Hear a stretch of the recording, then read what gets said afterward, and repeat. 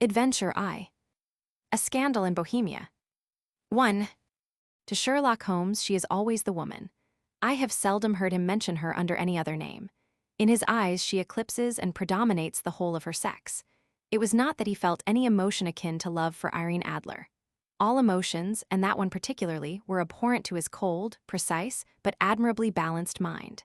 He was, I take it, the most perfect reasoning and observing machine that the world has seen, but as a lover, he would have placed himself in a false position. He never spoke of the softer passions, save with a jibe and a sneer. They were admirable things for the observer, excellent for drawing the veil from men's motives and actions.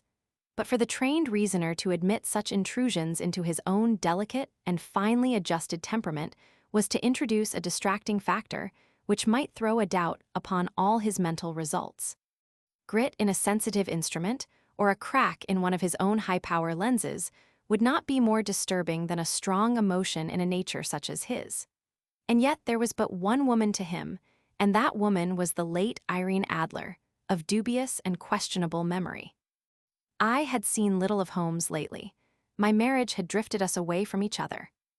My own complete happiness, and the home-centered interests which rise up around the man who first finds himself master of his own establishment, were sufficient to absorb all my attention, while Holmes, who loathed every form of society with his whole Bohemian soul, remained in our lodgings in Baker Street, buried among his old books, and alternating from week to week between cocaine and ambition, the drowsiness of the drug, and the fierce energy of his own keen nature.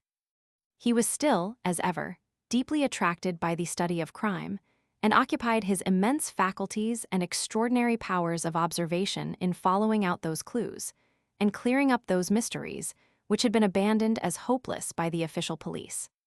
From time to time, I heard some vague account of his doings, of his summons to Odessa in the case of the Trepoff murder, of his clearing up of the singular tragedy of the Atkinson brothers at Trincomalee, and finally of the mission which he had accomplished so delicately and successfully for the reigning family of Holland. Beyond these signs of his activity, however, which I merely shared with all the readers of the daily press, I knew little of my former friend and companion. One night, it was on the 20th of March, 1888, I was returning from a journey to a patient, for I had now returned to civil practice, when my way led me through Baker Street.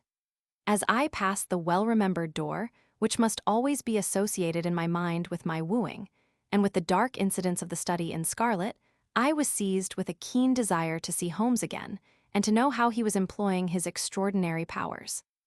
His rooms were brilliantly lit, and even as I looked up, I saw his tall, spare figure pass twice in a dark silhouette against the blind. He was pacing the room swiftly, eagerly, with his head sunk upon his chest and his hands clasped behind him. To me, who knew his every mood and habit, his attitude and manner told their own story. He was at work again. He had arisen out of his drug-created dreams and was hot upon the scent of some new problem. I rang the bell, and was shown up to the chamber which had formerly been in part my own. His manner was not effusive. It seldom was, but he was glad, I think, to see me. With hardly a word spoken, but with a kindly eye, he waved me to an armchair, threw across his case of cigars, and indicated a spirit case and a gas-ogene in the corner. Then he stood before the fire and looked me over in his singular introspective fashion. "Wedlock suits you," he remarked. "I think, Watson, that you have put on 7.5 pounds since I saw you." 7, I answered. "Indeed, I should have thought a little more. Just a trifle more, I fancy, Watson, and in practice again, I observe. You did not tell me that you intended to go into harness." "Then how do you know?" "I see it, I deduce it. How do I know that you have been getting yourself very wet lately, and that you have a most clumsy and careless servant girl?" "My dear Holmes," said I, "this is too much. You would certainly have been burned had you lived a few centuries ago. It is true that I had a country walk on Thursday and came home in a dreadful mess, but as I have changed my clothes, I can't imagine how you deduce it. As to Mary Jane, she is incorrigible and my wife has given her notice. But there, again, I fail to see how you work it out." He chuckled to himself and rubbed his long, nervous hands together. "It is simplicity itself," said he. "My eyes tell me that on the inside of your left shoe, just where the firelight strikes it, the leather is scored by 6 almost parallel cuts. Obviously, they have been caused by someone who has very carelessly scraped round the edges of the sole in order to remove crusted mud from it. Hence, you see, my double deduction that you had been out in vile weather, and that you had a particularly malignant boot-slitting specimen of the London slavey. As to your practice, if a gentleman walks into my rooms smelling of iodoform, with a black mark of nitrate of silver upon his right forefinger, and a bulge on the side of his top hat to show where he has secreted his stethoscope, I must be dull, indeed, if I do not pronounce him to be an active member of the medical profession. I could not help laughing at the ease with which he explained his process of deduction. When I hear you give your reasons, I remarked, the thing always appears to me to be so ridiculously simple that I could easily do it myself, though at each successive instance of your reasoning I am baffled until you explain your process. And yet I believe that my eyes are as good as yours. Quite so, he answered, lighting a cigarette and throwing himself down into an armchair. You see, but you do not observe. The distinction is clear. For example, you have frequently seen the steps which lead up from the hall to this room. Frequently. How often? Well, some hundreds of times. Then how many are there? How many, I don't know. Quite so, you have not observed. And yet you have seen, that is just my point. Now, I know that there are 17 steps because I have both seen and observed. By the way, since you are interested in these little problems, and since you are good enough to chronicle one or two of my trifling experiences, you may be interested in this. He threw over a sheet of thick, pink-tinted notepaper which had been lying open upon the table. It came by the last post, said he. Read it aloud. The note was undated, and without either signature or address. There will call upon you tonight at 7:45, it said. A gentleman who desires to consult you upon a matter of the very deepest moment. Your recent services to one of the royal houses of Europe have shown that you are one who may safely be trusted with matters which are of an importance which can hardly be exaggerated. This account of you we have from all quarters received. Be in your chamber then at that hour, and do not take it amiss if your visitor wear a mask. This is indeed a mystery, I remarked. What do you imagine that it means? I have no data yet. It is a capital mistake to theorize before one has data. Insensibly, one begins to twist facts to suit theories instead of theories to suit facts. But the note itself, what do you deduce from it? I carefully examined the writing and the paper upon which it was written. The man who wrote it was presumably well-to-do, I remarked, endeavoring to imitate my companion's processes.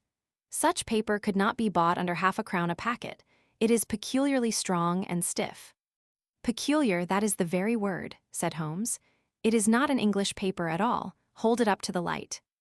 I did so and saw a large E with a small g, a P, and a large G with a small t woven into the texture of the paper. What do you make of that? Asked Holmes. The name of the maker, no doubt, or his monogram, rather. Not at all. The G with the small t stands for Gesellschaft, which is the German for company. It is a customary contraction like our P, of course, stands for papier. Now for the for example, let us glance at our Continental Gazetteer. He took down a heavy brown volume from his shelves. Eglinitz, here we are, Egria. It is in a German-speaking country in Bohemia, not far from Carlsbad. Remarkable as being the scene of the death of Wallenstein, and for its numerous glass factories and paper mills. Ha, my boy, what do you make of that? His eyes sparkled, and he sent up a great blue triumphant cloud from his cigarette. The paper was made in Bohemia, I said. Precisely, and the man who wrote the note is a German. Do you note the peculiar construction of the sentence? This account of you we have from all quarters received. A Frenchman or Russian could not have written that. It is the German who is so uncourteous to his verbs. It only remains, therefore, to discover what is wanted by this German who writes upon Bohemian paper and prefers wearing a mask to showing his face. And here he comes, if I am not mistaken, to resolve all our doubts. As he spoke there was the sharp sound of horses, hoofs and grating wheels against the curb, followed by a sharp pull at the bell. Holmes whistled. A pair, by the sound, said he. Yes, he continued, glancing out of the window. A nice little brougham and a pair of beauties, 150 guineas apiece. There's money in this case, Watson, if there is nothing else. I think that I had better go, Holmes. Not a bit, Doctor. Stay where you are. I am lost without my Boswell, and this promises to be interesting. It would be a pity to miss it. But your client? Never mind him. I may want your help, and so may he. Here he comes. Sit down in that armchair, doctor, and give us your best attention. A slow and heavy step, which had been heard upon the stairs and in the passage, paused immediately outside the door. Then there was a loud and authoritative tap. "Come in," said Holmes. A man entered who could hardly have been less than 6 feet 6 inches in height, with the chest and limbs of a Hercules. His dress was rich with a richness which would, in England, be looked upon as akin to bad taste. Heavy bands of astrakhan were slashed across the sleeves and fronts of his double-breasted coat, while the deep blue cloak which was thrown over his shoulders was lined with flame-colored silk, and secured at the neck with a brooch which consisted of a single flaming beryl. Boots which extended halfway up his calves, and which were trimmed at the tops with rich brown fur, completed the impression of barbaric opulence which was suggested by his whole appearance. He carried a broad-brimmed hat in his hand, while he wore across the upper part of his face, extending down past the cheekbones, a black visored mask, which he had apparently adjusted that very moment, for his hand was still raised to it as he entered. From the lower part of the face, he appeared to be a man of strong character, with a thick, hanging lip, and a long, straight chin, suggestive of resolution pushed to the length of obstinacy. "You had my note?" he asked, with a deep, harsh voice and a strongly marked German accent. "I told you that I would call." He looked from one to the other of us, as if uncertain which to address. "Pray take a seat," said Holmes. "This is my friend and colleague, Dr. Watson, who is occasionally good enough to help me in my cases. Whom have I the honor to address?" "You may address me as the Count von Kram, a Bohemian nobleman. I understand that this gentleman, your friend, is a man of honor and discretion, whom I may trust with a matter of the most extreme importance. If not, I should much prefer to communicate with you alone." I rose to go, but Holmes caught me by the wrist and pushed me back into my chair. "It is both or none," said he. "You may say before this gentleman anything which you may say to me." The Count shrugged his broad shoulders. "Then I must begin," said he, "by binding you both to absolute secrecy for 2 years. At the end of that time, the matter will be of no importance. At present, it is not too much to say that it is of such weight it may have an influence upon European history." "I promise," said Holmes. "And I." "You will excuse this mask," continued our strange visitor.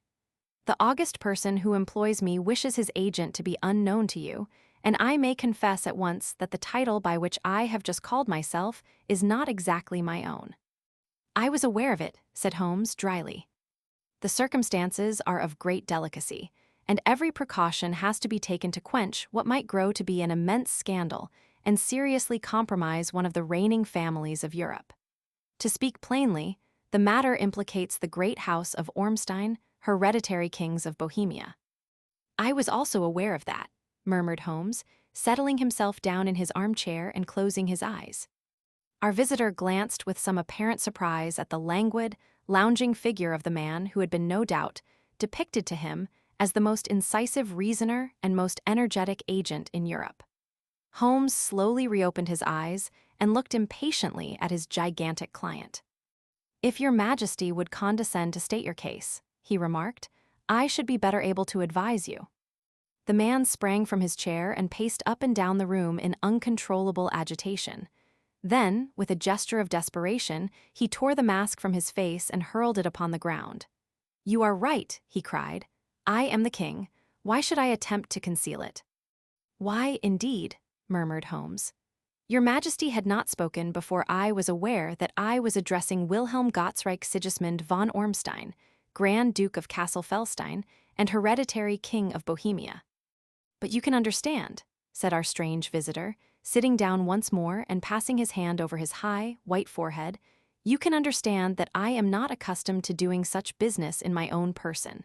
Yet the matter was so delicate that I could not confide it to an agent without putting myself in his power. I have come incognito from Prague for the purpose of consulting you." "Then pray consult," said Holmes, shutting his eyes once more. "The facts are briefly these. Some 5 years ago, during a lengthy visit to Warsaw, I made the acquaintance of the well-known adventuress, Irene Adler. The name is no doubt familiar to you. Kindly look her up in my index, doctor, murmured Holmes, without opening his eyes. For many years he had adopted a system of docketing all paragraphs concerning men and things, so that it was difficult to name a subject or a person on which he could not at once furnish information. In this case, I found her biography sandwiched in between that of a Hebrew rabbi and that of a staff commander who had written a monograph upon the deep-sea fishes. Let me see, said Holmes. Born in New Jersey in the year 1858. Contralto La Scala prima donna Imperial Opera of Warsaw, yes. Retired from operatic stage. Living in London. Quite so. Your Majesty, as I understand, became entangled with this young person, wrote her some compromising letters, and is now desirous of getting those letters back. Precisely so, but how? Was there a secret marriage? None. No legal papers or certificates? None. Then I fail to follow your Majesty. If this young person should produce her letters for blackmailing or other purposes, how is she to prove their authenticity? There is the writing. Pooh, forgery.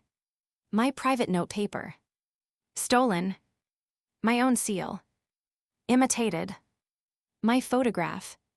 But we were both in the photograph. Oh dear, that is very bad. Your Majesty has indeed committed an indiscretion. I was mad, insane. You have compromised yourself seriously. I was only crown prince then. I was young. I am but 30 now. It must be recovered. We have tried and failed. Your Majesty must pay. It must be bought. She will not sell. Stolen then. 5 attempts have been made. Twice burglars in my pay ransacked her house. Once we diverted her luggage when she traveled. Twice she has been waylaid. There has been no result. No sign of it. Absolutely none. Holmes laughed. It is quite a pretty little problem, said he. But a very serious one to me, returned the king reproachfully. Very, indeed. And what does she propose to do with the photograph? To ruin me. But how? I am about to be married. So I have heard. To Clotilda Lothman von Saxe-Meiningen, second daughter of the King of Scandinavia. You may know the strict principles of her family. She is herself the very soul of delicacy. A shadow of a doubt as to my conduct would bring the matter to an end.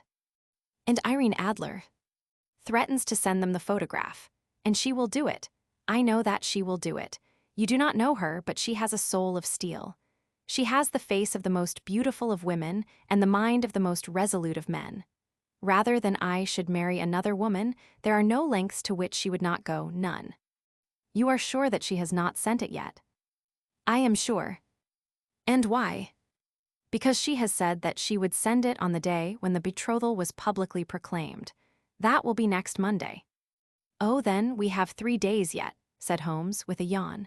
That is very fortunate, as I have 1 or 2 matters of importance to look into just at present. Your Majesty will, of course, stay in London for the present. Certainly, you will find me at the Langham, under the name of the Count von Cram. Then I shall drop you a line to let you know how we progress. Pray do so, I shall be all anxiety. Then, as to money. You have carte blanche. Absolutely. I tell you that I would give one of the provinces of my kingdom to have that photograph. And for present expenses. The king took a heavy chamois leather bag from under his cloak and laid it on the table. There are £300 in gold and 700 in notes, he said. Holmes scribbled a receipt upon a sheet of his notebook and handed it to him. And Mademoiselle's address, he asked. Is Briony Lodge, Serpentine Avenue, St. John's Wood. Holmes took a note of it. One other question, said he, was the photograph a cabinet? It was. Then, good night, Your Majesty, and I trust that we shall soon have some good news for you. And good night, Watson, he added, as the wheels of the royal brougham rolled down the street. If you will be good enough to call tomorrow afternoon at 3 o'clock, I should like to chat this little matter over with you. 2. At 3 o'clock precisely, I was at Baker Street, but Holmes had not yet returned. The landlady informed me that he had left the house shortly after 8 o'clock in the morning. I sat down beside the fire, however, with the intention of awaiting him, however long he might be. I was already deeply interested in his inquiry. For, though it was surrounded by none of the grim and strange features which were associated with the two crimes which I have already recorded, still, the nature of the case and the exalted station of his client gave it a character of its own. Indeed, apart from the nature of the investigation which my friend had on hand, there was something in his masterly grasp of a situation, and his keen, incisive reasoning, which made it a pleasure to me to study his system of work, and to follow the quick, subtle methods by which he disentangled the most inextricable mysteries. So accustomed was I to his invariable success that the very possibility of his failing had ceased to enter into my head. It was close upon 4 before the door opened, and a drunken-looking groom, ill-kempt and side-whiskered, with an inflamed face and disreputable clothes, walked into the room. Accustomed as I was to my friend's amazing powers in the use of disguises, I had to look 3 times before I was certain that it was indeed he. With a nod, he vanished into the bedroom, whence he emerged in 5 minutes tweed-suited and respectable, as of old. Putting his hands into his pockets, he stretched out his legs in front of the fire and laughed heartily for some minutes. "Well, really," he cried, and then he choked, and laughed again until he was obliged to lie back, limp and helpless, in the chair. "What is it?" "It's quite too funny. I am sure you could never guess how I employed my morning, or what I ended by doing." "I can't imagine. I suppose that you have been watching the habits, and perhaps the house, of Miss Irene Adler." "Quite so, but the sequel was rather unusual. I will tell you, however. I left the house a little after 8 o'clock this morning in the character of a groom out of work. There is a wonderful sympathy and freemasonry among horsey men. Be one of them, and you will know all that there is to know. I soon found Briony Lodge. It is a bijou villa with a garden at the back, but built out in front right up to the road, 2 stories. Chubb lock to the door. Large sitting room on the right side, well furnished, with long windows almost to the floor, and those preposterous English window fasteners which a child could open. Behind there was nothing remarkable, save that the passage window could be reached from the top of the coach-house. I walked round it and examined it closely from every point of view, but without noting anything else of interest. I then lounged down the street, and found, as I expected, that there was a mews in a lane which runs down by one wall of the garden. I lent the ostlers a hand in rubbing down their horses, and I received in exchange 2d, a glass of half and half, 2 fills of shag tobacco, and as much information as I could desire about Miss Adler, to say nothing of 6 other people in the neighborhood in whom I was not in the least interested, but whose biographies I was compelled to listen to. "And what of Irene Adler?" I asked. "Oh, she has turned all the men's heads down in that part. She is the daintiest thing under a bonnet on this planet. So say the Serpentine Muse to a man. She lives quietly, sings at concerts, drives out at 5 every day, and returns at 7 sharp for dinner. Seldom goes out at other times, except when she sings, has only 1 male visitor but a good deal of him. He is dark, handsome, and dashing, never calls less than once a day, and often twice. He is a Mr. Godfrey Norton, of the Inner Temple. See the advantages of a cabman as a confidant. They had driven him home 12 times from Serpentine Mews, and knew all about him. When I had listened to all that they had to tell, I began to walk up and down near Briony Lodge once more, and to think over my plan of campaign. This Godfrey Norton was evidently an important factor in the matter. He was a lawyer. That sounded ominous. What was the relation between them, and what the object of his repeated visits? Was she his client, his friend, or his mistress?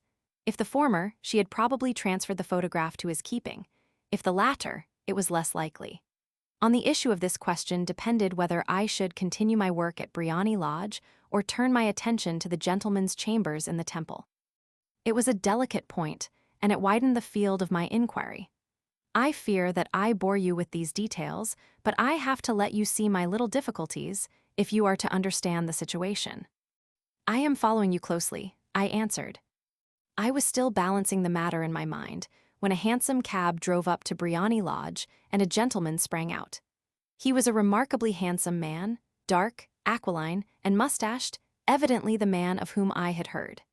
He appeared to be in a great hurry, shouted to the cabman to wait, and brushed past the maid who opened the door with the air of a man who was thoroughly at home. He was in the house about half an hour, and I could catch glimpses of him in the windows of the sitting room, pacing up and down, talking excitedly and waving his arms. Of her I could see nothing. Presently he emerged, looking even more flurried than before. As he stepped up to the cab, he pulled a gold watch from his pocket and looked at it earnestly. "Drive like the devil," he shouted, "first to Gross and Henke, S in Regent Street, and then to the Church of St. Monica in the Edgware Road. Half a guinea if you do it in 20 minutes. Away they went, and I was just wondering whether I should not do well to follow them, when up the lane came a neat little landau, the coachman with his coat only half buttoned and his tie under his ear, while all the tags of his harness were sticking out of the buckles. It hadn't pulled up before she shot out of the hall door and into it. I only caught a glimpse of her at the moment, but she was a lovely woman, with a face that a man might die for. "The Church of St. Monica, John," she cried, "and half a sovereign if you reach it in 20 minutes. This was quite too good to lose, Watson. I was just balancing whether I should run for it or whether I should perch behind her landau when a cab came through the street. The driver looked twice at such a shabby fare, but I jumped in before he could object. "The Church of St. Monica," said I, "and half a sovereign if you reach it in 20 minutes. It was 25 minutes to 12, and of course it was clear enough what was in the wind. My cabby drove fast. I don't think I ever drove faster, but the others were there before us. The cab and the landau with their steaming horses were in front of the door when I arrived. I paid the man and hurried into the church. There was not a soul there save the two whom I had followed and a surpliced clergyman, who seemed to be expostulating with them. They were all three standing in a knot in front of the altar. I lounged up the side aisle like any other idler who has dropped into a church. Suddenly, to my surprise, the three at the altar faced round to me, and Godfrey Norton came running as hard as he could towards me. "Thank God," he cried, "you'll do, come." "What then?" I asked. "Come, man, come, only 3 minutes, or it won't be legal." I was half dragged up to the altar, and before I knew where I was, I found myself mumbling responses which were whispered in my ear, and vouching for things of which I knew nothing, and generally assisting in the secure tying up of Irene Adler, spinster, to Godfrey Norton, bachelor. It was all done in an instant, and there was the gentleman thanking me on the one side and the lady on the other, while the clergyman beamed on me in front. It was the most preposterous position in which I ever found myself in my life, and it was the thought of it that started me laughing just now. It seems that there had been some informality about their license, that the clergyman absolutely refused to marry them without a witness of some sort, and that my lucky appearance saved the bridegroom from having to sally out into the streets in search of a best man. The bride gave me a sovereign, and I mean to wear it on my watch chain in memory of the occasion. "This is a very unexpected turn of affairs," said I, "and what then?" Well, I found my plans very seriously menaced. It looked as if the pair might take an immediate departure and so necessitate very prompt and energetic measures on my part. At the church door, however, they separated, he driving back to the temple and she to her own house. "I shall drive out in the park at 5 as usual," she said as she left him. I heard no more. They drove away in different directions, and I went off to make my own arrangements. "Which are?" "Some cold beef and a glass of beer," he answered, ringing the bell. "I have been too busy to think of food, and I am likely to be busier still this evening. By the way, doctor, I shall want your cooperation." "I shall be delighted." "You don't mind breaking the law?" "Not in the least." "Nor running a chance of arrest?" "Not in a good cause." "Oh, the cause is excellent." "Then I am your man." "I was sure that I might rely on you." "But what is it you wish?" "When Mrs. Turner has brought in the tray, I will make it clear to you. Now," he said, as he turned hungrily on the simple fare that our landlady had provided, "I must discuss it while I eat, for I have not much time. It is nearly 5 now. In 2 hours we must be on the scene of action. Miss Irene, or Madame, rather, returns from her drive at 7. We must be at Briony Lodge to meet her." "And what then?" "You must leave that to me. I have already arranged what is to occur. There is only one point on which I must insist. You must not interfere, come what may. You understand. I am to be neutral. To do nothing whatever. There will probably be some small unpleasantness. Do not join in it. It will end in my being conveyed into the house. 4 or 5 minutes afterwards, the sitting-room window will open. You are to station yourself close to that open window." Yes. You are to watch me, for I will be visible to you. Yes. And when I raise my hand, so you will throw into the room what I give you to throw, and will, at the same time, raise the cry of fire. You quite follow me. Entirely. It is nothing very formidable, he said, taking a long cigar-shaped roll from his pocket. It is an ordinary plumber's smoke rocket fitted with a cap at either end to make it self-lighting. Your task is confined to that. When you raise your cry of fire, it will be taken up by quite a number of people. You may then walk to the end of the street, and I will rejoin you in 10 minutes. I hope that I have made myself clear. I am to remain neutral, to get near the window, to watch you, and, at the signal, to throw in this object, then to raise the cry of fire, and to wait you at the corner of the street. Precisely. Then you may entirely rely on me. That is excellent. I think, perhaps, it is almost time that I prepare for the new role I have to play. He disappeared into his bedroom, and returned in a few minutes in the character of an amiable and simple-minded nonconformist clergyman. His broad black hat, his baggy trousers, his white tie, his sympathetic smile, and general look of peering and benevolent curiosity were such as Mr. John Hare alone could have equaled. It was not merely that Holmes changed his costume. His expression, his manner, his very soul seemed to vary with every fresh part that he assumed. The stage lost a fine actor, even as science lost an acute reasoner when he became a specialist in crime. It was 6:15 when we left Baker Street, and it still wanted 10 minutes to the hour when we found ourselves in Serpentine Avenue. It was already dusk, and the lamps were just being lighted as we paced up and down in front of Briony Lodge, waiting for the coming of its occupant. The house was just such as I had pictured it from Sherlock Holmes's succinct description, but the locality appeared to be less private than I expected. On the contrary, for a small street in a quiet neighborhood, it was remarkably animated. There was a group of shabbily dressed men smoking and laughing in a corner, a scissors grinder with his wheel, 2 guardsmen who were flirting with a nurse girl, and several well-dressed young men who were lounging up and down with cigars in their mouths. You see, remarked Holmes, as we paced to and fro in front of the house, this marriage rather simplifies matters. The photograph becomes a double-edged weapon now. The chances are that she would be as averse to its being seen by Mr. Godfrey Norton as our client is to its coming to the eyes of his princess. Now the question is, where are we to find the photograph? Where indeed? It is most unlikely that she carries it about with her. It is cabinet size, too large for easy concealment about a woman's dress.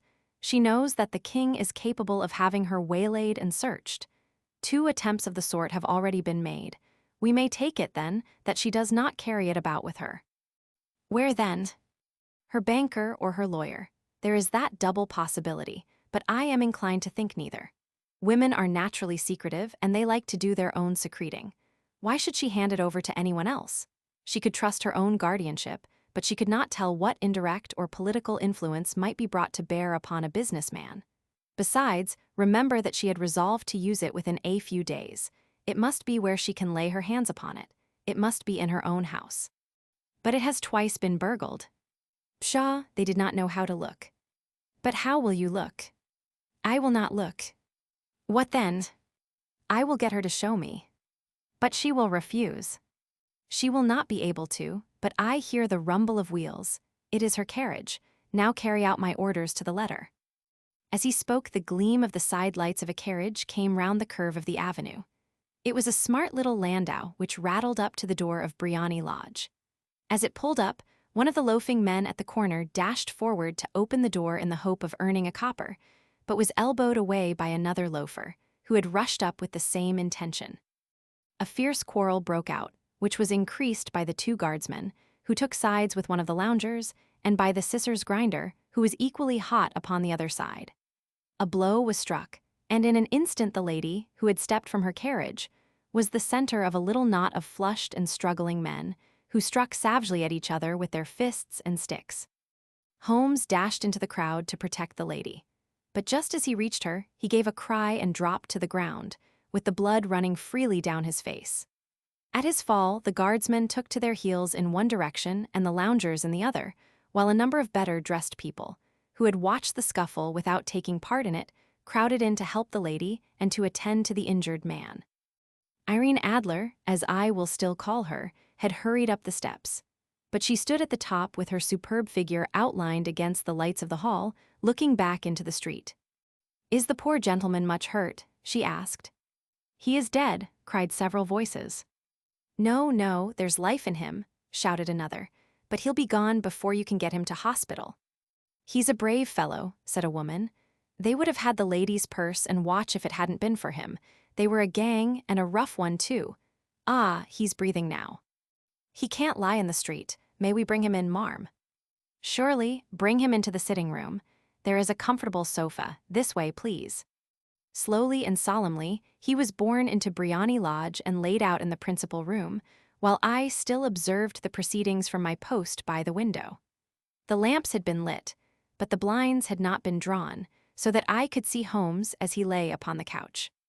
I do not know whether he was seized with compunction at that moment for the part he was playing, but I know that I never felt more heartily ashamed of myself in my life than when I saw the beautiful creature against whom I was conspiring, or the grace and kindliness with which she waited upon the injured man. And yet it would be the blackest treachery to Holmes to draw back now from the part which he had entrusted to me. I hardened my heart and took the smoke rocket from under my ulster. After all, I thought, we are not injuring her. We are but preventing her from injuring another. Holmes had sat up upon the couch, and I saw him motion like a man who is in need of air. A maid rushed across and threw open the window. At the same instant, I saw him raise his hand, and at the signal I tossed my rocket into the room with a cry of fire. The word was no sooner out of my mouth than the whole crowd of spectators, well-dressed and ill, gentlemen, ostlers, and servant maids, joined in a general shriek of fire. Thick clouds of smoke curled through the room and out at the open window. I caught a glimpse of rushing figures, and a moment later the voice of Holmes from within assuring them that it was a false alarm. Slipping through the shouting crowd, I made my way to the corner of the street, and in 10 minutes was rejoiced to find my friend's arm in mine, and to get away from the scene of uproar. He walked swiftly and in silence for some few minutes, until we had turned down one of the quiet streets which lead towards the Edgware Road. "You did it very nicely, doctor," he remarked. "Nothing could have been better. It is all right. You have the photographs." "I know where it is." "And how did you find out?" "She showed me, as I told you that she would." "I am still in the dark." "I do not wish to make a mystery," said he, laughing. "The matter was perfectly simple. You, of course, saw that every one in the street was an accomplice. They were all engaged for the evening." "I guessed as much." "Then, when the row broke out, I had a little moist red paint in the palm of my hand. I rushed forward, fell down, clapped my hand to my face, and became a piteous spectacle. It is an old trick. That also I could fathom. Then they carried me in. She was bound to have me in. What else could she do? And into her sitting room, which was the very room which I suspected. It lay between that and her bedroom, and I was determined to see which. They laid me on a couch, I motioned for air, they were compelled to open the window, and you had your chance. How did that help you? It was all important. When a woman thinks that her house is on fire, her instinct is at once to rush to the thing which she values most. It is a perfectly overpowering impulse, and I have more than once taken advantage of it. In the case of the Darlington substitution scandal, it was of use to me, and also in the Arnsworth Castle business. A married woman grabs at her baby, an unmarried one reaches for her jewel box. Now it was clear to me that Our Lady of today had nothing in the house more precious to her than what we are in quest of. She would rush to secure it. The alarm of fire was admirably done. The smoke and shouting were enough to shake nerves of steel. She responded beautifully. The photograph is in a recess behind a sliding panel just above the right bell pull. She was there in an instant, and I caught a glimpse of it as she half drew it out. When I cried out that it was a false alarm, she replaced it, glanced at the rocket, rushed from the room, and I have not seen her since. I rose and, making my excuses, escaped from the house. I hesitated whether to attempt to secure the photograph at once, but the coachman had come in, and as he was watching me narrowly, it seemed safer to wait. A little over-precipitance may ruin all. "And now," I asked. "Our quest is practically finished. I shall call with the king tomorrow, and with you, if you care to come with us. We will be shown into the sitting room to wait for the lady, but it is probable that when she comes, she may find neither us nor the photograph. It might be a satisfaction to His Majesty to regain it with his own hands. And when will you call? At 8 in the morning. She will not be up so that we shall have a clear field. Besides, we must be prompt, for this marriage may mean a complete change in her life and habits. I must wire to the king without delay. We had reached Baker Street and had stopped at the door. He was searching his pockets for the key when some one passing said, "Good night, Mr. Sherlock Holmes." There were several people on the pavement at the time, but the greeting appeared to come from a slim youth in an ulster who had hurried by. "I've heard that voice before," said Holmes, staring down the dimly lit street. "Now, I wonder who the deuce that could have been." 3. I slept at Baker Street that night, and we were engaged upon our toast and coffee in the morning when the King of Bohemia rushed into the room. "You have really got it," he cried, grasping Sherlock Holmes by either shoulder and looking eagerly into his face. "Not yet. But you have hopes." "I have hopes." "Then come, I am all impatience to be gone." "We must have a cab." "No, my brougham is waiting." "Then that will simplify matters." We descended and started off once more for Briony Lodge. "Irene Adler is married," remarked Holmes. "Married when?" "Yesterday." "But to whom?" "To an English lawyer named Norton." "But she could not love him." "I am in hopes that she does." "And why in hopes?" "Because it would spare your Majesty all fear of future annoyance. If the lady loves her husband, she does not love your Majesty. If she does not love your Majesty, there is no reason why she should interfere with your Majesty's plan." "It is true, and yet, well, I wish she had been of my own station. What a queen she would have made."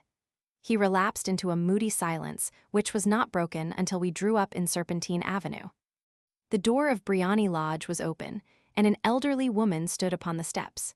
She watched us with a sardonic eye as we stepped from the brougham. "Mr. Sherlock Holmes, I believe," said she. "I am Mr. Holmes," answered my companion, looking at her with a questioning and rather startled gaze. "Indeed, my mistress told me that you were likely to call. She left this morning with her husband by the 5:15 train from Charing Cross for the Continent." "What?" Sherlock Holmes staggered back, white with chagrin and surprise. "Do you mean that she has left England?" "Never to return." "And the papers?" asked the king hoarsely. "All is lost." "We shall see." He pushed past the servant and rushed into the drawing-room, followed by the king and myself. The furniture was scattered about in every direction, with dismantled shelves and open drawers, as if the lady had hurriedly ransacked them before her flight.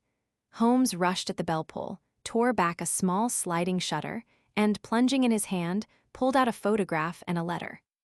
The photograph was of Irene Adler herself in evening dress. The letter was superscribed to Sherlock Holmes, Esquire, to be left till called for. My friend tore it open, and we all three read it together. It was dated at midnight of the preceding night and ran in this way. "My dear Mr. Sherlock Holmes, you really did it very well. You took me in completely. Until after the alarm of fire, I had not a suspicion. But then, when I found how I had betrayed myself, I began to think.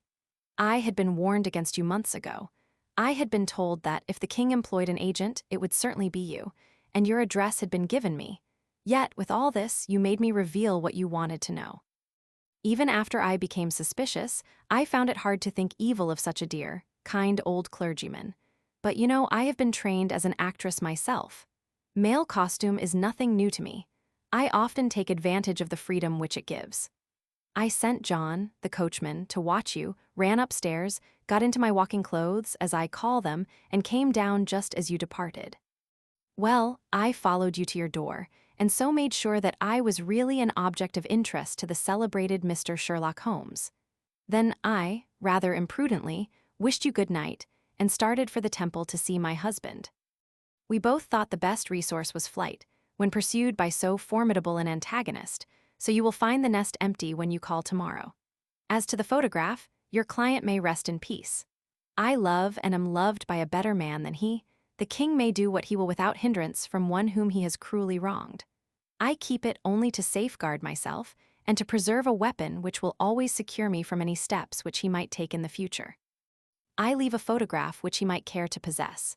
And I remain, dear Mr. Sherlock Holmes, very truly yours, Irene Adler.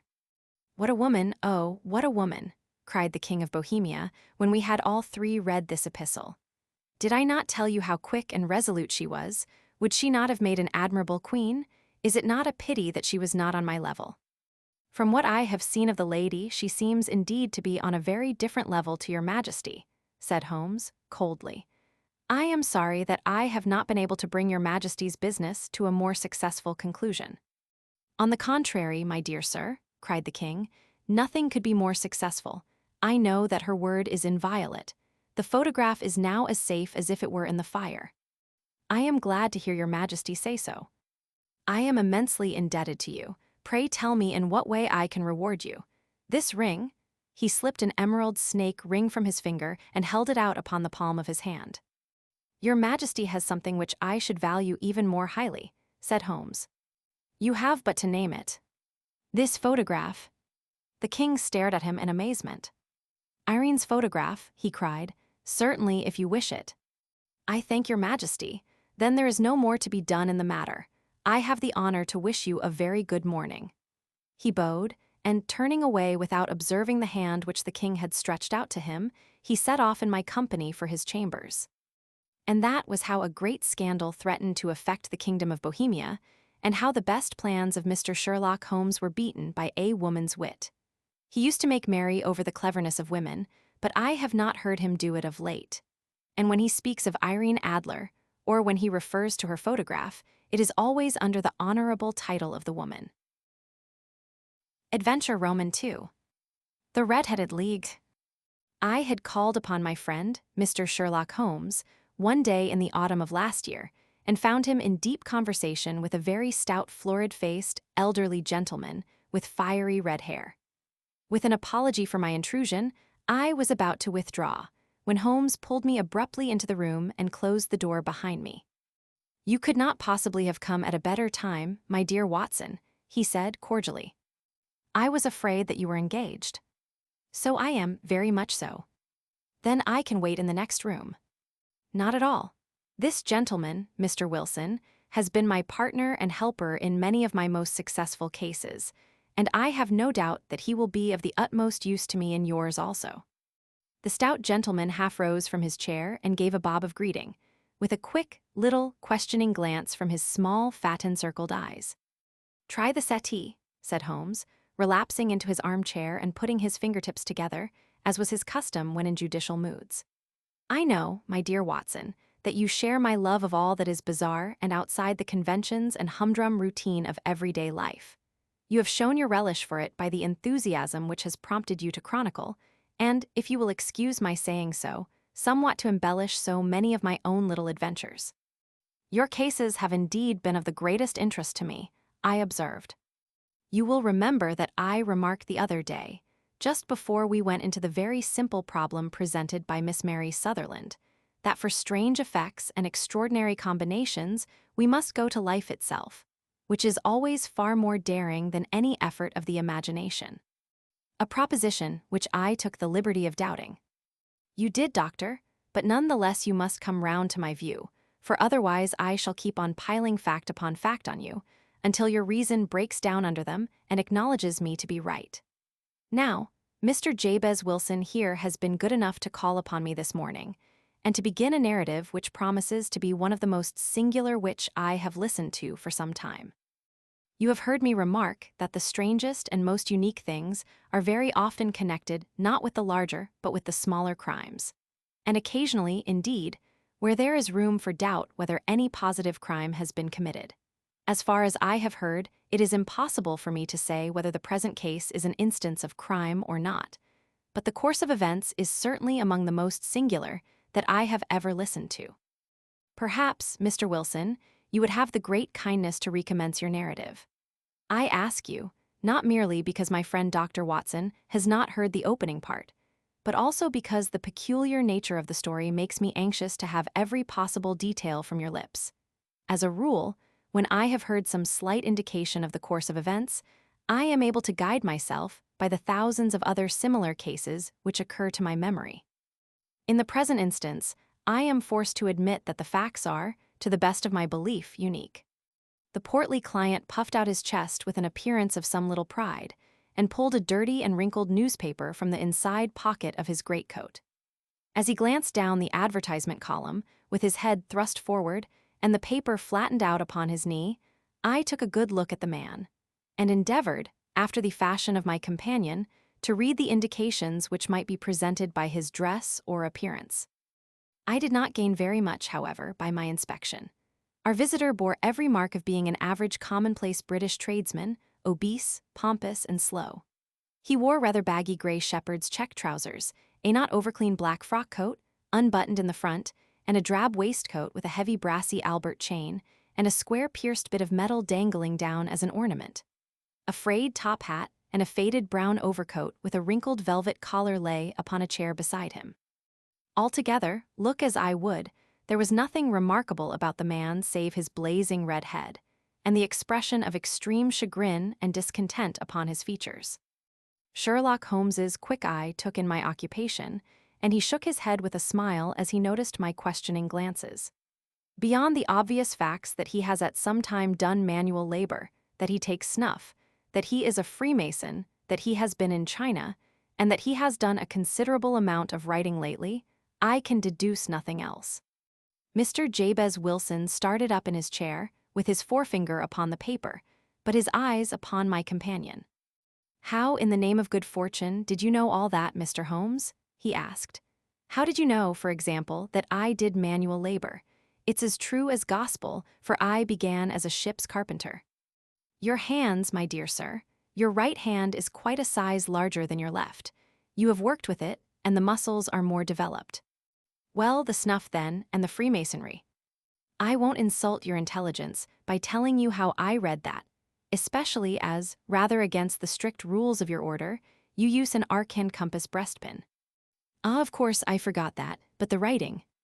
"What else can be indicated by that right cuff so very shiny for 5 inches, and the left one with the smooth patch near the elbow where you rested upon the desk?" "Well, but China.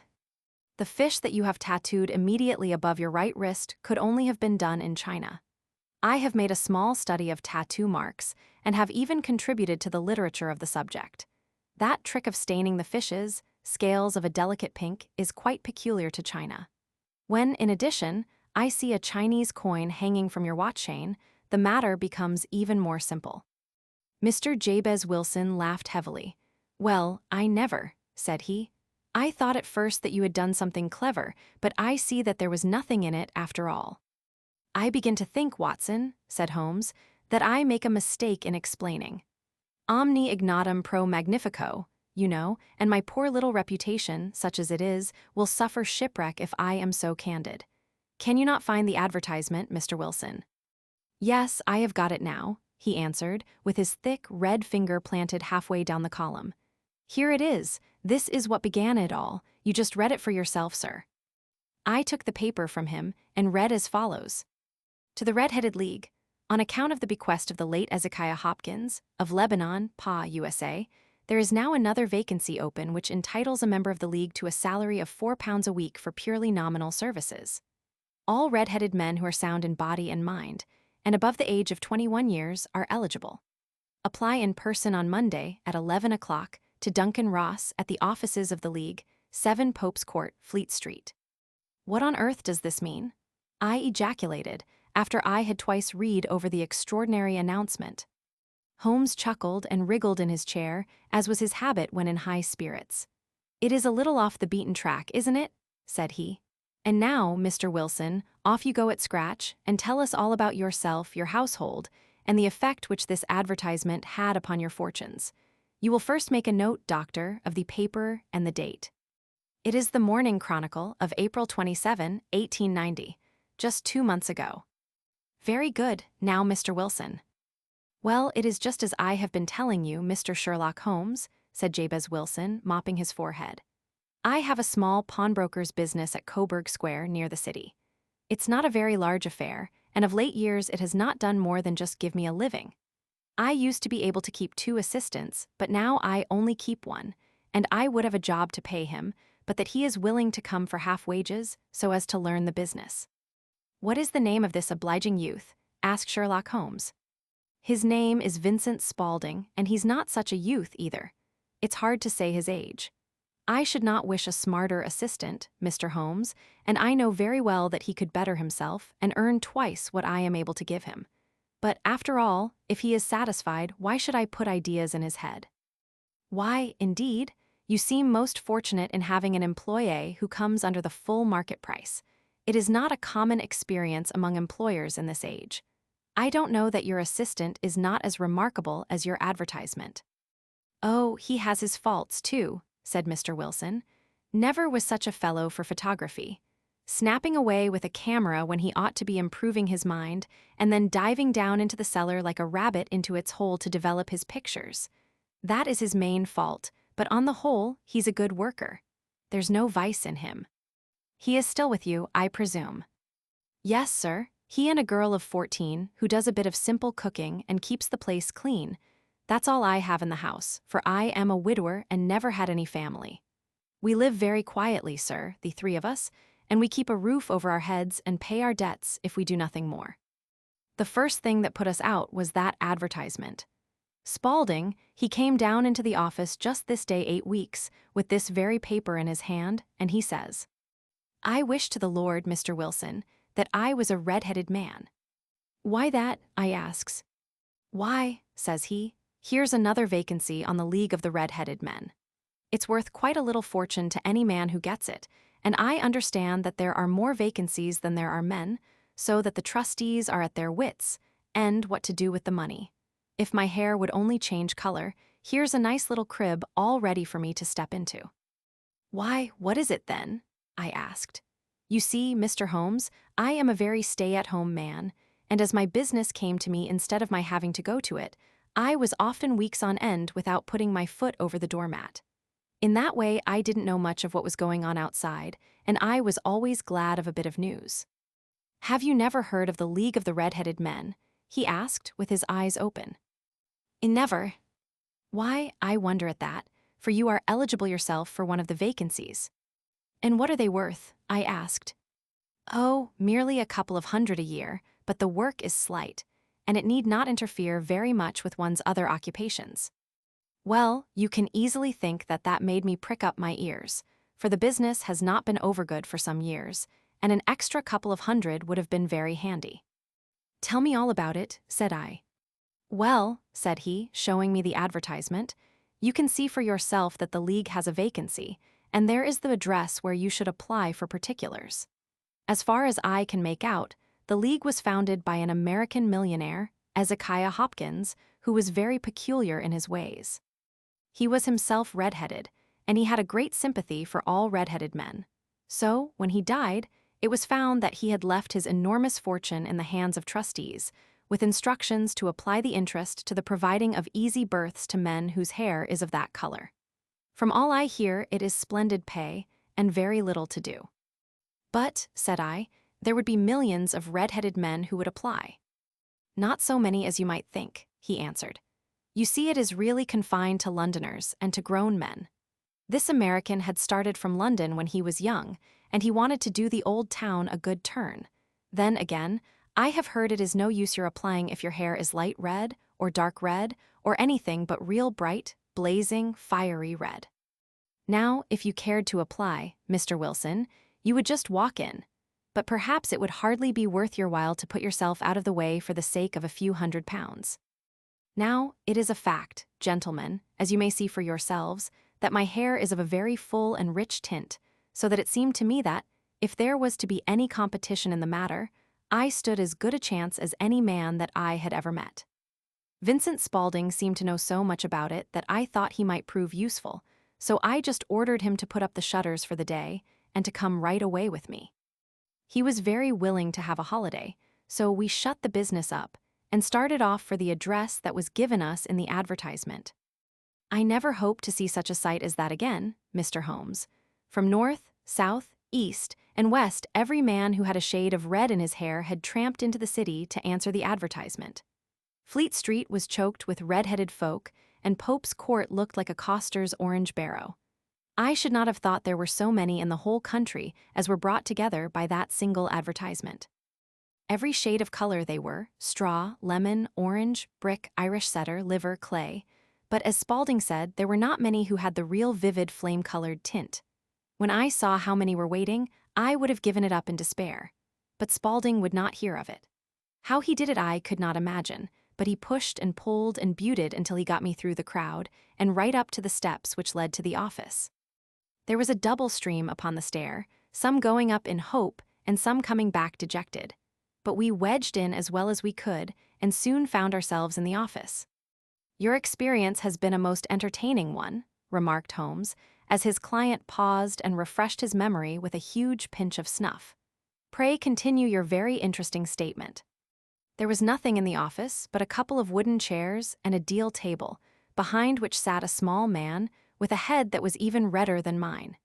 He said a few words to each candidate as he came up, and then he always managed to find some fault in them which would disqualify them.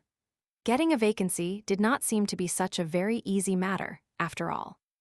However, when our turn came, the little man was much more favorable to me than to any of the others, and he closed the door as we entered, so that he might have a private word with us.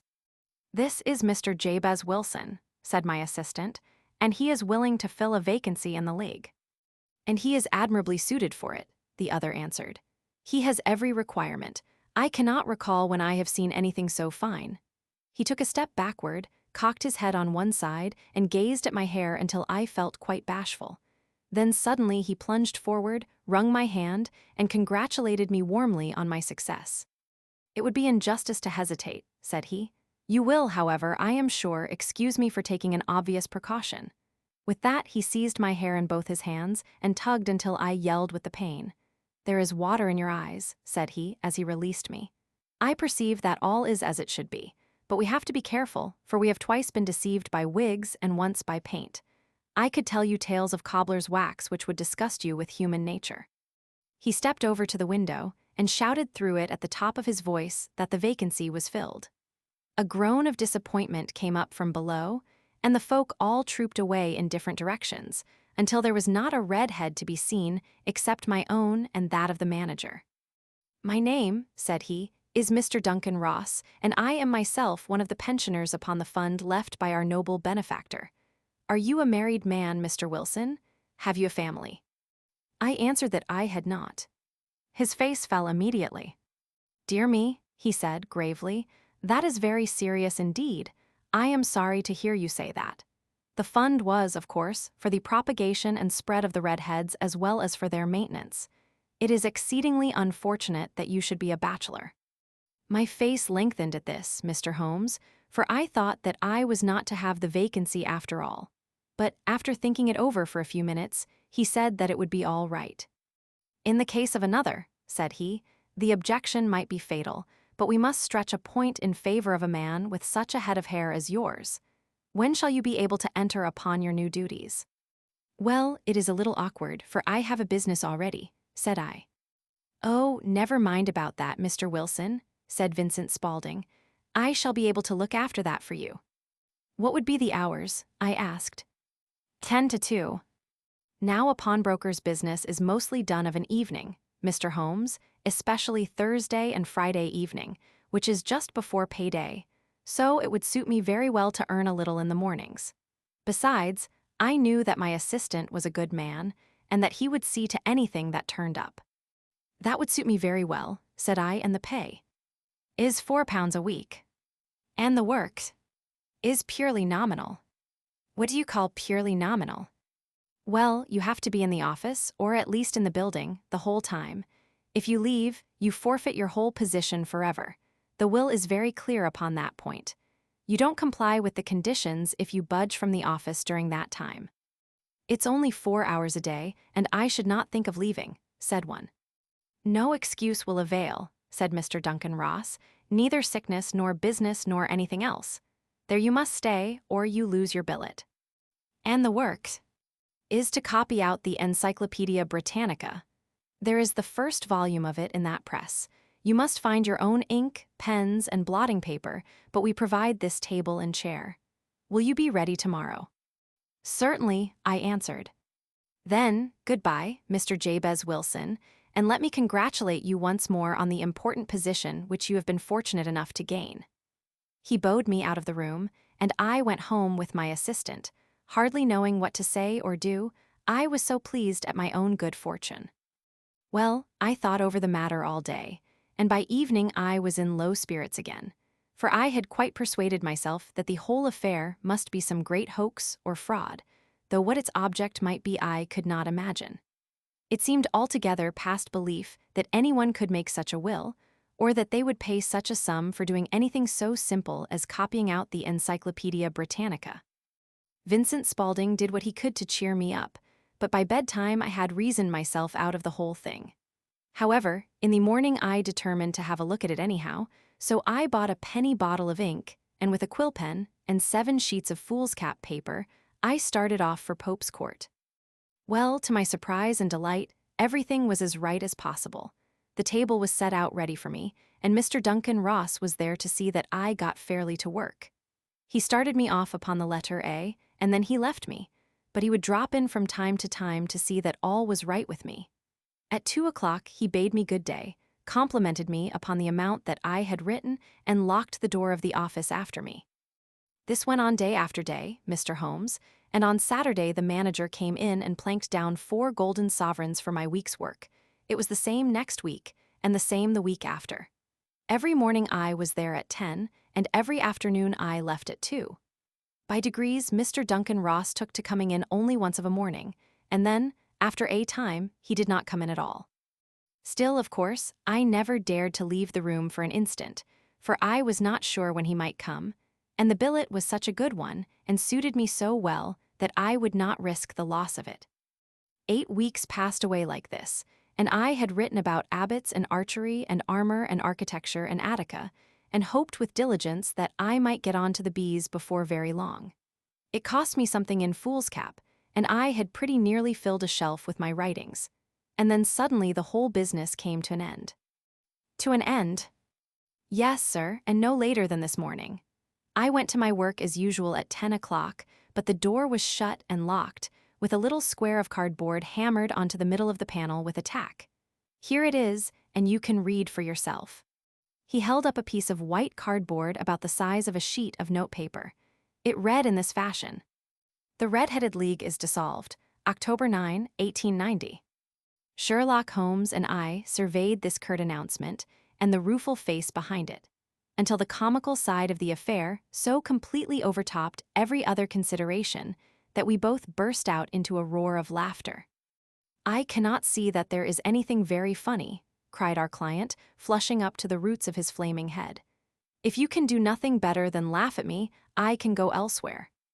"No, no," cried Holmes, shoving him back into the chair from which he had half risen. "I really wouldn't miss your case for the world. It is most refreshingly unusual. But there is, if you will excuse my saying so, something just a little funny about it. Pray, what steps did you take when you found the card upon the door?" "I was staggered, sir. I did not know what to do. Then I called at the offices round, but none of them seemed to know anything about it. Finally, I went to the landlord, who is an accountant living on the ground floor, and I asked him if he could tell me what had become of the Red-Headed League. He said that he had never heard of any such body. Then I asked him who Mr. Duncan Ross was. He answered that the name was new to him. "Well," said I, "the gentleman at number 4. "What, the red-headed man?" "Yes." "Oh," said he, "his name was William Morris. He was a solicitor and was using my room as a temporary convenience until his new premises were ready. He moved out yesterday." "Where could I find him?" "Oh, at his new offices. He did tell me the address. Yes, 17 King Edward Street, near St. Paul S." I started off, Mr. Holmes, but when I got to that address, it was a manufactory of artificial kneecaps, and no one in it had ever heard of either Mr. William Morris or Mr. Duncan Ross. "And what did you do then?" asked Holmes. "I went home to Saxe-Coburg Square, and I took the advice of my assistant, but he could not help me in any way. He could only say that if I waited I should hear by post. But that was not quite good enough, Mr. Holmes. I did not wish to lose such a place without a struggle, so, as I had heard that you were good enough to give advice to poor folk who were in need of it, I came right away to you." "And you did very wisely," said Holmes. "Your case is an exceedingly remarkable one, and I shall be happy to look into it. From what you have told me, I think that it is possible that graver issues hang from it than might at first sight appear." "Grave enough," said Mr. Jabez Wilson. "Why, I have lost £4 a week." "As far as you are personally concerned," remarked Holmes, "I do not see that you have any grievance against this extraordinary league. On the contrary, you are, as I understand, richer by some £30, to say nothing of the minute knowledge which you have gained on every subject which comes under the letter A. You have lost nothing by them." "No, sir, but I want to find out about them, and who they are, and what their object was in playing this prank, if it was a prank, upon me. It was a pretty expensive joke for them, for it cost them £32. We shall endeavor to clear up these points for you. And first, 1 or 2 questions, Mr. Wilson. This assistant of yours who first called your attention to the advertisement, how long had he been with you?" "About a month then." "How did he come?" "In answer to an advertisement." "Was he the only applicant?" "No, I had a dozen." "Why did you pick him?" "Because he was handy and would come cheap." "At half wages, in fact." "Yes." "What is he like, this Vincent Spaulding?" "Small, stout-built, very quick in his ways, no hair on his face, though he's not short of 30. Has a white splash of acid upon his forehead."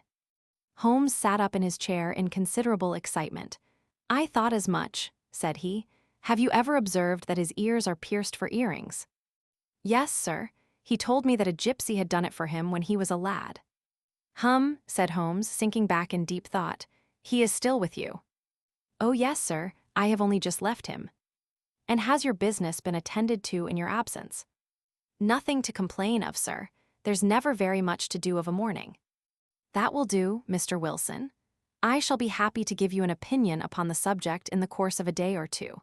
Today is Saturday, and I hope that by Monday we may come to a conclusion." "Well, Watson," said Holmes, when our visitor had left us, "what do you make of it all?" "I make nothing of it," I answered frankly. "It is a most mysterious business." "As a rule," said Holmes, "the more bizarre a thing is the less mysterious it proves to be. It is your commonplace, featureless crimes which are really puzzling, just as a commonplace face is the most difficult to identify. But I must be prompt over this matter." "What are you going to do then?" I asked. "To smoke," he answered. "It is quite a 3-pipe problem, and I beg that you won't speak to me for 50 minutes. He curled himself up in his chair, with his thin knees drawn up to his hawk-like nose, and there he sat with his eyes closed and his black clay pipe thrusting out like the bill of some strange bird. I had come to the conclusion that he had dropped asleep, and indeed was nodding myself, when he suddenly sprang out of his chair with the gesture of a man who has made up his mind, and put his pipe down upon the mantelpiece. "Sarasate plays at the St. James's Hall this afternoon," he remarked. "What do you think, Watson? Could your patients spare you for a few hours?" "I have nothing to do today. My practice is never very absorbing." "Then put on your hat and come. I am going through the city first, and we can have some lunch on the way. I observe that there is a good deal of German music on the program, which is rather more to my taste than Italian or French. It is introspective, and I want to introspect. Come along." We traveled by the underground as far as Aldersgate, and a short walk took us to Saxe-Coburg Square, the scene of the singular story which we had listened to in the morning. It was a poky, little, shabby-genteel place, where 4 lines of dingy 2-storied brick houses looked out into a small railed-in enclosure, where a lawn of weedy grass and a few clumps of faded laurel bushes made a hard fight against a smoke-laden and uncongenial atmosphere. 3 gilt balls and a brown board with Jabez Wilson in white letters upon a corner house announced the place where our red-headed client carried on his business. Sherlock Holmes stopped in front of it with his head on one side and looked it all over, with his eyes shining brightly between puckered lids. Then he walked slowly up the street, and then down again to the corner, still looking keenly at the houses. Finally he returned to the pawnbroker, S., and, having thumped vigorously upon the pavement with his stick 2 or 3 times, he went up to the door and knocked. It was instantly opened by a bright-looking, clean-shaven young fellow, who asked him to step in. "Thank you," said Holmes. "I only wished to ask you how you would go from here to the Strand." "Third right, fourth left, answered the assistant, promptly closing the door. Smart fellow that, observed Holmes as we walked away. He is, in my judgment, the fourth smartest man in London, and for daring I am not sure that he has not a claim to be third. I have known something of him before. Evidently, said I, Mr. Wilson's assistant counts for a good deal in this mystery of the Red-Headed League. I am sure that you inquired your way merely in order that you might see him. Not him. What then? The knees of his trousers. And what did you see? What I expected to see. Why did you beat the pavement? My dear doctor, this is a time for observation, not for talk. We are spies in an enemy's country. We know something of Saxe-Coburg Square. Let us now explore the parts which lie behind it. The road in which we found ourselves, as we turned round the corner from the retired Saxe-Coburg Square, presented as great a contrast to it as the front of a picture does to the back. It was one of the main arteries which convey the traffic of the city to the north and west. The roadway was blocked with the immense stream of commerce flowing in a double tide inward and outward, while the footpaths were black with the hurrying swarm of pedestrians. It was difficult to realize, as we looked at the line of fine shops and stately business premises, that they really abutted on the other side upon the faded and stagnant square, which we had just quitted. Let me see, said Holmes, standing at the corner and glancing along the line. I should like just to remember the order of the houses here. It is a hobby of mine to have an exact knowledge of London. There is Mortimer's, the tobacconist, the little newspaper shop, the Coburg branch of the City and Suburban Bank, the vegetarian restaurant, and McFarlane's carriage building depot. That carries us right on to the other block. And now, doctor, we've done our work, so it's time we had some play. A sandwich and a cup of coffee, and then off to Violin Land, where all is sweetness and delicacy and harmony, and there are no red-headed clients to vex us with their conundrums. My friend was an enthusiastic musician, being himself not only a very capable performer, but a composer of no ordinary merit. All the afternoon he sat in the stalls wrapped in the most perfect happiness, gently waving his long, thin fingers in time to the music, while his gently smiling face and his languid, dreamy eyes were as unlike those of Holmes, the sleuth-hound, Holmes the relentless, keen-witted, ready-handed criminal agent, as it was possible to conceive. In his singular character, the dual nature alternately asserted itself, and his extreme exactness and astuteness represented, as I have often thought, the reaction against the poetic and contemplative mood which occasionally predominated in him. The swing of his nature took him from extreme languor to devouring energy, and, as I knew well, he was never so truly formidable as when, for days on end, he had been lounging in his armchair amid his improvisations and his black-letter editions. Then it was that the lust of the chase would suddenly come upon him, and that his brilliant reasoning power would rise to the level of intuition, until those who were unacquainted with his methods would look askance at him as on a man whose knowledge was not that of other mortals. When I saw him that afternoon so enwrapped in the music at St. James's Hall, I felt that an evil time might be coming upon those whom he had set himself to hunt down. "You want to go home, no doubt, doctor," he remarked as we emerged. "Yes, it would be as well. And I have some business to do which will take some hours. This business at Coburg Square is serious." "Why serious?" "A considerable crime is in contemplation. I have every reason to believe that we shall be in time to stop it, but today being Saturday rather complicates matters. I shall want your help tonight." "At what time?" 10 will be early enough. I shall be at Baker Street at 10. "Very well. And I say, doctor, there may be some little danger, so kindly put your army revolver in your pocket." He waved his hand, turned on his heel, and disappeared in an instant among the crowd.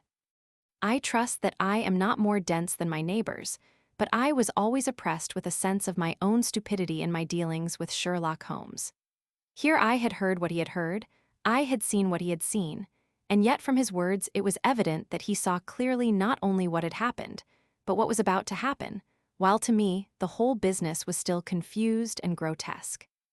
As I drove home to my house in Kensington, I thought over it all, from the extraordinary story of the red-headed copier of the encyclopedia, down to the visit to Saxe-Coburg Square, and the ominous words with which he had parted from me. What was this nocturnal expedition, and why should I go armed? Where were we going, and what were we to do? I had the hint from Holmes that this smooth-faced pawnbroker's assistant was a formidable man, a man who might play a deep game.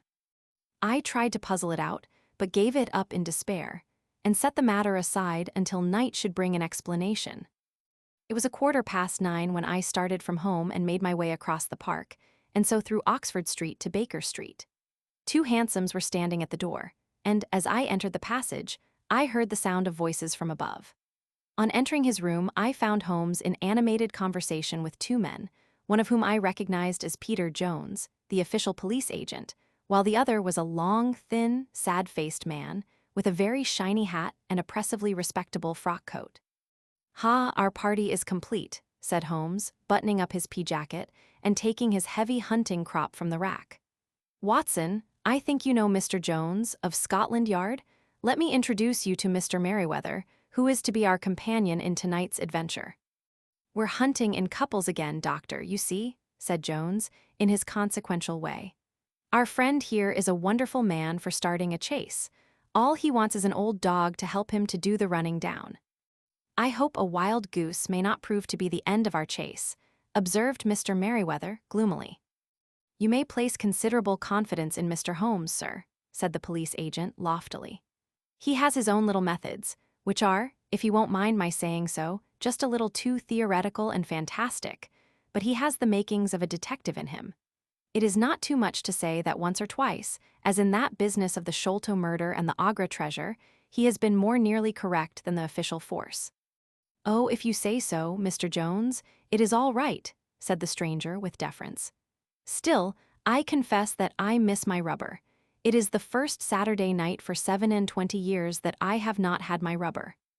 "I think you will find," said Sherlock Holmes, "that you will play for a higher stake tonight than you have ever done yet, and that the play will be more exciting. For you, Mr. Merriweather, the stake will be some £30,000, and for you, Jones, it will be the man upon whom you wish to lay your hands. John Clay, the murderer, thief, smasher, and forger. He's a young man, Mr. Merriweather, but he is at the head of his profession, and I would rather have my bracelets on him than on any criminal in London. He's a remarkable man, is young John Clay. His grandfather was a royal duke, and he himself has been to Eton and Oxford. His brain is as cunning as his fingers, and though we meet signs of him at every turn, we never know where to find the man himself.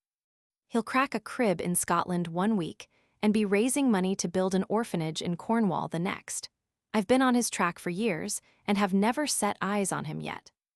I hope that I may have the pleasure of introducing you tonight. I've had one or two little turns also with Mr. John Clay, and I agree with you that he is at the head of his profession. It is past 10, however, and quite time that we started. If you two will take the first hansom, Watson and I will follow in the second."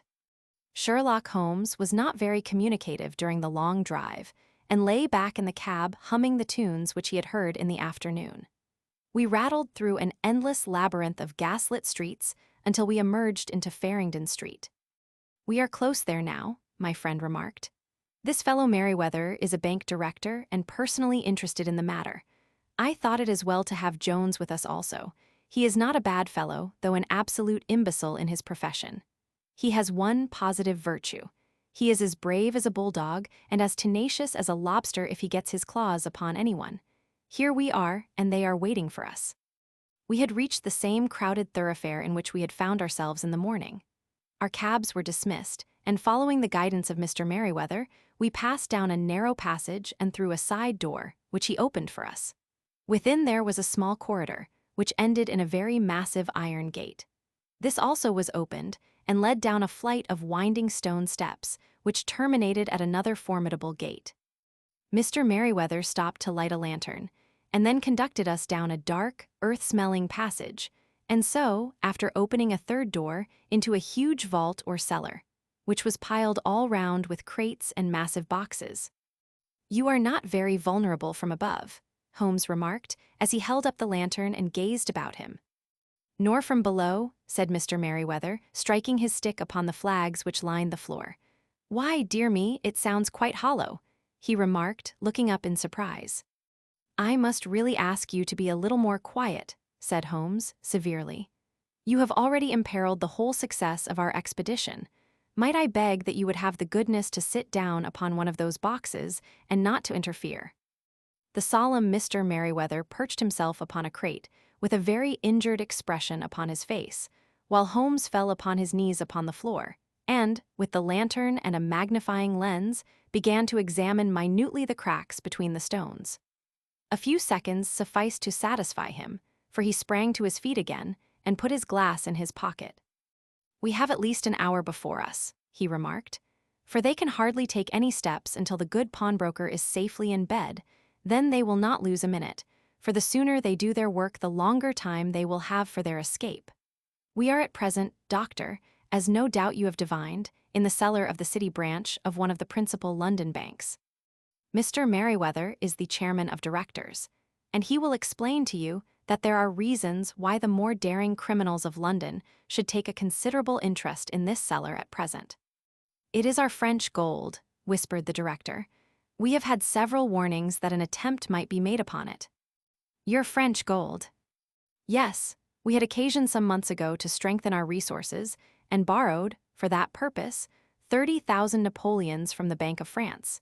It has become known that we have never had occasion to unpack the money, and that it is still lying in our cellar. The crate upon which I sit contains 2,000 Napoleons packed between layers of lead foil. Our reserve of bullion is much larger at present than is usually kept in a single branch office, and the directors have had misgivings upon the subject."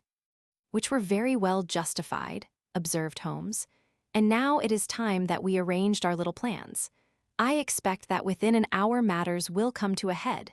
In the meantime, Mr. Merriweather, we must put the screen over that dark lantern." "And sit in the dark?" "I am afraid so.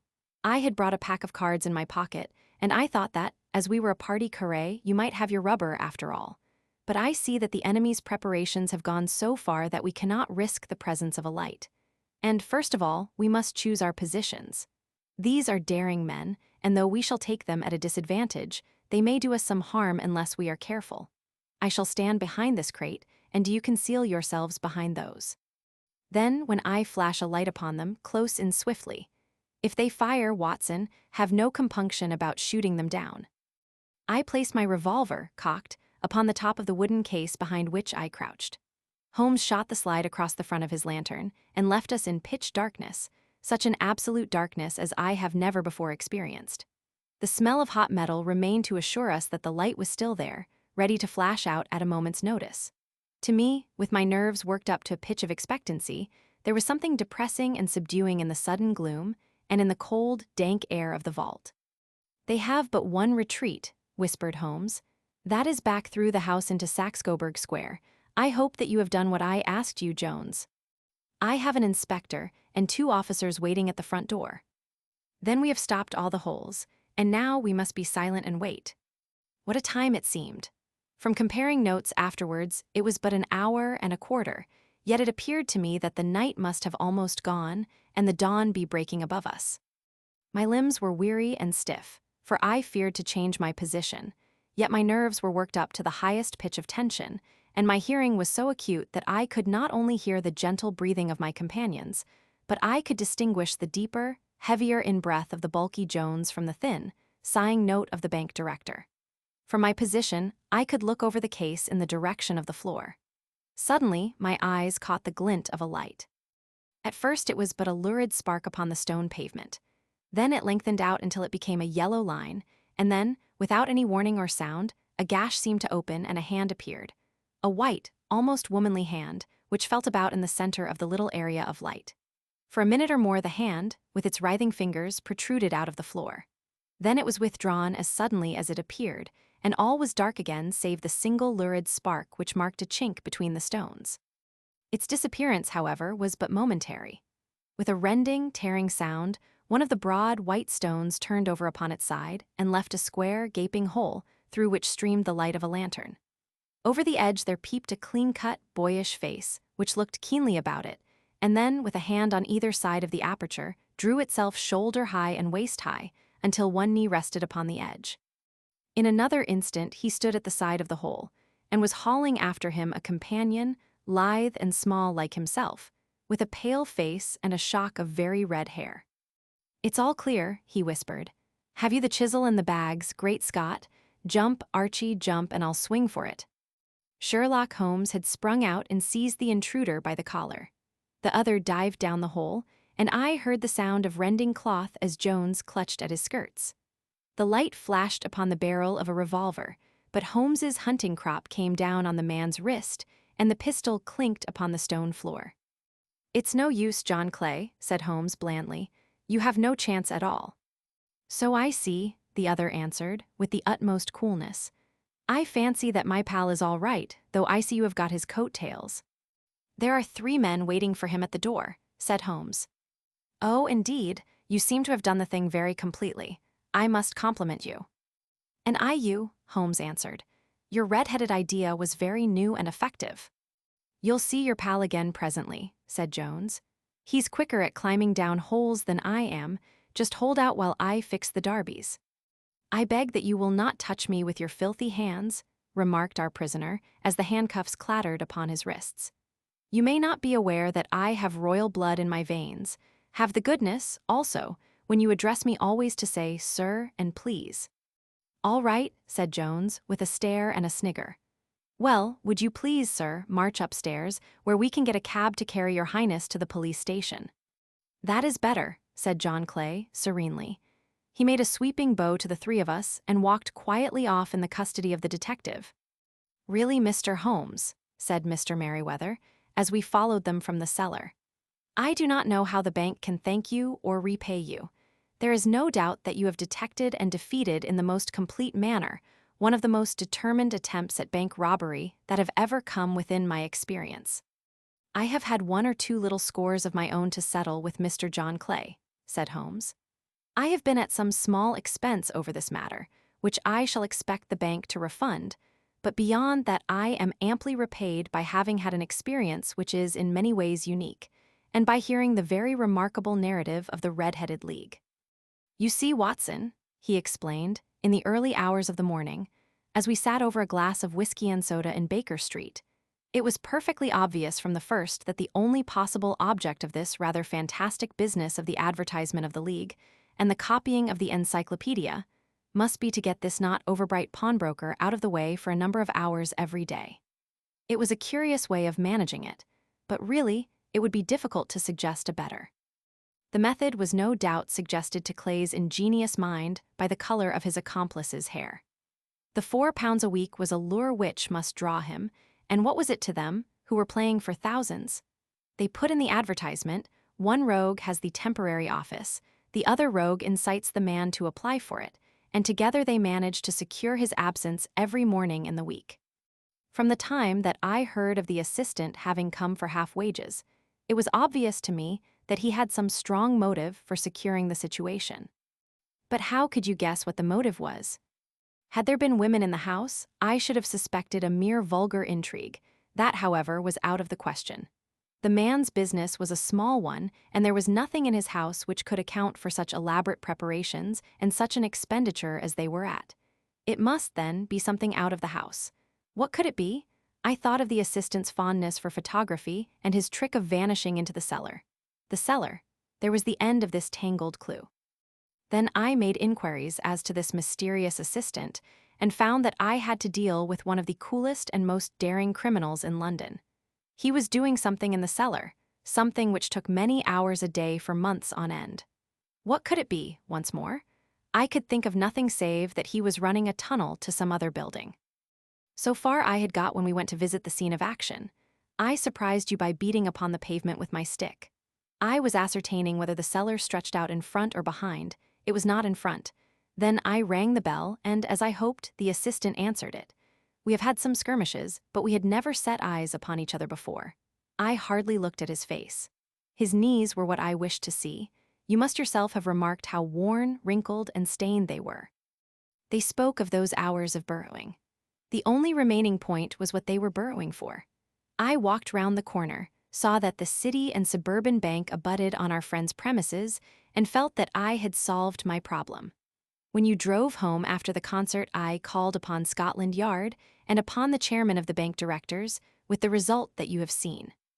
"And how could you tell that they would make their attempt tonight?" I asked.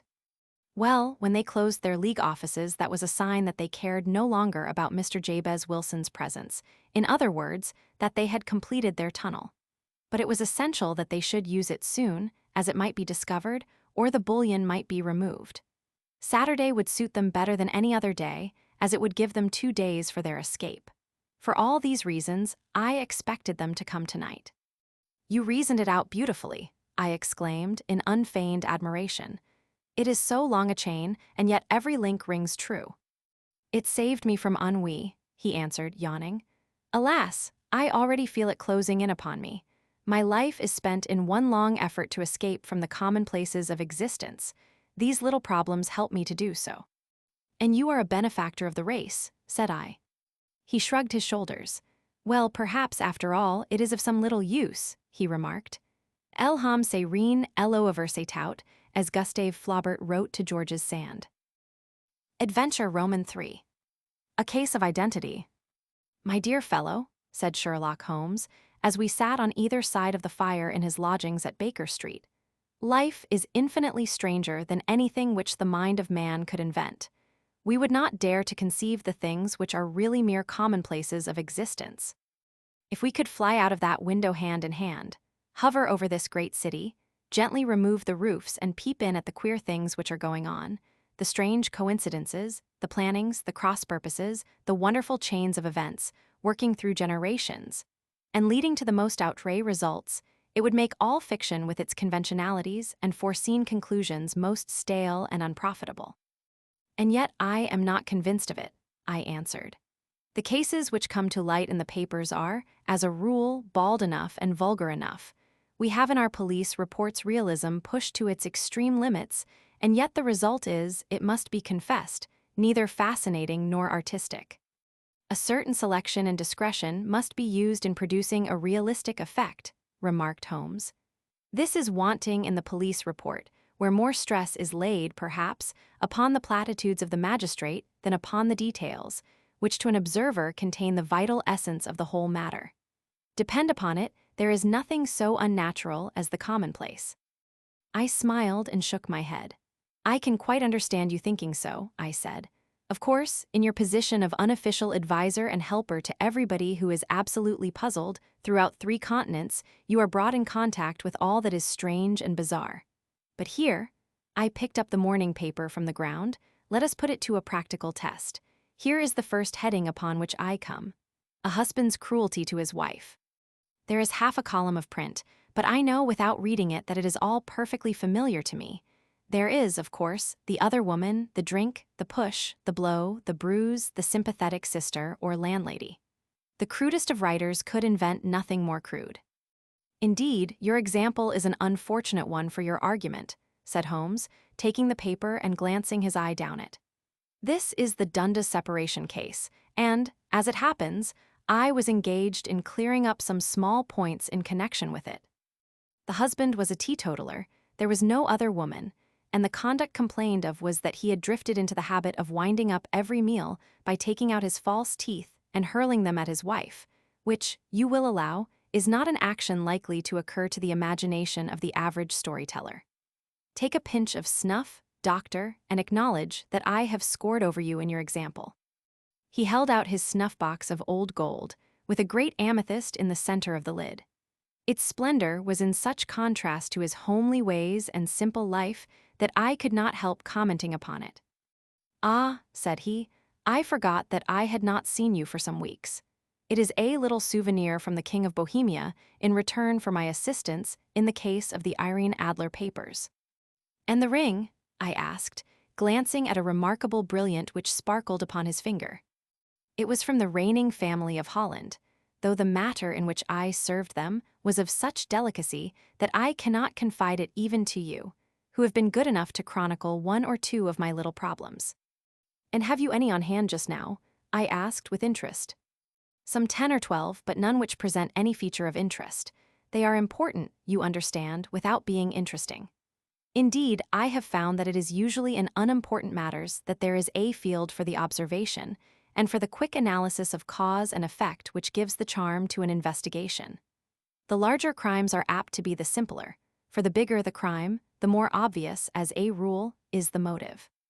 In these cases, save for one rather intricate matter which has been referred to me from Marseille, there is nothing which presents any features of interest.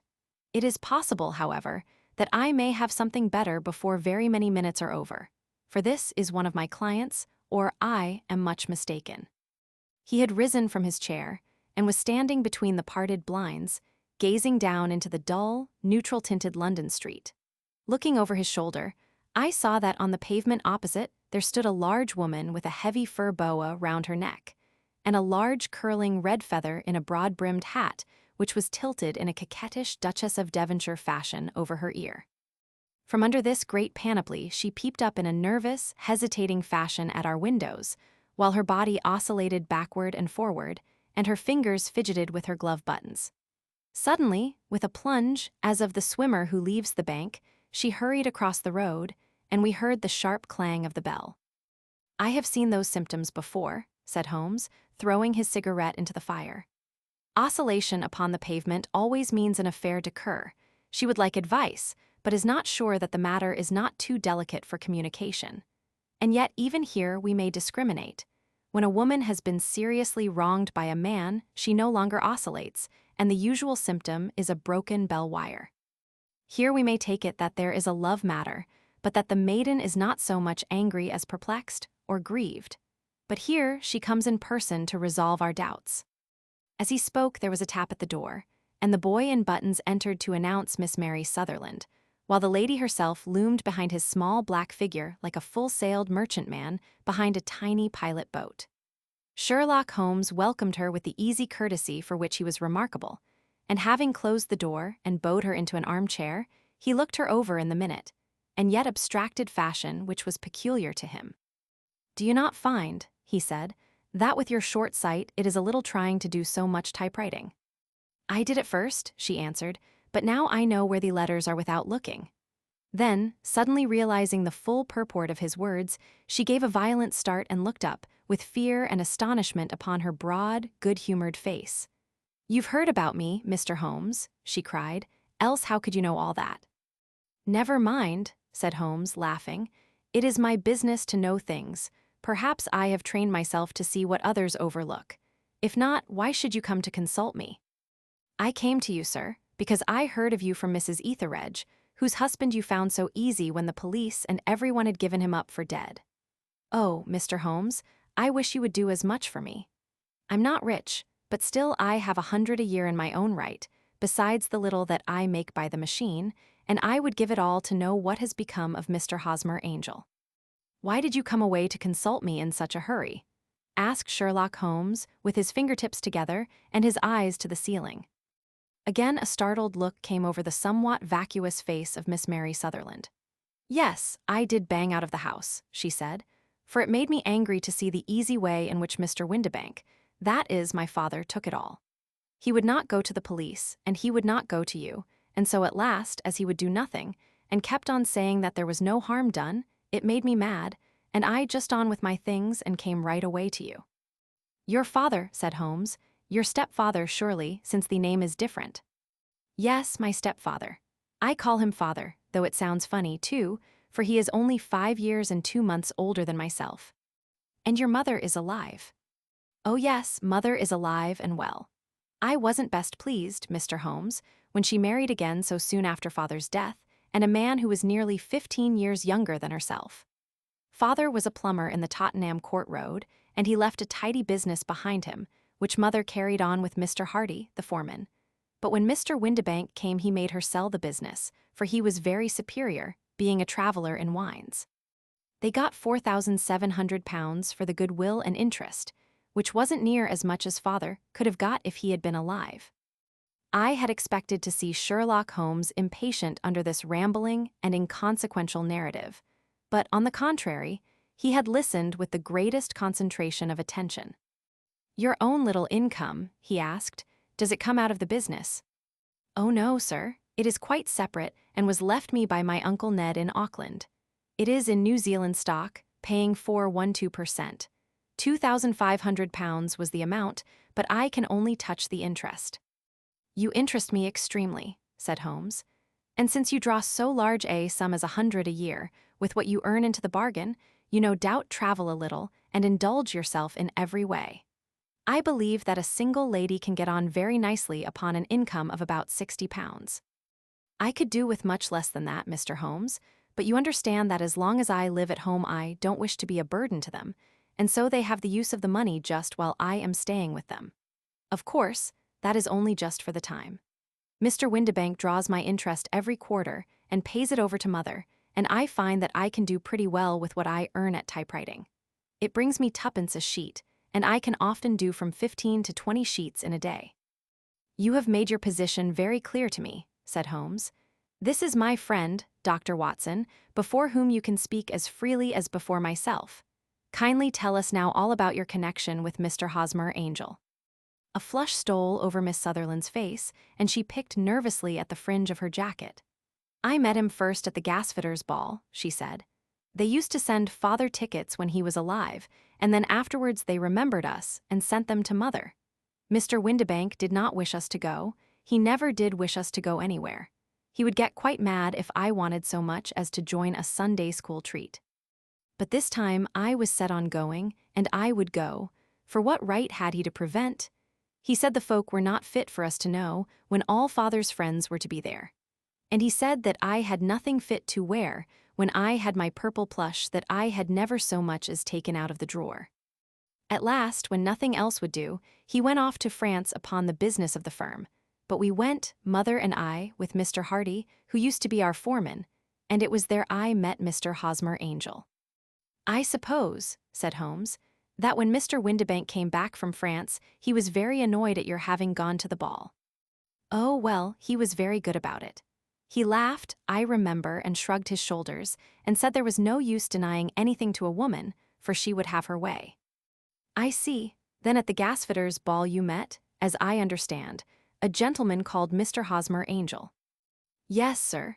I met him that night, and he called next day to ask if we had got home all safe, and after that we met him.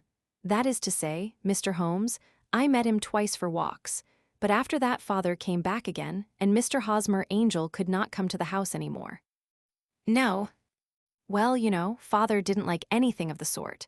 He wouldn't have any visitors if he could help it, and he used to say that a woman should be happy in her own family circle.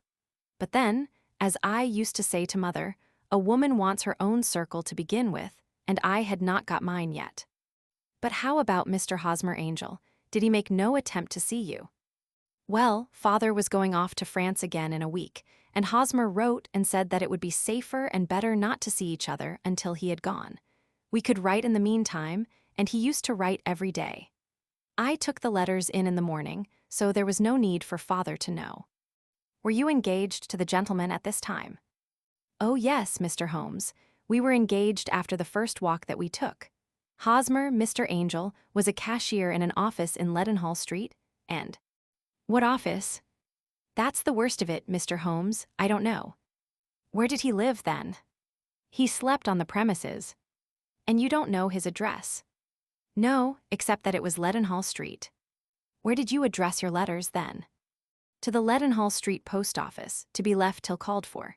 He said that if they were sent to the office he would be chaffed by all the other clerks about having letters from a lady, so I offered to typewrite them like he did his, but he wouldn't have that, for he said that when I wrote them they seemed to come from me, but when they were typewritten he always felt that the machine had come between us. That will just show you how fond he was of me, Mr. Holmes, and the little things that he would think of. It was most suggestive, said Holmes. It has long been an axiom of mine that the little things are infinitely the most important. Can you remember any other little things about Mr. Hosmer Angel? He was a very shy man, Mr. Holmes. He would rather walk with me in the evening than in the daylight, for he said that he hated to be conspicuous. Very retiring and gentlemanly he was. Even his voice was gentle. He'd had the quinsy and swollen glands when he was young, he told me, and it had left him with a weak throat and a hesitating, whispering fashion of speech. He was always well dressed, very neat and plain, but his eyes were weak, just as mine are, and he wore tinted glasses against the glare. Well, and what happened when Mr. Windibank, your stepfather, returned to France? Mr. Hosmer Angel came to the house again and proposed that we should marry before Father came back. He was in dreadful earnest, and made me swear, with my hands on the testament, that whatever happened, I would always be true to him. Mother said he was quite right to make me swear, and that it was a sign of his passion. Mother was all in his favor from the first, and was even fonder of him than I was. Then, when they talked of marrying within the week, I began to ask about father, but they both said never to mind about father, but just to tell him afterwards, and Mother said she would make it all right with him. I didn't quite like that, Mr. Holmes. It seemed funny that I should ask his leave, as he was only a few years older than me. But I didn't want to do anything on the sly, so I wrote to father at Bordeaux, where the company has its French offices, but the letter came back to me on the very morning of the wedding. It missed him then. Yes, sir, for he had started to England just before it arrived. That was unfortunate. Your wedding was arranged then for the Friday. Was it to be in church? Yes, sir, but very quietly. It was to be at St. Saviour's, near King's Cross, and we were to have breakfast afterwards at the St. Pancras Hotel. Hosmer came for us in a hansom, but as there were two of us, he put us both into it and stepped himself into a four-wheeler, which happened to be the only other cab in the street. We got to the church first, and when the four-wheeler drove up, we waited for him to step out, but he never did, and when the cabman got down from the box and looked, there was no one there. The cabman said that he could not imagine what had become of him, for he had seen him get in with his own eyes. That was last Friday, Mr. Holmes, and I have never seen or heard anything since then to throw any light upon what became of him. It seems to me that you have been very shamefully treated, said Holmes.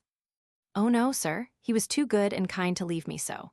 Why, all the morning he was saying to me that, whatever happened, I was to be true, and that even if something quite unforeseen occurred to separate us, I was always to remember that I was pledged to him, and that he would claim his pledge sooner or later. It seemed strange talk for a wedding morning, but what has happened since gives a meaning to it. Most certainly it does. Your own opinion is, then, that some unforeseen catastrophe has occurred to him. Yes, sir, I believe that he foresaw some danger, or else he would not have talked so. And then I think that what he foresaw happened. But you have no notion as to what it could have been. None. One more question. How did your mother take the matter? She was angry, and said that I was never to speak of the matter again. And your father, did you tell him?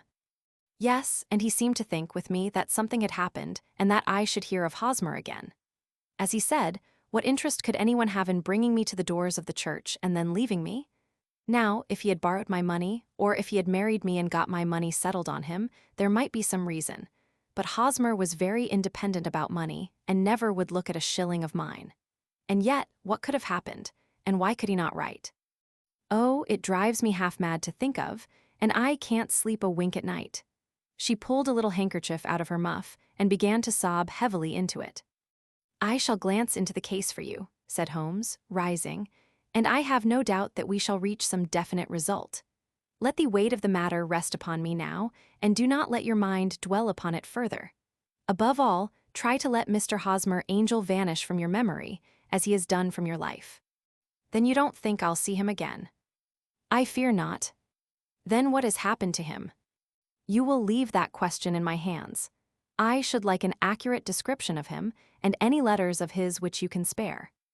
I advertised for him in last Saturday's Chronicle, said she. Here is the slip, and here are 4 letters from him. Thank you, and your address. Number 31 Lyon Place, Camberwell. Mr. Angel's address you never had, I understand. Where is your father's place of business? He travels for Westhouse and Marbank, the great claret importers of Fenchurch Street. Thank you, you have made your statement very clearly. You will leave the papers here, and remember the advice which I have given you. Let the whole incident be a sealed book, and do not allow it to affect your life. You are very kind, Mr. Holmes, but I cannot do that. I shall be true to Hosmer. He shall find me ready when he comes back. For all the preposterous hat and the vacuous face, there was something noble in the simple faith of our visitor which compelled our respect. She laid her little bundle of papers upon the table, and went her way, with a promise to come again whenever she might be summoned. Sherlock Holmes sat silent for a few minutes with his fingertips still pressed together, his legs stretched out in front of him, and his gaze directed upward to the ceiling. Then he took down from the rack the old and oily clay pipe, which was to him as a counselor. And, having lit it, he leaned back in his chair, with the thick blue cloud wreaths spinning up from him and a look of infinite languor in his face. "Quite an interesting study, that maiden," he observed. "I found her more interesting than her little problem, which, by the way, is rather a trite one. You will find parallel cases, if you consult my index, in Andover in '77, and there was something of the sort at The Hague last year. Old as is the idea, however, there were one or two details which were new to me, but the maiden herself was most instructive." "You appeared to read a good deal upon her, which was quite invisible to me," I remarked. "Not invisible, but unnoticed, Watson. You did not know where to look, and so you missed all that was important. I can never bring you to realize the importance of sleeves, the suggestiveness of thumbnails, or the great issues that may hang from a bootlace. Now, what did you gather from that woman's appearance? Describe it." "Well, she had a slate-colored, broad-brimmed straw hat with a feather of a brickish red. Her jacket was black, with black beads sewn upon it, and a fringe of little black jet ornaments. Her dress was brown, rather darker than coffee color, with a little purple plush at the neck and sleeves. Her gloves were grayish and were worn through at the right forefinger. Her boots I didn't observe. She had small, round, hanging gold earrings, and a general air of being fairly well-to-do, in a vulgar, comfortable, easy-going way." Sherlock Holmes clapped his hands softly together and chuckled. "'Pon my word, Watson, you are coming along wonderfully. You have really done very well indeed. It is true that you have missed everything of importance, but you have hit upon the method, and you have a quick eye for color. Never trust to general impressions, my boy, but concentrate yourself upon details. My first glance is always at a woman's sleeve. In a man it is perhaps better first to take the knee of the trouser. As you observe, this woman had plush upon her sleeves, which is a most useful material for showing traces. The double line a little above the wrist, where the typewritist presses against the table, was beautifully defined. The sewing machine of the hand type leaves a similar mark, but only on the left arm and on the side of it farthest from the thumb, instead of being right across the broadest part, as this was. I then glanced at her face, and observing the dint of a pince-nez at either side of her nose, I ventured a remark upon short sight and typewriting, which seemed to surprise her. It surprised me. But surely it was very obvious. I was then much surprised and interested on glancing down to observe that, though the boots which she was wearing were not unlike each other, they were really odd ones, the one having a slightly decorated toe cap and the other a plain one. One was buttoned only in the 2 lower buttons out of 5, and the other at the 1st, 3rd, and 5th. Now, when you see that a young lady, otherwise neatly dressed, has come away from home with odd boots, half-buttoned, it is no great deduction to say that she came away in a hurry." "And what else?" I asked, keenly interested, as I always was, by my friend's incisive reasoning. "I noted, in passing, that she had written a note before leaving home, but after being fully dressed. You observed that her right glove was torn at the forefinger, but you did not apparently see that both glove and finger were stained with violet ink. She had written in a hurry and dipped her pen too deep. It must have been this morning, or the mark would not remain clear upon the finger. All this is amusing, though rather elementary, but I must go back to business, Watson. Would you mind reading me the advertised description of Mr. Hosmer Angel?" I held the little printed slip to the light. "Missing," it said, "on the morning of the 14th, a gentleman named Hosmer Angel, about 5 ft, 7 in height, strongly built, sallow complexion, black hair, a little bald in the center, bushy black side whiskers and mustache, tinted glasses, slight infirmity of speech. Was dressed, when last seen, in black frock coat faced with silk, black waistcoat, gold Albert chain, and gray Harris tweed trousers, with brown gaiters over elastic-sided boots. Known to have been employed in an office in Leadenhall Street, anybody bringing, etc., etc." "That will do," said Holmes. "As to the letters," he continued, glancing over them, "they are very commonplace. Absolutely no clue in them to Mr. Angel, save that he quotes Balzac once. There is one remarkable point, however, which will no doubt strike you." "They are typewritten," I remarked. "Not only that, but the signature is typewritten. Look at the neat little Hosmer Angel at the bottom. There is a date, you see, but no superscription except Leadenhall Street, which is rather vague. The point about the signature is very suggestive. In fact, we may call it conclusive." "Of what?" My dear fellow, is it possible you do not see how strongly it bears upon the case? I cannot say that I do, unless it were that he wished to be able to deny his signature if an action for breach of promise were instituted. No, that was not the point. However, I shall write 2 letters which should settle the matter. One is to a firm in the city, the other is to the young lady's stepfather, Mr. Windibank, asking him whether he could meet us here at 6 o'clock tomorrow evening. It is just as well that we should do business with the male relatives. And now, doctor, we can do nothing until the answers to those letters come, so we may put our little problem upon the shelf for the interim.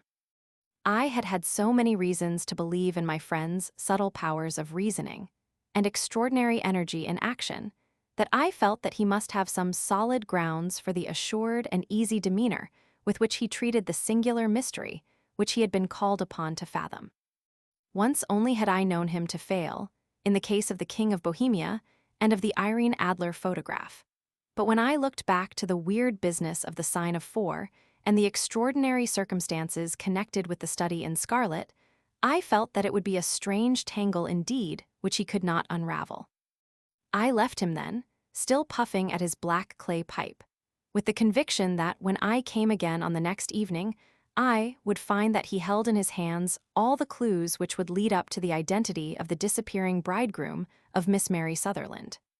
A professional case of great gravity was engaging my own attention at the time, and the whole of next day I was busy at the bedside of the sufferer.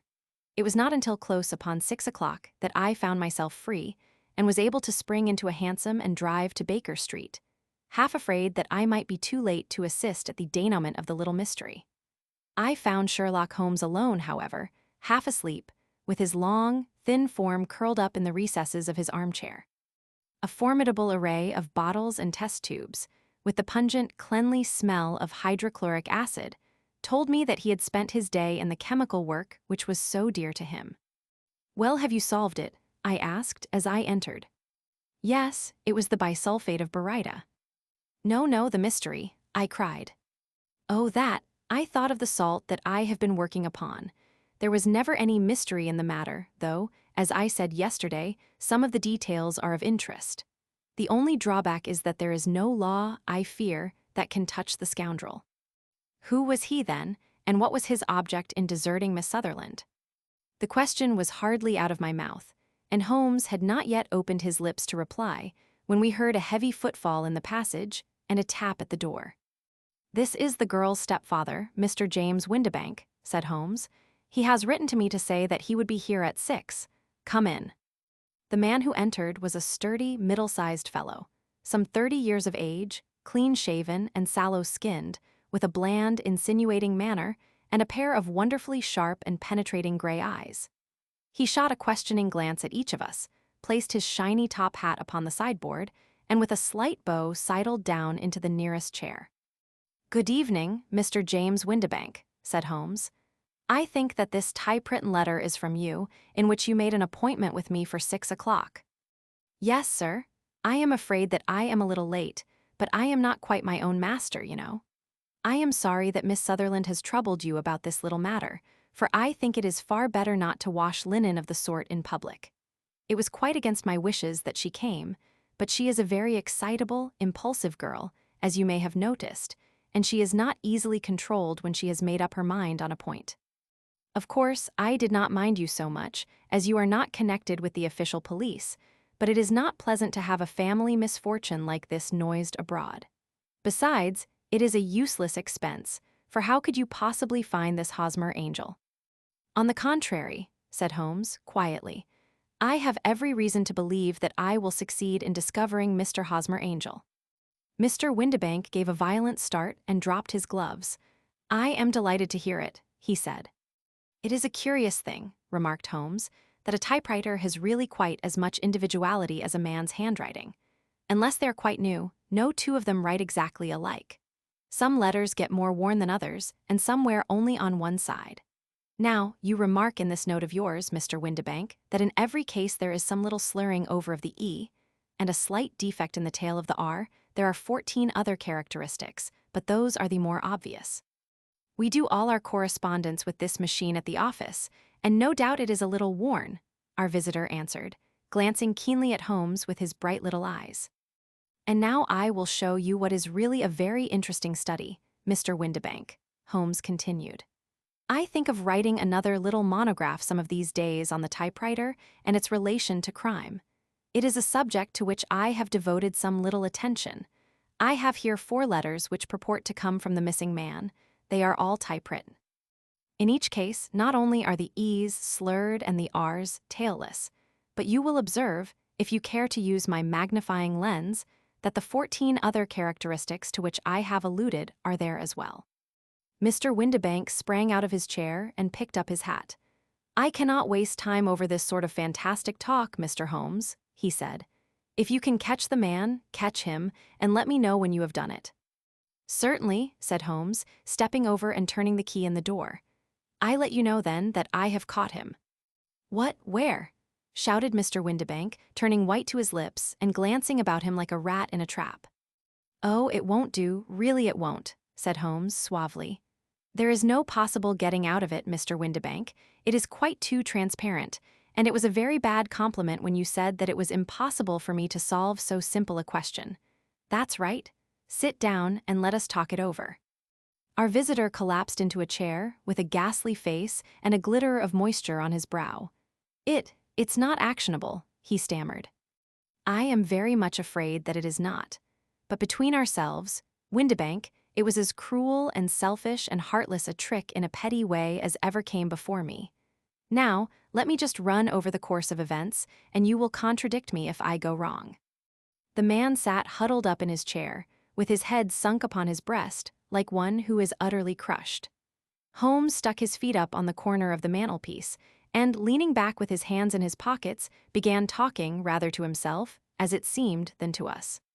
"The man married a woman very much older than himself for her money," said he, "and he enjoyed the use of the money of the daughter as long as she lived with them. It was a considerable sum for people in their position, and the loss of it would have made a serious difference. It was worth an effort to preserve it. The daughter was of a good, amiable disposition, but affectionate and warm-hearted in her ways, so that it was evident that with her fair personal advantages and her little income, she would not be allowed to remain single long. Now her marriage would mean, of course, the loss of 100 a year, so what does her stepfather do to prevent it? He takes the obvious course of keeping her at home and forbidding her to seek the company of people of her own age. But soon he found that that would not answer forever. She became restive, insisted upon her rights, and finally announced her positive intention of going to a certain ball. What does her clever stepfather do then? He conceives an idea more creditable to his head than to his heart. With the connivance and assistance of his wife, he disguised himself, covered those keen eyes with tinted glasses, masked the face with a mustache and a pair of bushy whiskers, sunk that clear voice into an insinuating whisper, and doubly secure on account of the girl's short sight, he appears as Mr. Hosmer Angel, and keeps off other lovers by making love himself. "It was only a joke at first," groaned our visitor. "We never thought that she would have been so carried away." "Very likely not. However that may be, the young lady was very decidedly carried away, and having quite made up her mind that her stepfather was in France, the suspicion of treachery never for an instant entered her mind. She was flattered by the gentleman's attentions, and the effect was increased by the loudly expressed admiration of her mother. Then Mr. Angel began to call, for it was obvious that the matter should be pushed as far as it would go if a real effect were to be produced. There were meetings, and an engagement, which would finally secure the girl's affections from turning towards anyone else. But the deception could not be kept up forever. These pretended journeys to France were rather cumbrous. The thing to do was clearly to bring the business to an end in such a dramatic manner that it would leave a permanent impression upon the young lady's mind and prevent her from looking upon any other suitor for some time to come. Hence those vows of fidelity exacted upon a testament, and hence also the allusions to a possibility of something happening on the very morning of the wedding. James Windibank wished Miss Sutherland to be so bound to Hosmer Angel, and so uncertain as to his fate, that for 10 years to come, at any rate, she would not listen to another man. As far as the church door he brought her, and then, as he could go no farther, he conveniently vanished away by the old trick of stepping in at one door of a four-wheeler and out at the other. I think that was the chain of events, Mr. Windibank. Our visitor had recovered something of his assurance while Holmes had been talking, and he rose from his chair now with a cold sneer upon his pale face. "It may be so, or it may not, Mr. Holmes," said he, "but if you are so very sharp, you ought to be sharp enough to know that it is you who are breaking the law now, and not me. I have done nothing actionable from the first, but as long as you keep that door locked, you lay yourself open to an action for assault and illegal constraint. The law cannot, as you say, touch you," said Holmes, unlocking and throwing open the door, "yet there never was a man who deserved punishment more. If the young lady has a brother or a friend, he ought to lay a whip across your shoulders. By Jove," he continued, flushing up at the sight of the bitter sneer upon the man's face, "it is not part of my duties to my client, but here's a hunting crop handy, and I think I shall just treat myself too." He took 2 swift steps to the whip, but before he could grasp it, there was a wild clatter of steps upon the stairs, the heavy hall door banged, and from the window we could see Mr. James Windibank running at the top of his speed down the road. "There's a cold-blooded scoundrel," said Holmes, laughing, as he threw himself down into his chair once more. "That fellow will rise from crime to crime until he does something very bad and ends on a gallows. The case has, in some respects, been not entirely devoid of interest." "I cannot now entirely see all the steps of your reasoning," I remarked. "Well, of course it was obvious from the first that this Mr. Hosmer Angel must have some strong object for his curious conduct, and it was equally clear that the only man who really profited by the incident, as far as we could see, was the stepfather. Then the fact that the 2 men were never together, but that the one always appeared when the other was away, was suggestive. So were the tinted spectacles and the curious voice, which both hinted at a disguise, as did the bushy whiskers. My suspicions were all confirmed by his peculiar action in typewriting his signature, which, of course, inferred that his handwriting was so familiar to her that she would recognize even the smallest sample of it. You see, all these isolated facts, together with many minor ones, all pointed in the same direction. And how did you verify them? Having once spotted my man, it was easy to get corroboration. I knew the firm for which this man worked. Having taken the printed description, I eliminated everything from it which could be the result of a disguise. The whiskers, the glasses, the voice, and I sent it to the firm, with a request that they would inform me whether it answered to the description of any of their travelers. I had already noticed the peculiarities of the typewriter, and I wrote to the man himself at his business address, asking him if he would come here. As I expected, his reply was typewritten, and revealed the same trivial but characteristic defects. The same post brought me a letter from Westhouse and Marbank, of Fenchurch Street, to say that the description tallied in every respect with that of their employé, James Windibank. Voilà tout. And Miss Sutherland. If I tell her, she will not believe me. You may remember the old Persian saying, "There is danger for him who taketh the tiger cub, and danger also for whoso snatches a delusion from a woman."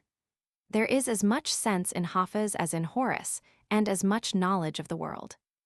Adventure Roman 4. The Boscombe Valley Mystery. We were seated at breakfast one morning, my wife and I, when the maid brought in a telegram. It was from Sherlock Holmes, and ran in this way. "Have you a couple of days to spare? Have just been wired for from the west of England in connection with Boscombe Valley tragedy. Shall be glad if you will come with me. Air and scenery perfect. Leave Paddington by the 11.15. "What do you say, dear?" said my wife, looking across at me. "Will you go?" I really don't know what to say. I have a fairly long list at present. "Oh, Anstruther would do your work for you. You have been looking a little pale lately. I think that the change would do you good, and you are always so interested in Mr. Sherlock Holmes's cases." "I should be ungrateful if I were not, seeing what I gained through one of them," I answered. "But if I am to go, I must pack at once, for I have only half an hour." My experience of camp life in Afghanistan had at least had the effect of making me a prompt and ready traveler. My wants were few and simple, so that in less than the time stated I was in a cab with my valise, rattling away to Paddington Station. Sherlock Holmes was pacing up and down the platform, his tall, gaunt figure made even gaunter and taller by his long gray traveling cloak and close-fitting cloth cap. "It is really very good of you to come, Watson," said he. It makes a considerable difference to me, having someone with me on whom I can thoroughly rely. Local aid is always either worthless or else biased. If you will keep the 2 corner seats, I shall get the tickets. We had the carriage to ourselves save for an immense litter of papers which Holmes had brought with him. Among these he rummaged and read, with intervals of note-taking and of meditation, until we were past reading. Then he suddenly rolled them all into a gigantic ball and tossed them up onto the rack. "Have you heard anything of the case?" he asked. "Not a word. I have not seen a paper for some days. The London press has not had very full accounts. I have just been looking through all the recent papers in order to master the particulars. It seems, from what I gather, to be one of those simple cases which are so extremely difficult." That sounds a little paradoxical, but it is profoundly true. Singularity is almost invariably a clue. The more featureless and commonplace a crime is, the more difficult is it to bring it home. In this case, however, they have established a very serious case against the son of the murdered man. It is a murder, then? Well, it is conjectured to be so. I shall take nothing for granted until I have the opportunity of looking personally into it. I will explain the state of things to you, as far as I have been able to understand it, in a very few words. Boscombe Valley is a country district not very far from Ross, in Herefordshire.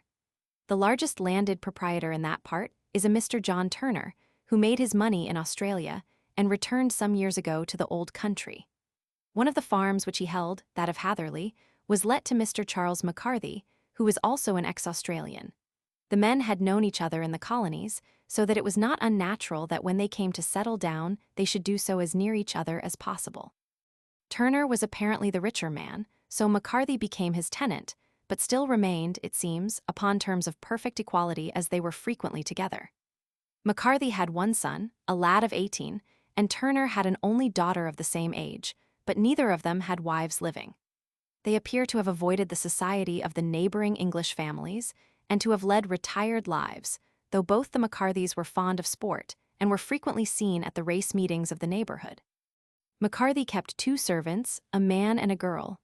Turner had a considerable household, some half-dozen at the least. That is as much as I have been able to gather about the families. Now for the facts. On June 3, that is, on Monday last, McCarthy left his house at Hatherley about 3 in the afternoon and walked down to the Boscombe Pool, which is a small lake formed by the spreading out of the stream which runs down the Boscombe Valley. He had been out with his serving man in the morning at Ross, and he had told the man that he must hurry, as he had an appointment of importance to keep at 3. From that appointment, he never came back alive. From Hatherley farmhouse to the Boscombe Pool is a quarter of a mile, and 2 people saw him as he passed over this ground. One was an old woman, whose name is not mentioned, and the other was William Crowder, a gamekeeper in the employ of Mr. Turner.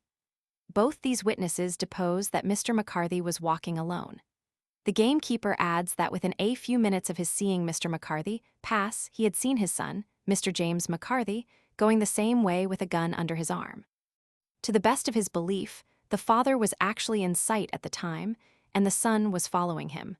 He thought no more of the matter until he heard in the evening of the tragedy that had occurred. The 2 McCarthys were seen after the time when William Crowder, the gamekeeper, lost sight of them. The Boscombe Pool is thickly wooded round, with just a fringe of grass and of reeds round the edge. A girl of 14, Patience Morin, who is the daughter of the lodgekeeper of the Boscombe Valley estate, was in one of the woods picking flowers. She states that while she was there she saw, at the border of the wood and close by the lake, Mr. McCarthy and his son, and that they appeared to be having a violent quarrel. She heard Mr. McCarthy the elder using very strong language to his son, and she saw the latter raise up his hand as if to strike his father. She was so frightened by their violence that she ran away, and told her mother when she reached home that she had left the 2 McCarthys quarreling near Boscombe Pool, and that she was afraid that they were going to fight. She had hardly said the words when young Mr. McCarthy came running up to the lodge to say that he had found his father dead in the wood, and to ask for the help of the lodgekeeper. He was much excited, without either his gun or his hat, and his right hand and sleeve were observed to be stained with fresh blood. On following him, they found the dead body stretched out upon the grass beside the pool. The head had been beaten in by repeated blows of some heavy and blunt weapon. The injuries were such as might very well have been inflicted by the butt end of his son's gun, which was found lying on the grass within a few paces of the body. Under these circumstances, the young man was instantly arrested, and a verdict of willful murder having been returned at the inquest on Tuesday, he was on Wednesday brought before the magistrates at Ross, who have referred the case to the next assizes. Those are the main facts of the case as they came out before the coroner and at the police court. I could hardly imagine a more damning case, I remarked. If ever circumstantial evidence pointed to a criminal, it does so here.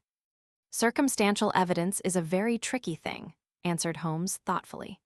It may seem to point very straight to one thing, but if you shift your own point of view a little, you may find it pointing in an equally uncompromising manner to something entirely different. It must be confessed, however, that the case looks exceedingly grave against the young man, and it is very possible that he is indeed the culprit. There are several people in the neighborhood, however, and among them Miss Turner, the daughter of the neighboring landowner, who believe in his innocence and who have retained Lestrade, whom you may recollect in connection with the study in Scarlet, to work out the case in his interest. Lestrade, being rather puzzled, has referred the case to me, and hence it is that two middle-aged gentlemen are flying westward at 50 miles an hour, instead of quietly digesting their breakfasts at home. I am afraid, said I, that the facts are so obvious that you will find little credit to be gained out of this case. There is nothing more deceptive than an obvious fact, he answered, laughing. Besides, we may chance to hit upon some other obvious facts which may have been by no means obvious to Mr. Lestrade. You know me too well to think that I am boasting when I say that I shall either confirm or destroy his theory by means which he is quite incapable of employing or even of understanding. To take the first example to hand, I very clearly perceive that in your bedroom the window is upon the right-hand side, and yet I question whether Mr. Lestrade would have noted even so self-evident a thing as that. How on earth? My dear fellow, I know you well. I know the military neatness which characterizes you. You shave every morning, and in this season you shave by the sunlight. But since your shaving is less and less complete as we get farther back on the left side, until it becomes positively slovenly as we get round the angle of the jaw, it is surely very clear that that side is less well illuminated than the other. I could not imagine a man of your habits looking at himself in an equal light and being satisfied with such a result. I only quote this as a trivial example of observation and inference. Therein lies my métier, and it is just possible that it may be of some service in the investigation which lies before us. There are one or two minor points which were brought out in the inquest, and which are worth considering. What are they? It appears that his arrest did not take place at once, but after the return to Hatherley Farm. On the inspector of constabulary informing him that he was a prisoner, he remarked that he was not surprised to hear it, and that it was no more than his deserts. This observation of his had the natural effect of removing any traces of doubt which might have remained in the minds of the coroner's jury. It was a confession, I ejaculated. No, for it was followed by a protestation of innocence. Coming on the top of such a damning series of events, it was at least a most suspicious remark. On the contrary, said Holmes, it is the brightest rift which I can at present see in the clouds. However innocent he might be, he could not be such an absolute imbecile as not to see that the circumstances were very black against him. Had he appeared surprised at his own arrest, or feigned indignation at it, I should have looked upon it as highly suspicious, because such surprise or anger would not be natural under the circumstances, and yet might appear to be the best policy to a scheming man. His frank acceptance of the situation marks him as either an innocent man, or else as a man of considerable self-restraint and firmness. As to his remark about his deserts, it was also not unnatural if you consider that he stood beside the dead body of his father, and that there is no doubt that he had that very day so far forgotten his filial duty as to bandy words with him, and even, according to the little girl whose evidence is so important, to raise his hand as if to strike him. The self-reproach and contrition which are displayed in his remark appear to me to be the signs of a healthy mind, rather than of a guilty one. I shook my head. Many men have been hanged on far slighter evidence, I remarked. So they have, and many men have been wrongfully hanged. What is the young man's own account of the matter? It is, I am afraid, not very encouraging to his supporters, though there are 1 or 2 points in it which are suggestive. You will find it here and may read it for yourself." He picked out from his bundle a copy of the local Herefordshire paper, and having turned down the sheet, he pointed out the paragraph in which the unfortunate young man had given his own statement of what had occurred. I settled myself down in the corner of the carriage and read it very carefully. It ran in this way. Mr. James McCarthy, the only son of the deceased, was then called and gave evidence as follows. I had been away from home for 3 days at Bristol and had only just returned upon the morning of last Monday, the 3rd. My father was absent from home at the time of my arrival, and I was informed by the maid that he had driven over to Ross with John Cobb, the groom. Shortly after my return, I heard the wheels of his trap in the yard, and looking out of my window, I saw him get out and walk rapidly out of the yard, though I was not aware in which direction he was going. I then took my gun and strolled out in the direction of the Boscombe Pool, with the intention of visiting the rabbit warren which is upon the other side. On my way, I saw William Crowder, the gamekeeper, as he had stated in his evidence, but he is mistaken in thinking that I was following my father. I had no idea that he was in front of me. When about 100 yards from the pool, I heard a cry of cooey, which was a usual signal between my father and myself. I then hurried forward and found him standing by the pool. He appeared to be much surprised at seeing me and asked me rather roughly what I was doing there. A conversation ensued which led to high words and almost to blows, for my father was a man of a very violent temper. Seeing that his passion was becoming ungovernable, I left him and returned towards Hatherley Farm. I had not gone more than 150 yards, however, when I heard a hideous outcry behind me which caused me to run back again. I found my father expiring upon the ground, with his head terribly injured. I dropped my gun and held him in my arms, but he almost instantly expired. I knelt beside him for some minutes, and then made my way to Mr. Turner's lodgekeeper, his house being the nearest, to ask for assistance. I saw no one near my father when I returned, and I have no idea how he came by his injuries. He was not a popular man, being somewhat cold and forbidding in his manners, but he had, as far as I know, no active enemies. I know nothing further of the matter. The coroner: did your father make any statement to you before he died? Witness: he mumbled a few words, but I could only catch some allusion to a rat. The coroner: what did you understand by that? Witness: it conveyed no meaning to me. I thought that he was delirious. The coroner: what was the point upon which you and your father had this final quarrel? Witness: I should prefer not to answer. The coroner: I am afraid that I must press it. Witness: it is really impossible for me to tell you. I can assure you that it has nothing to do with the sad tragedy which followed. The coroner: that is for the court to decide. I need not point out to you that your refusal to answer will prejudice your case considerably in any future proceedings which may arise. Witness: I must still refuse. The coroner: I understand that the cry of cooey was a common signal between you and your father. Witness: it was. The coroner: how was it then that he uttered it before he saw you, and before he even knew that you had returned from Bristol? Witness, with considerable confusion: I do not know. A juryman: did you see nothing which aroused your suspicions when you returned on hearing the cry, and found your father fatally injured? Witness: nothing definite. The coroner: what do you mean? Witness: I was so disturbed and excited as I rushed out into the open that I could think of nothing except of my father. Yet I have a vague impression that as I ran forward something lay upon the ground to the left of me. It seemed to me to be something gray in color, a coat of some sort, or a plaid perhaps. When I rose from my father, I looked round for it, but it was gone. Do you mean that it disappeared before you went for help? Yes, it was gone. You cannot say what it was? No, I had a feeling something was there. How far from the body? A dozen yards or so. And how far from the edge of the wood? About the same. Then, if it was removed, it was while you were within a dozen yards of it. Yes, but with my back towards it. This concluded the examination of the witness. I see, said I, as I glanced down the column, that the coroner in his concluding remarks was rather severe upon young McCarthy. He calls attention, and with reason, to the discrepancy about his father having signaled to him before seeing him, also to his refusal to give details of his conversation with his father, and his singular account of his father's dying words. They are all, as he remarks, very much against the sun. Holmes laughed softly to himself and stretched himself out upon the cushioned seat.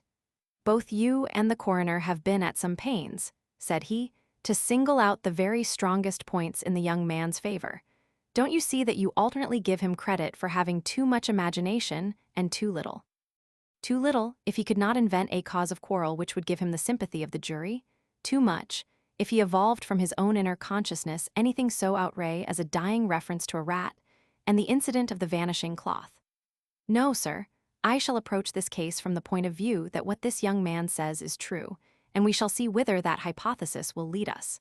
And now here is my pocket Petrarch, and not another word shall I say of this case until we are on the scene of action. We lunch at Swindon, and I see that we shall be there in 20 minutes. It was nearly 4 o'clock when we at last, after passing through the beautiful Stroud Valley, and over the broad, gleaming Severn, found ourselves at the pretty little country town of Ross. A lean, ferret-like man, furtive and sly-looking, was waiting for us upon the platform. In spite of the light brown dustcoat and leather leggings which he wore in deference to his rustic surroundings, I had no difficulty in recognizing Lestrade, of Scotland Yard. With him we drove to the Hereford Arms, where a room had already been engaged for us. "I have ordered a carriage," said Lestrade, as we sat over a cup of tea. "I knew your energetic nature, and that you would not be happy until you had been on the scene of the crime." "It was very nice and complimentary of you," Holmes answered. "It is entirely a question of barometric pressure." Lestrade looked startled. "I do not quite follow," he said. "How is the glass?" 29, I see. No wind and not a cloud in the sky. I have a caseful of cigarettes here which need smoking, and the sofa is very much superior to the usual country hotel abomination. I do not think that it is probable that I shall use the carriage tonight." Lestrade laughed indulgently. "You have, no doubt, already formed your conclusions from the newspapers," he said. "The case is as plain as a pikestaff, and the more one goes into it, the plainer it becomes. Still, of course, one can't refuse a lady, and such a very positive one, too. She had heard of you, and would have your opinion, though I repeatedly told her that there was nothing which you could do which I had not already done. Why, bless my soul, here is her carriage at the door." He had hardly spoken before there rushed into the room one of the most lovely young women that I have ever seen in my life. Her violet eyes shining, her lips parted, a pink flush upon her cheeks, all thought of her natural reserve lost in her overpowering excitement and concern. "Oh, Mr. Sherlock Holmes," she cried, glancing from one to the other of us, and finally, with a woman's quick intuition, fastening upon my companion, "I am so glad that you have come. I have driven down to tell you so. I know that James didn't do it. I know it, and I want you to start upon your work knowing it, too. Never let yourself doubt upon that point. We have known each other since we were little children, and I know his faults as no one else does, but he is too tender-hearted to hurt a fly. Such a charge is absurd to anyone who really knows him." "I hope we may clear him, Miss Turner," said Sherlock Holmes. "You may rely upon my doing all that I can." "But you have read the evidence. You have formed some conclusion. Do you not see some loophole, some flaw? Do you not yourself think that he is innocent?" "I think that it is very probable." "There now," she cried, throwing back her head and looking defiantly at Lestrade. "You hear, he gives me hopes." Lestrade shrugged his shoulders. "I am afraid that my colleague has been a little quick in forming his conclusions," he said. "But he is right. Oh, I know that he is right. James never did it. And about his quarrel with his father, I am sure that the reason why he would not speak about it to the coroner was because I was concerned in it." "In what way?" asked Holmes. "It is no time for me to hide anything. James and his father had many disagreements about me. Mr. McCarthy was very anxious that there should be a marriage between us. James and I have always loved each other as brother and sister, but of course he is young and has seen very little of life yet, and, well, he naturally did not wish to do anything like that yet. So there were quarrels, and this, I am sure, was one of them." "And your father," asked Holmes, "was he in favor of such a union?" "No, he was averse to it also. No one but Mr. McCarthy was in favor of it." A quick blush passed over her fresh young face as Holmes shot one of his keen, questioning glances at her. "Thank you for this information," said he. "May I see your father if I call tomorrow?" "I am afraid the doctor won't allow it." "The doctor?" "Yes, have you not heard?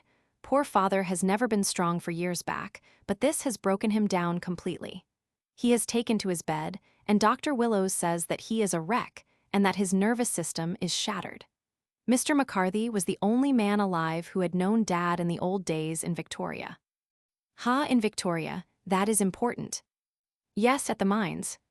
"Quite so, at the gold mines, where, as I understand, Mr. Turner made his money." "Yes, certainly." "Thank you, Miss Turner. You have been of material assistance to me. You will tell me if you have any news tomorrow. No doubt you will go to the prison to see James. Oh, if you do, Mr. Holmes, do tell him that I know him to be innocent." "I will, Miss Turner. I must go home now, for Dad is very ill, and he misses me so if I leave him.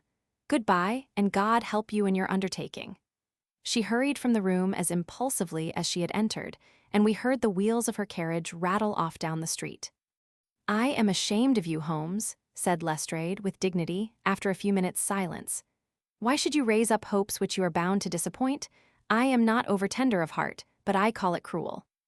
"I think that I see my way to clearing James McCarthy," said Holmes. "Have you an order to see him in prison?" "Yes, but only for you and me." "Then I shall reconsider my resolution about going out. We have still time to take a train to Hereford and see him tonight."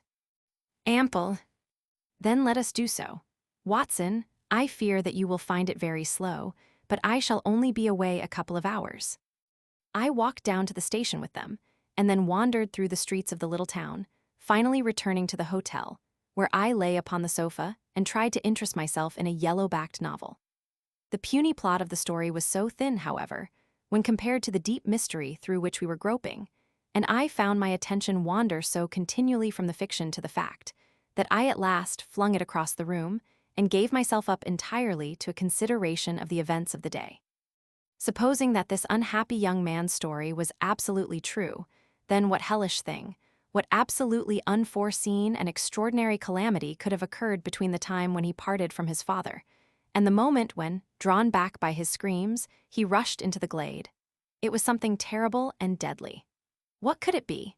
Might not the nature of the injuries reveal something to my medical instincts? I rang the bell and called for the weekly county paper, which contained a verbatim account of the inquest. In the surgeon's deposition, it was stated that the posterior third of the left parietal bone and the left half of the occipital bone had been shattered by a heavy blow from a blunt weapon. I marked the spot upon my own head. Clearly such a blow must have been struck from behind.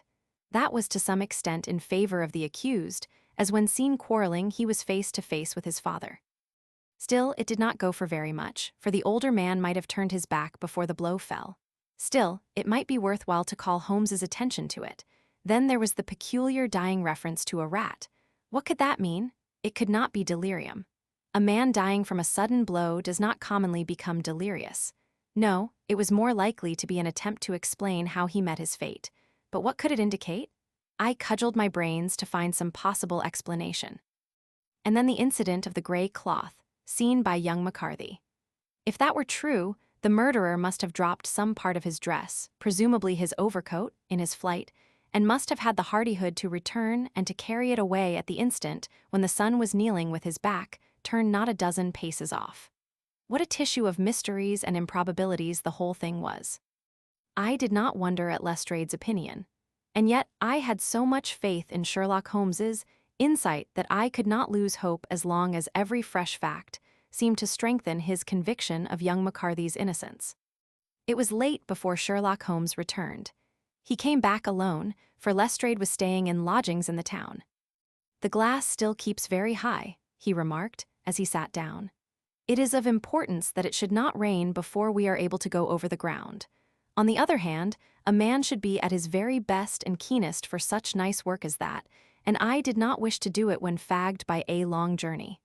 I have seen young McCarthy." "And what did you learn from him?" "Nothing." "Could he throw no light?" "None at all. I was inclined to think at one time that he knew who had done it and was screening him or her, but I am convinced now that he is as puzzled as everyone else. He is not a very quick-witted youth, though comely to look at, and, I should think, sound at heart. I cannot admire his taste, I remarked, if it is indeed a fact that he was averse to a marriage with so charming a young lady as this Miss Turner. Ah, thereby hangs a rather painful tale. This fellow is madly, insanely in love with her, but some 2 years ago, when he was only a lad, and before he really knew her, for she had been away 5 years at a boarding school, what does the idiot do but get into the clutches of a barmaid in Bristol and marry her at a registry office? No one knows a word of the matter, but you can imagine how maddening it must be to him to be upbraided for not doing what he would give his very eyes to do, but what he knows to be absolutely impossible. It was sheer frenzy of this sort which made him throw his hands up into the air when his father, at their last interview, was goading him on to propose to Miss Turner. On the other hand, he had no means of supporting himself, and his father, who was by all accounts a very hard man, would have thrown him over utterly had he known the truth. It was with his barmaid wife that he had spent the last 3 days in Bristol, and his father did not know where he was. Mark that point. It is of importance. Good has come out of evil, however, for the barmaid, finding from the papers that he is in serious trouble and likely to be hanged, has thrown him over utterly, and has written to him to say that she has a husband already in the Bermuda dockyard, so that there is really no tie between them. I think that that bit of news has consoled young McCarthy for all that he has suffered. But if he is innocent, who has done it? Ah, who? I would call your attention very particularly to 2 points. One is that the murdered man had an appointment with someone at the pool, and that the someone could not have been his son, for his son was away, and he did not know when he would return.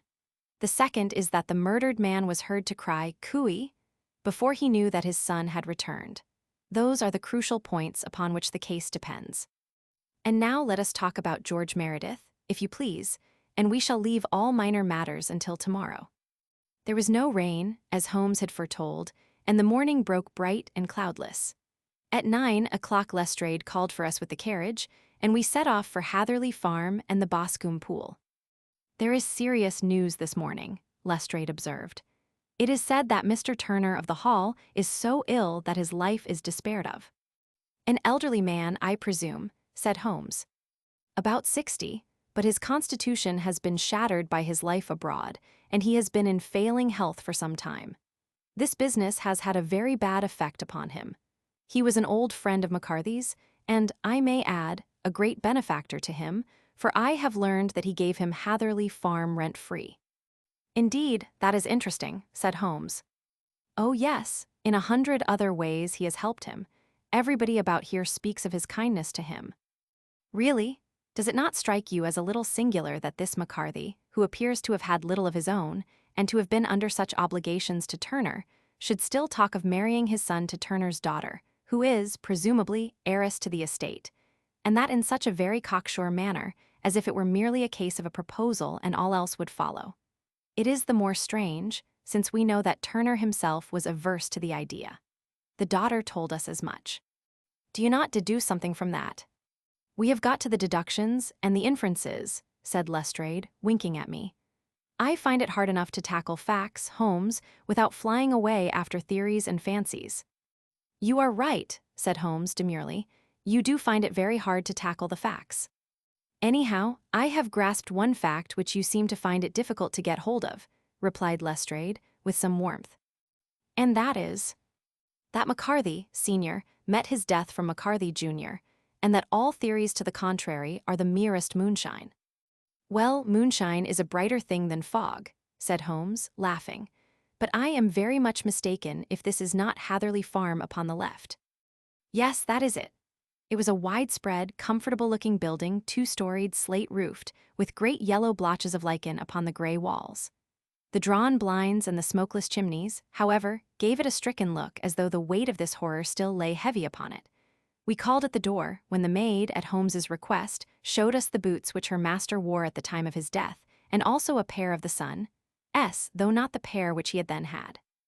Having measured these very carefully from 7 or 8 different points, Holmes desired to be led to the courtyard, from which we all followed the winding track which led to Boscombe Pool. Sherlock Holmes was transformed when he was hot upon such a scent as this. Men who had only known the quiet thinker and logician of Baker Street would have failed to recognize him. His face flushed and darkened. His brows were drawn into two hard, black lines, while his eyes shone out from beneath them with a steely glitter.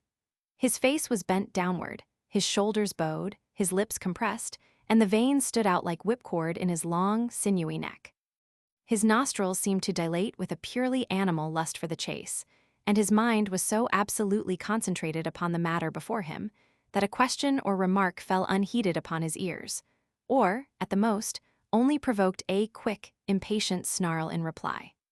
Swiftly and silently, he made his way along the track which ran through the meadows, and so by way of the woods to the Boscombe Pool.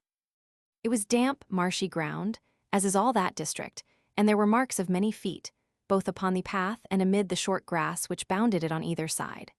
Sometimes Holmes would hurry on, sometimes stop dead, and once he made quite a little detour into the meadow. Lestrade and I walked behind him, the detective indifferent and contemptuous, while I watched my friend with the interest which sprang from the conviction that every one of his actions was directed towards a definite end.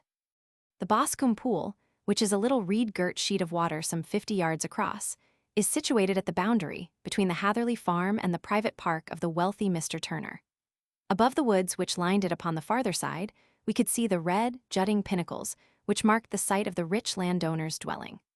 On the Hatherley side of the pool, the woods grew very thick, and there was a narrow belt of sodden grass 20 paces across between the edge of the trees and the reeds which lined the lake. Lestrade showed us the exact spot at which the body had been found, and indeed, so moist was the ground, that I could plainly see the traces which had been left by the fall of the stricken man. To Holmes, as I could see by his eager face and peering eyes, very many other things were to be read upon the trampled grass. He ran round, like a dog who is picking up a scent, and then turned upon my companion. "What did you go into the pool for?" he asked. "I fished about with a rake. I thought there might be some weapon or other trace, but how on earth?" "Oh, tut, tut, I have no time. That left foot of yours with its inward twist is all over the place. A mole could trace it, and there it vanishes among the reeds. Oh, how simple it would all have been had I been here before they came like a herd of buffalo and wallowed all over it. Here is where the party with the lodgekeeper came, and they have covered all tracks for 6 or 8 feet round the body. But here are 3 separate tracks of the same feet." He drew out a lens and lay down upon his waterproof to have a better view, talking all the time rather to himself than to us. "These are young McCarthy's feet. Twice he was walking, and once he ran swiftly so that the soles are deeply marked and the heels hardly visible. That bears out his story. He ran when he saw his father on the ground. Then here are the father's feet as he paced up and down. What is this, then? It is the butt end of the gun as the son stood listening. And this? Ha ha. What have we here? Tiptoes, square 2 quite unusual boots. They come, they go, they come again, of course that was for the cloak. Now where did they come from?" He ran up and down, sometimes losing, sometimes finding the track until we were well within the edge of the wood and under the shadow of a great beech, the largest tree in the neighborhood. Holmes traced his way to the farther side of this and lay down once more upon his face with a little cry of satisfaction.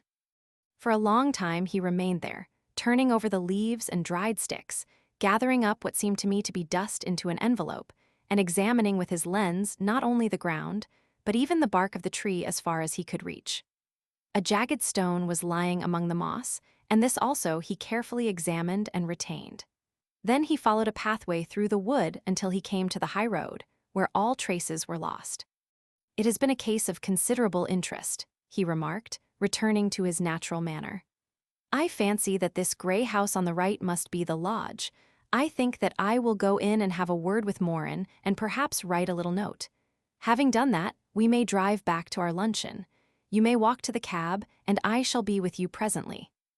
It was about 10 minutes before we regained our cab and drove back into Ross, Holmes still carrying with him the stone which he had picked up in the wood. "This may interest you, Lestrade," he remarked, holding it out. "The murder was done with it." "I see no marks." "There are none." "How do you know, then?" "The grass was growing under it. It had only lain there a few days. There was no sign of a place whence it had been taken. It corresponds with the injuries. There is no sign of any other weapon." "And the murderer?" "Is a tall man, left-handed, limps with the right leg, wears thick-soled shooting boots and a grey cloak, smokes Indian cigars, uses a cigar holder, and carries a blunt penknife in his pocket. There are several other indications, but these may be enough to aid us in our search." Lestrade laughed. "I am afraid that I am still a skeptic," he said. "Theories are all very well, but we have to deal with a hard-headed British jury." "Nous verrons," answered Holmes calmly. "You work your own method, and I shall work mine. I shall be busy this afternoon, and shall probably return to London by the evening train." "And leave your case unfinished?" "No, finished. But the mystery. It is solved." "Who was the criminal then?" "The gentleman I describe." "But who is he?" "Surely it would not be difficult to find out. This is not such a populous neighborhood." Lestrade shrugged his shoulders. "I am a practical man," he said, "and I really cannot undertake to go about the country looking for a left-handed gentleman with a game leg. I should become the laughing-stock of Scotland Yard." "All right," said Holmes quietly. "I have given you the chance. Here are your lodgings. Goodbye. I shall drop you a line before I leave." Having left Lestrade at his rooms, we drove to our hotel, where we found lunch upon the table. Holmes was silent and buried in thought with a pained expression upon his face, as one who finds himself in a perplexing position. "Look here, Watson," he said, when the cloth was cleared. "Just sit down in this chair and let me preach to you for a little. I don't quite know what to do, and I should value your advice. Light a cigar and let me expound." "Pray do so." "Well now, in considering this case, there are 2 points about young McCarthy's narrative which struck us both instantly, although they impressed me in his favor and you against him. One was the fact that his father should, according to his account, cry cooey before seeing him. The other was his singular dying reference to a rat. He mumbled several words, you understand, but that was all that caught the son's ear. Now from this double point our research must commence, and we will begin it by presuming that what the lad says is absolutely true. What of this cooey, then? Well, obviously it could not have been meant for the son. The son, as far as he knew, was in Bristol. It was mere chance that he was within earshot. The cooey was meant to attract the attention of whoever it was that he had the appointment with. But cooey is a distinctly Australian cry, and one which is used between Australians. There is a strong presumption that the person whom McCarthy expected to meet him at Boscombe Pool was someone who had been in Australia. What of the rat, then? Sherlock Holmes took a folded paper from his pocket and flattened it out on the table. "This is a map of the colony of Victoria," he said. "I wired to Bristol for it last night." He put his hand over part of the map. "What do you read?" he asked. "Eret," I read. "And now," he raised his hand. "Ballarat." "Quite so. That was the word the man uttered, and of which his son only caught the last 2 syllables. He was trying to utter the name of his murderer. So-and-so of Ballarat." "It is wonderful," I exclaimed. "It is obvious. And now, you see, I had narrowed the field down considerably. The possession of a gray garment was a third point which, granting the son's statement to be correct, was a certainty. We have come now out of mere vagueness to the definite conception of an Australian from Ballarat with a gray cloak." "Certainly." "And one who was at home in the district, for the pool can only be approached by the farm or by the estate, where strangers could hardly wander." "Quite so." Then comes our expedition of today. By an examination of the ground I gained the trifling details which I gave to that imbecile Lestrade as to the personality of the criminal. But how did you gain them? You know my method. It is founded upon the observance of trifles. His height I know that you might roughly judge from the length of his stride. His boots, too, might be told from their traces. Yes, they were peculiar boots. But his lameness. The impression of his right foot was always less distinct than his left. He put less weight upon it. Why? Because he limped, he was lame. But his left-handedness. You were yourself struck by the nature of the injury as recorded by the surgeon at the inquest. The blow was struck from immediately behind, and yet was upon the left side. Now, how can that be unless it were by a left-handed man? He had stood behind that tree during the interview between the father and son. He had even smoked there. I found the ash of a cigar, which my special knowledge of tobacco ashes enabled me to pronounce as an Indian cigar. I have, as you know, devoted some attention to this and written a little monograph on the ashes of 140 different varieties of pipe, cigar, and cigarette tobacco. Having found the ash, I then looked round and discovered the stump among the moss where he had tossed it. It was an Indian cigar, of the variety which are rolled in Rotterdam. And the cigar holder. I could see that the end had not been in his mouth, therefore he used a holder.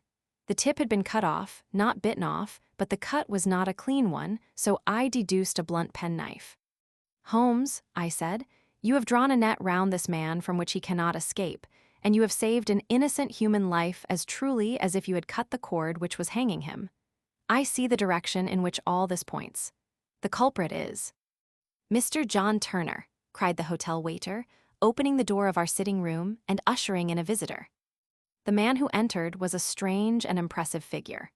His slow, limping step and bowed shoulders gave the appearance of decrepitude, and yet his hard, deep-lined, craggy features and his enormous limbs showed that he was possessed of unusual strength of body and of character.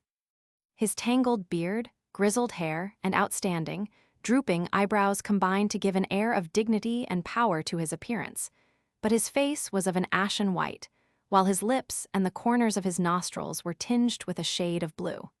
It was clear to me at a glance that he was in the grip of some deadly and chronic disease. "Pray sit down on the sofa," said Holmes gently. "You had my note." "Yes, the lodgekeeper brought it up. You said that you wished to see me here to avoid scandal." "I thought people would talk if I went to the hall." "And why did you wish to see me?" He looked across at my companion with despair in his weary eyes, as though his question was already answered. "Yes," said Holmes, answering the look rather than the words. "It is so. I know all about McCarthy." The old man sank his face in his hands. "God help me," he cried, "but I would not have let the young man come to harm. I give you my word that I would have spoken out if it went against him at the assizes." "I am glad to hear you say so," said Holmes gravely. "I would have spoken now had it not been for my dear girl. It would break her heart. It will break her heart when she hears that I am arrested." "It may not come to that," said Holmes. "What?" "I am no official agent. I understand that it was your daughter who required my presence here, and I am acting in her interests. Young McCarthy must be got off, however." "I am a dying man," said old Turner. "I have had diabetes for years. My doctor says it is a question whether I shall live a month, yet I would rather die under my own roof than in a jail." Holmes rose and sat down at the table with his pen in his hand and a bundle of paper before him. "Just tell us the truth," he said. "I shall jot down the facts. You will sign it, and Watson here can witness it. Then I could produce your confession at the last extremity to save young McCarthy. I promise you that I shall not use it unless it is absolutely needed." "It's as well," said the old man. "It's a question whether I shall live to the assizes, so it matters little to me, but I should wish to spare Alice the shock. And now I will make the thing clear to you. It has been a long time in the acting, but will not take me long to tell. You didn't know this dead man, McCarthy?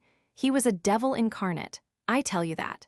God keep you out of the clutches of such a man as he. His grip has been upon me these 20 years, and he has blasted my life. I'll tell you first how I came to be in his power. It was in the early 60s at the diggings. I was a young chap then, hot-blooded and reckless, ready to turn my hand at anything. I got among bad companions, took to drink, had no luck with my claim, took to the bush, and in a word became what you would call over here a highway robber. There were 6 of us, and we had a wild, free life of it, sticking up a station from time to time, or stopping the wagons on the road to the diggings. Black Jack of Ballarat was the name I went under, and our party is still remembered in the colony as the Ballarat Gang. One day a gold convoy came down from Ballarat to Melbourne, and we lay in wait for it and attacked it. There were 6 troopers and 6 of us, so it was a close thing, but we emptied 4 of their saddles at the first volley. 3 of our boys were killed, however, before we got the swag. I put my pistol to the head of the wagon driver, who was this very man McCarthy. I wished to the Lord that I had shot him then, but I spared him, though I saw his wicked little eyes fixed on my face, as though to remember every feature. We got away with the gold, became wealthy men, and made our way over to England without being suspected. There I parted from my old pals, and determined to settle down to a quiet and respectable life. I bought this estate, which chanced to be in the market, and I set myself to do a little good with my money to make up for the way in which I had earned it. I married, too, and though my wife died young, she left me my dear little Alice. Even when she was just a baby, her wee hands seemed to lead me down the right path as nothing else had ever done. In a word, I turned over a new leaf and did my best to make up for the past. All was going well when McCarthy laid his grip upon me. I had gone up to town about an investment, and I met him in Regent Street with hardly a coat to his back or a boot to his foot. "Here we are, Jack," says he, touching me on the arm. "We'll be as good as a family to you. There's 2 of us, me and my son, and you can have the keeping of us. If you don't, it's a fine, law-abiding country is England, and there's always a policeman within hail." Well, down they came to the West Country, there was no shaking them off, and there they have lived rent-free on my best land ever since. There was no rest for me, no peace, no forgetfulness. Turn where I would, there was his cunning, grinning face at my elbow. It grew worse as Alice grew up, for he soon saw I was more afraid of her knowing my past than of the police. Whatever he wanted he must have, and whatever it was I gave him without question, land, money, houses, until at last he asked a thing which I could not give. He asked for Alice. His son, you see, had grown up, and so had my girl, and as I was known to be in weak health, it seemed a fine stroke to him that his lad should step into the whole property. But their eye was firm. I would not have his cursed stock mixed with mine, not that I had any dislike to the lad, but his blood was in him, and that was enough. I stood firm. McCarthy threatened. I braved him to do his worst. We were to meet at the pool midway between our houses to talk it over. When I went down there I found him talking with his son, so I smoked a cigar and waited behind a tree until he should be alone. But as I listened to his talk, all that was black and bitter in me seemed to come uppermost. He was urging his son to marry my daughter with as little regard for what she might think as if she were a slut from off the streets. It drove me mad to think that I and all that I held most dear should be in the power of such a man as this. Could I not snap the bond? I was already a dying and a desperate man. Though clear of mind and fairly strong of limb, I knew that my own fate was sealed. But my memory and my girl, both could be saved if I could but silence that foul tongue. I did it, Mr. Holmes. I would do it again. Deeply as I have sinned, I have led a life of martyrdom to atone for it. But that my girl should be entangled in the same meshes which held me was more than I could suffer. I struck him down with no more compunction than if he had been some foul and venomous beast. His cry brought back his son, but I had gained the cover of the wood, though I was forced to go back to fetch the cloak which I had dropped in my flight. That is the true story, gentlemen, of all that occurred. "Well, it is not for me to judge you," said Holmes, as the old man signed the statement which had been drawn out. "I pray that we may never be exposed to such a temptation." "I pray not, sir, and what do you intend to do?" "In view of your health, nothing. You are yourself aware that you will soon have to answer for your deed at a higher court than the assizes. I will keep your confession, and, if McCarthy is condemned, I shall be forced to use it. If not, it shall never be seen by mortal eye, and your secret, whether you be alive or dead, shall be safe with us." "Farewell, then," said the old man solemnly. "Your own deathbeds, when they come, will be the easier for the thought of the peace which you have given to mine." Tottering and shaking in all his giant frame, he stumbled slowly from the room. "God help us," said Holmes, after a long silence. "Why does fate play such tricks with poor, helpless worms? I never hear of such a case as this that I do not think of Baxter's words and say, 'There, but for the grace of God, goes Sherlock Holmes.'" James McCarthy was acquitted at the assizes, on the strength of a number of objections which had been drawn out by Holmes and submitted to the defending counsel. Old Turner lived for 7 months after our interview, but he is now dead, and there is every prospect that the son and daughter may come to live happily together, in ignorance of the black cloud which rests upon their past. Adventure v. The 5 Orange Pips. When I glance over my notes and records of the Sherlock Holmes cases between the years 82 and 90, I am faced by so many which present strange and interesting features that it is no easy matter to know which to choose and which to leave. Some, however, have already gained publicity through the papers, and others have not offered a field for those peculiar qualities which my friend possessed in so high a degree, and which it is the object of these papers to illustrate.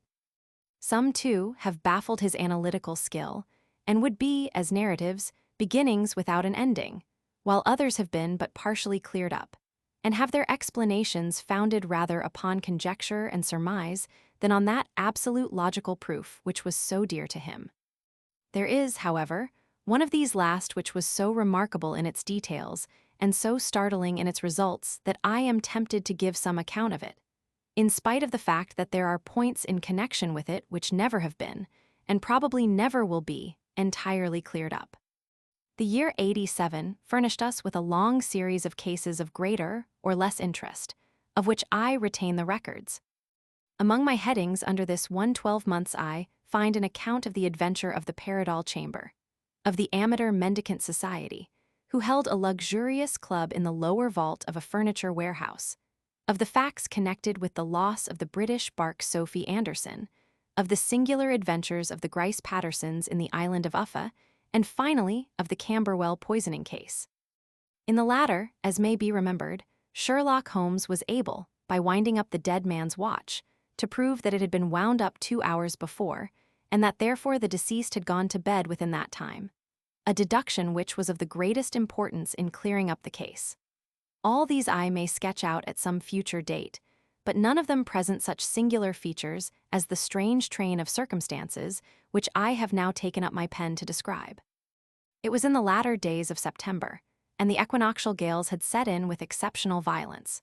All day the wind had screamed, and the rain had beaten against the windows, so that even here in the heart of great, handmade London, we were forced to raise our minds for the instant from the routine of life, and to recognize the presence of those great elemental forces which shriek at mankind through the bars of his civilization, like untamed beasts in a cage.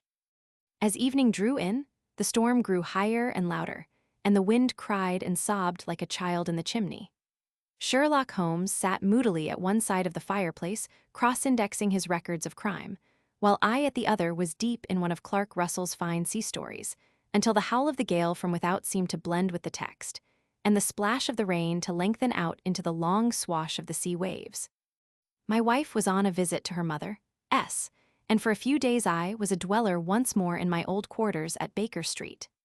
"Why," said I, glancing up at my companion, "that was surely the bell. Who could come tonight? Some friend of yours, perhaps." "Except yourself, I have none," he answered. "I do not encourage visitors." "A client, then?" "If so, it is a serious case. Nothing less would bring a man out on such a day and at such an hour. But I take it that it is more likely to be some crony of the landlady, S." Sherlock Holmes was wrong in his conjecture, however, for there came a step in the passage and a tapping at the door. He stretched out his long arm to turn the lamp away from himself and towards the vacant chair upon which a newcomer must sit. "Come in," said he. The man who entered was young, some 22 at the outside, well-groomed and trimly clad, with something of refinement and delicacy in his bearing. The steaming umbrella which he held in his hand, and his long, shining waterproof told of the fierce weather through which he had come. He looked about him anxiously in the glare of the lamp, and I could see that his face was pale and his eyes heavy, like those of a man who is weighed down with some great anxiety. "I owe you an apology," he said, raising his golden pince-nez to his eyes.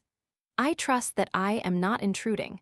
I fear that I have brought some traces of the storm and rain into your snug chamber." "Give me your coat and umbrella," said Holmes. "They may rest here on the hook and will be dry presently. You have come up from the southwest, I see." "Yes, from Horsham. That clay and chalk mixture, which I see upon your toe-caps, is quite distinctive." "I have come for advice." "That is easily got." "And help." "That is not always so easy." "I have heard of you, Mr. Holmes. I heard from Major Prendergast how you saved him in the Tankerville Club scandal." "Ah, of course. He was wrongfully accused of cheating at cards. He said that you could solve anything." "He said too much. That you are never beats." "I have been beaten 4 times, 3 times by men and once by a woman." "But what is that compared with the number of your successes?" "It is true that I have been generally successful." "Then you may be so with me."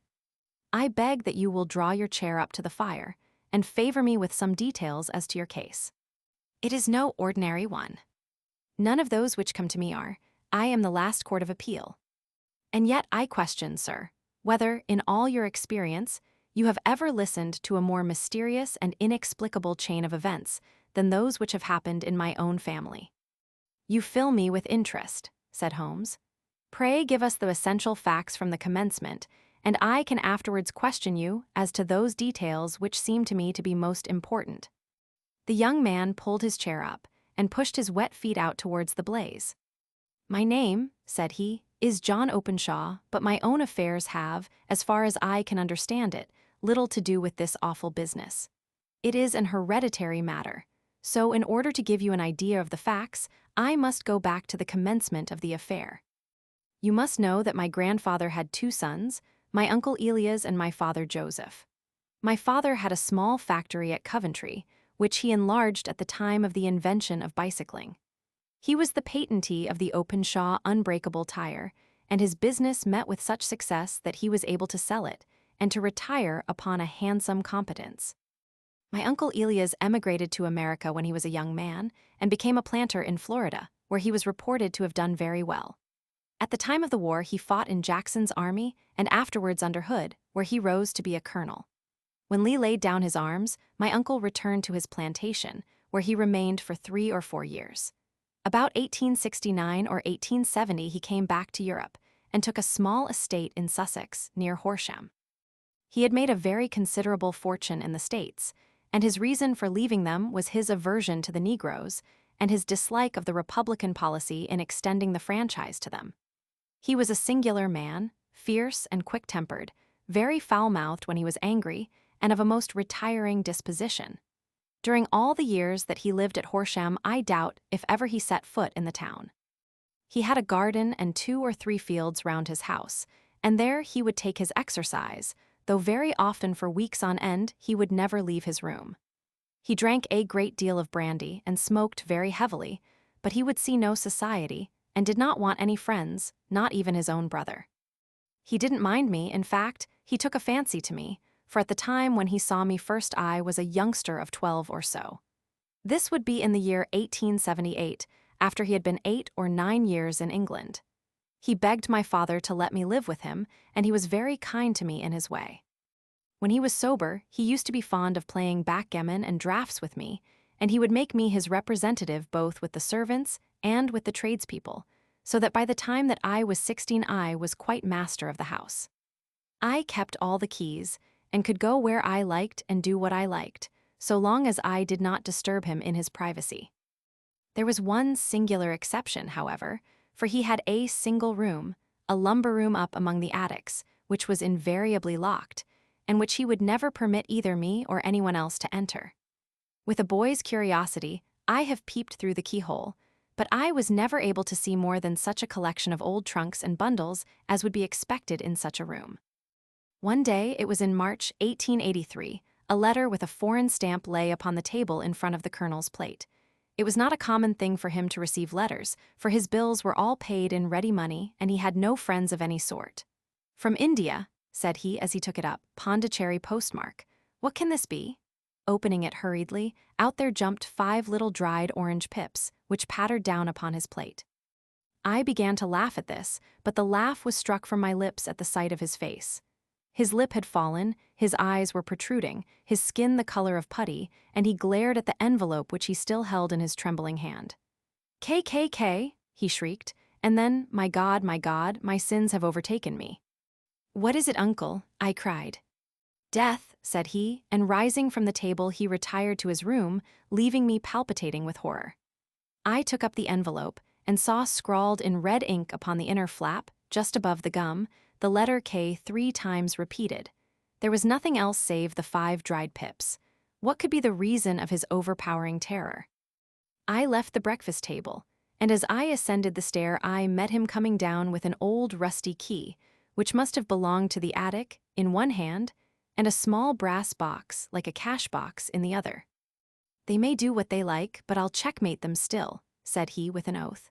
"Tell Mary that I shall want a fire in my room today, and send down to Fordham, the Horsham lawyer." I did as he ordered, and when the lawyer arrived I was asked to step up to the room. The fire was burning brightly, and in the grate there was a mass of black, fluffy ashes, as of burned paper, while the brass box stood open and empty beside it. As I glanced at the box, I noticed, with a start, that upon the lid were printed the treble K which I had read in the morning upon the envelope. "I wish you, John," said my uncle, "to witness my will. I leave my estate with all its advantages and all its disadvantages to my brother, your father, whence it will, no doubt, descend to you. If you can enjoy it in peace, well and good. If you find you cannot, take my advice, my boy, and leave it to your deadliest enemy. I am sorry to give you such a two-edged thing, but I can't say what turn things are going to take. Kindly sign the paper where Mr. Fordham shows you." I signed the paper as directed, and the lawyer took it away with him. The singular incident made, as you may think, the deepest impression upon me, and I pondered over it, and turned it every way in my mind without being able to make anything of it. Yet I could not shake off the vague feeling of dread which it left behind, though the sensation grew less keen as the weeks passed, and nothing happened to disturb the usual routine of our lives. I could see a change in my uncle, however. He drank more than ever, and he was less inclined for any sort of society. Most of his time he would spend in his room, with the door locked upon the inside, but sometimes he would emerge in a sort of drunken frenzy, and would burst out of the house and tear about the garden with a revolver in his hand, screaming out that he was afraid of no man, and that he was not to be cooped up, like a sheep in a pen by man or devil. When these hot fits were over, however, he would rush tumultuously in at the door, and lock and bar it behind him, like a man who can brazen it out no longer against the terror which lies at the roots of his soul. At such times, I have seen his face, even on a cold day, glisten with moisture, as though it were new raised from a basin. Well, to come to an end of the matter, Mr. Holmes, and not to abuse your patience, there came a night when he made one of those drunken sallies from which he never came back. We found him, when we went to search for him, face downward in a little green-scummed pool, which lay at the foot of the garden.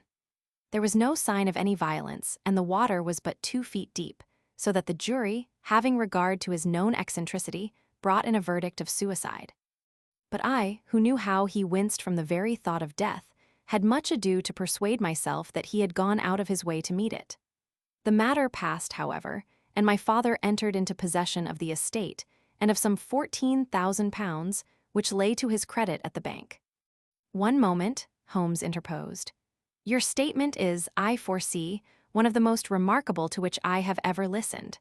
Let me have the date of the reception by your uncle of the letter, and the date of his supposed suicide." The latter arrived on March 10, 1883. His death was 7 weeks later, upon the night of May 2d. "Thank you, pray proceed."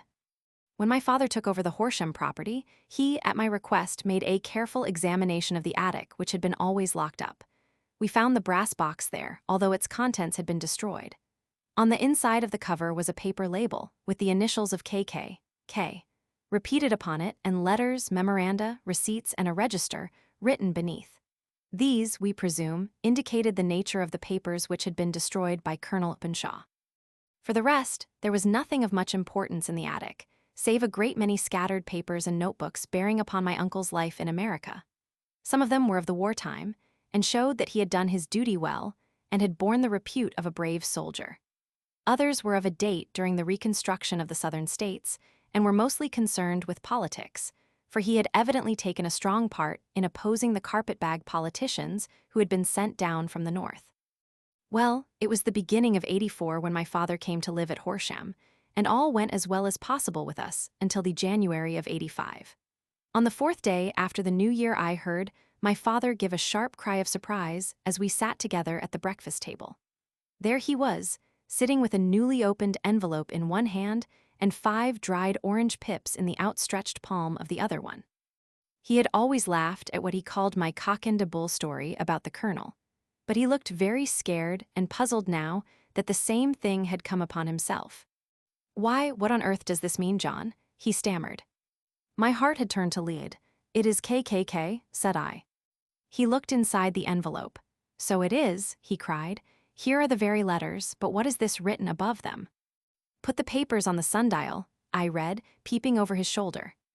"What papers, what sundial?" he asked. "The sundial in the garden. There is no other," said I, "but the papers must be those that are destroyed." "Pooh," said he, gripping hard at his courage. "We are in a civilized land here, and we can't have tomfoolery of this kind. Where does the thing come from?"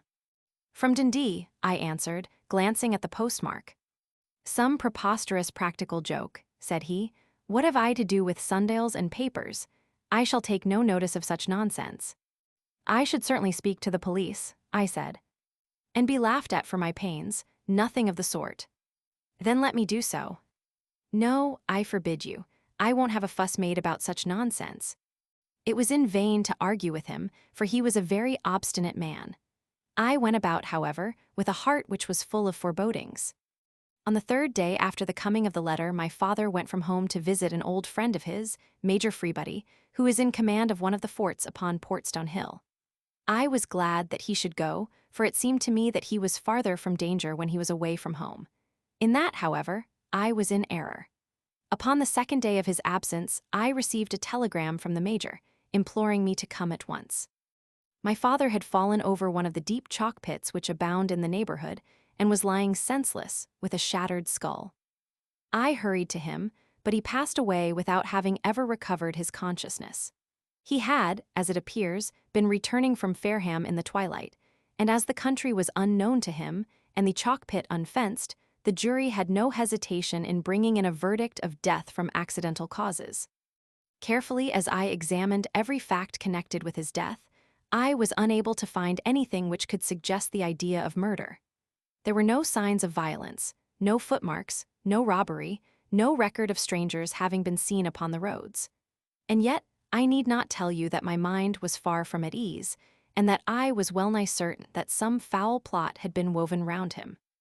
In this sinister way I came into my inheritance. You will ask me why I did not dispose of it.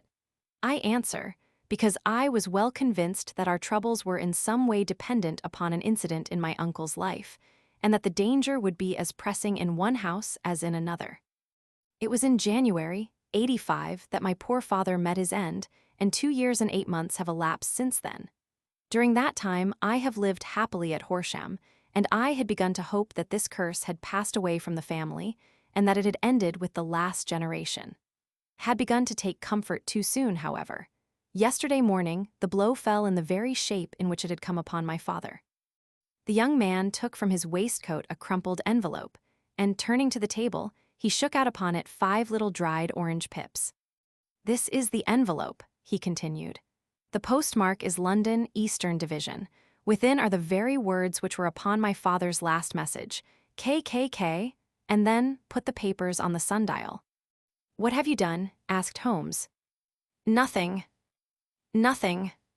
To tell the truth, he sank his face into his thin, white hands. I have felt helpless. I have felt like one of those poor rabbits when the snake is writhing towards it. I seem to be in the grasp of some resistless, inexorable evil, which no foresight and no precautions can guard against. Tut, tut, cried Sherlock Holmes. You must act, man, or you are lost. Nothing but energy can save you. This is no time for despair. I have seen the police. But they listened to my story with a smile. I am convinced that the inspector has formed the opinion that the letters are all practical jokes, and that the deaths of my relations were really accidents, as the jury stated, and were not to be connected with the warnings. Holmes shook his clenched hands in the air.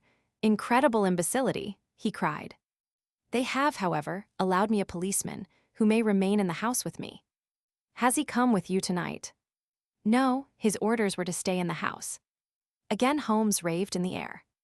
Why did you come to me, he said, and above all, why did you not come at once? I did not know. It was only today that I spoke to Major Prendergast about my troubles, and was advised by him to come to you. It is really 2 days since you had the letter. We should have acted before this. You have no further evidence, I suppose, than that which you have placed before us, no suggestive detail which might help us. There is one thing, said John Openshaw. He rummaged in his coat pocket, and drawing out a piece of discolored, blue-tinted paper, he laid it out upon the table. I have some remembrance, said he, that on the day when my uncle burned the papers I observed that the small, unburned margins which lay amid the ashes were of this particular color. I found this single sheet upon the floor of his room, and I am inclined to think that it may be one of the papers which has, perhaps, fluttered out from among the others, and in that way have escaped destruction. Beyond the mention of pips, I do not see that it helps us much. I think myself that it is a page from some private diary. The writing is undoubtedly my uncle's. Holmes moved the lamp, and we both bent over the sheet of paper, which showed by its ragged edge that it had indeed been torn from a book. It was headed, March 1869, and beneath were the following enigmatical notices. 4th, Hudson came, same old platform. 7th, set the pips on Macaulay, Paramore, and John Swain, of St. Augustine. 9th, Macaulay cleared. 10th, John Swain cleared. 12th, visited Paramore, all well. Thank you, said Holmes, folding up the paper and returning it to our visitor. And now you must on no account lose another instant. We cannot spare time even to discuss what you have told me. You must get home instantly and act. What shall I do? There is but one thing to do. It must be done at once. You must put this piece of paper which you have shown us into the brass box which you have described. You must also put in a note to say that all the other papers were burned by your uncle, and that this is the only one which remains. You must assert that in such words as will carry conviction with them. Having done this, you must at once put the box out upon the sundial, as directed. Do you understand? Entirely. Do not think of revenge or anything of the sort at present. I think that we may gain that by means of the law, but we have our web to weave, while theirs is already woven. The first consideration is to remove the pressing danger which threatens you. The second is to clear up the mystery and to punish the guilty parties. I thank you, said the young man, rising and pulling on his overcoat. You have given me fresh life and hope. I shall certainly do as you advise. Do not lose an instant, and above all, take care of yourself in the meanwhile, for I do not think that there can be a doubt that you are threatened by a very real and imminent danger. How do you go back? By train from Waterloo. It is not yet 9. The streets will be crowded, so I trust that you may be in safety. And yet you cannot guard yourself too closely. I am armed.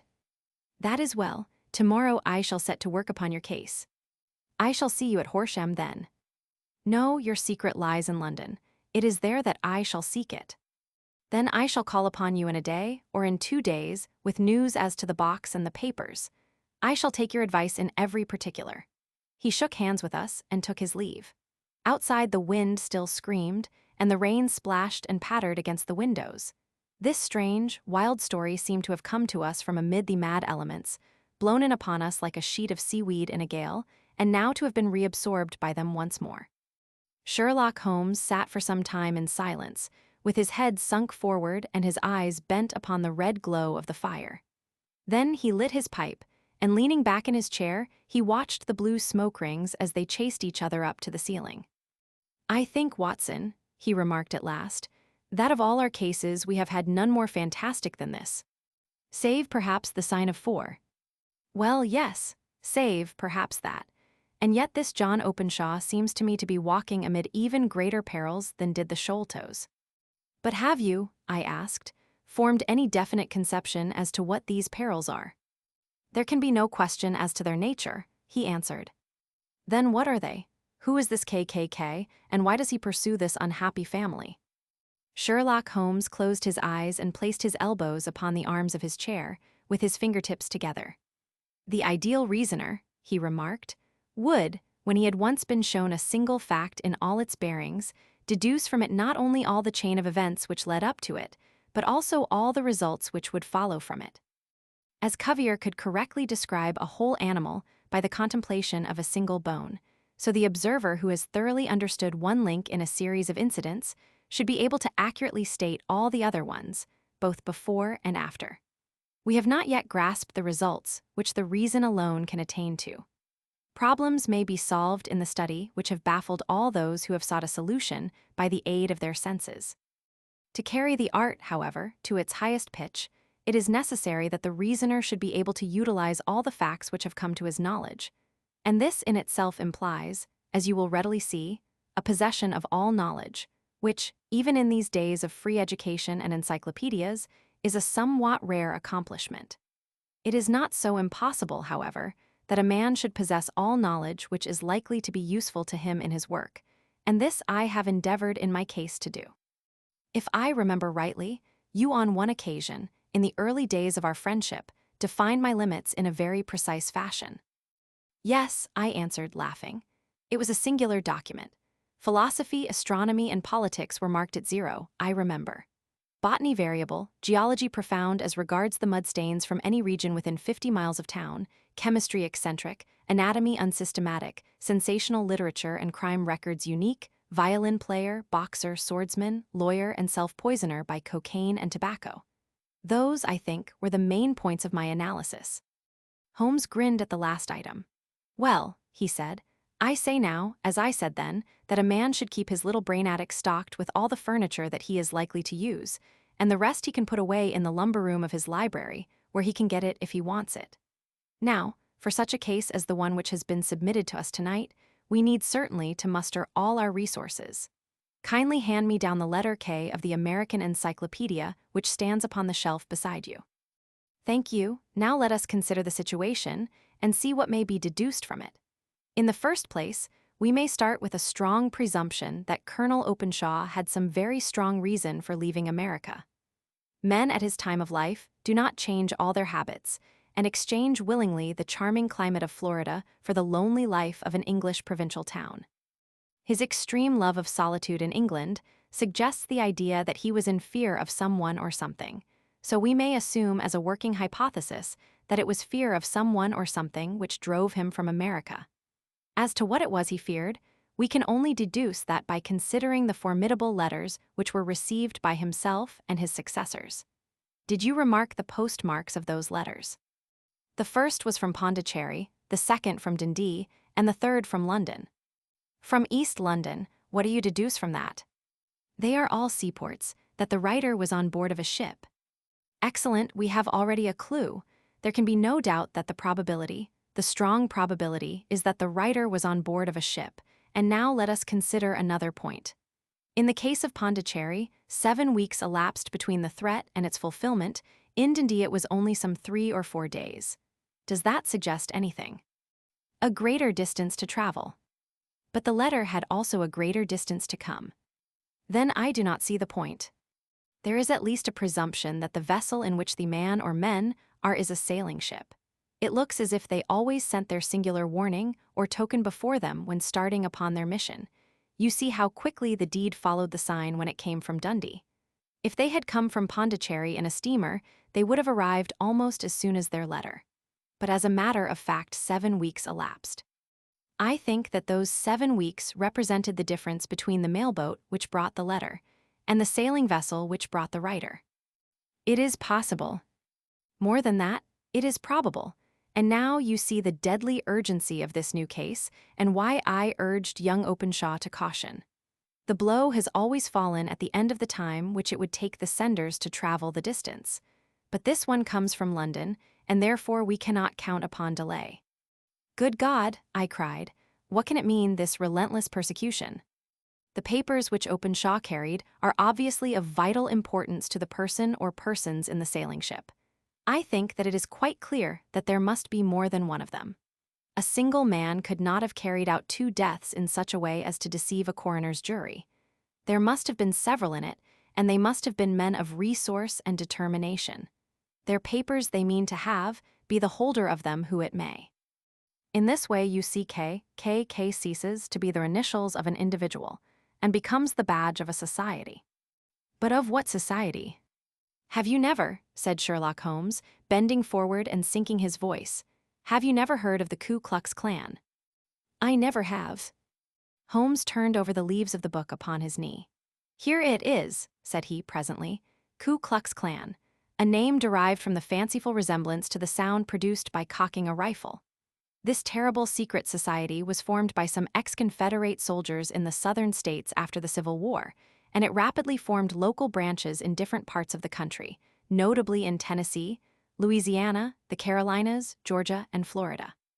Its power was used for political purposes, principally for the terrorizing of the Negro voters and the murdering and driving from the country of those who were opposed to its views.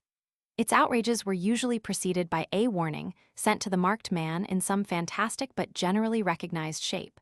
A sprig of oak leaves in some parts, melon seeds or orange pips in others. On receiving this, the victim might either openly abjure his former ways or might fly from the country. If he braved the matter out, death would unfailingly come upon him, and usually in some strange and unforeseen manner.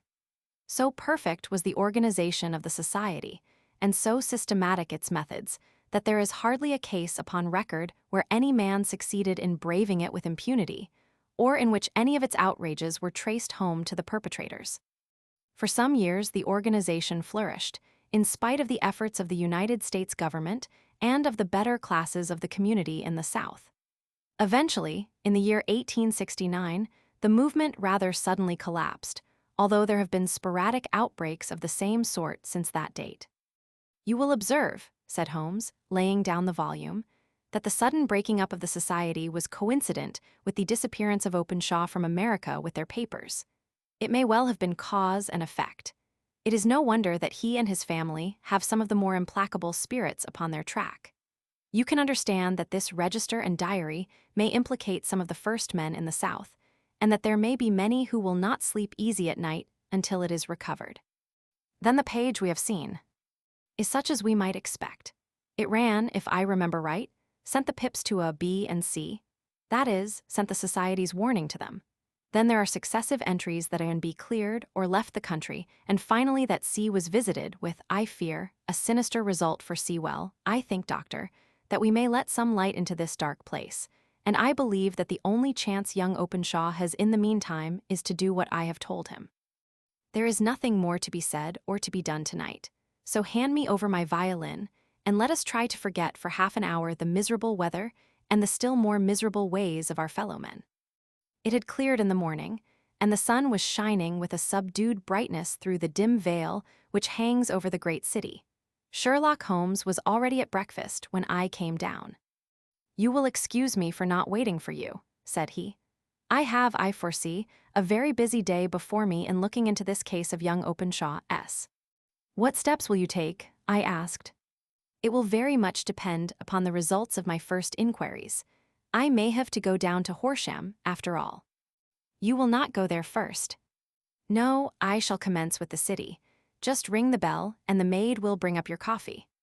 As I waited, I lifted the unopened newspaper from the table and glanced my eye over it. It rested upon a heading which sent a chill to my heart. "Holmes," I cried, "you are too late."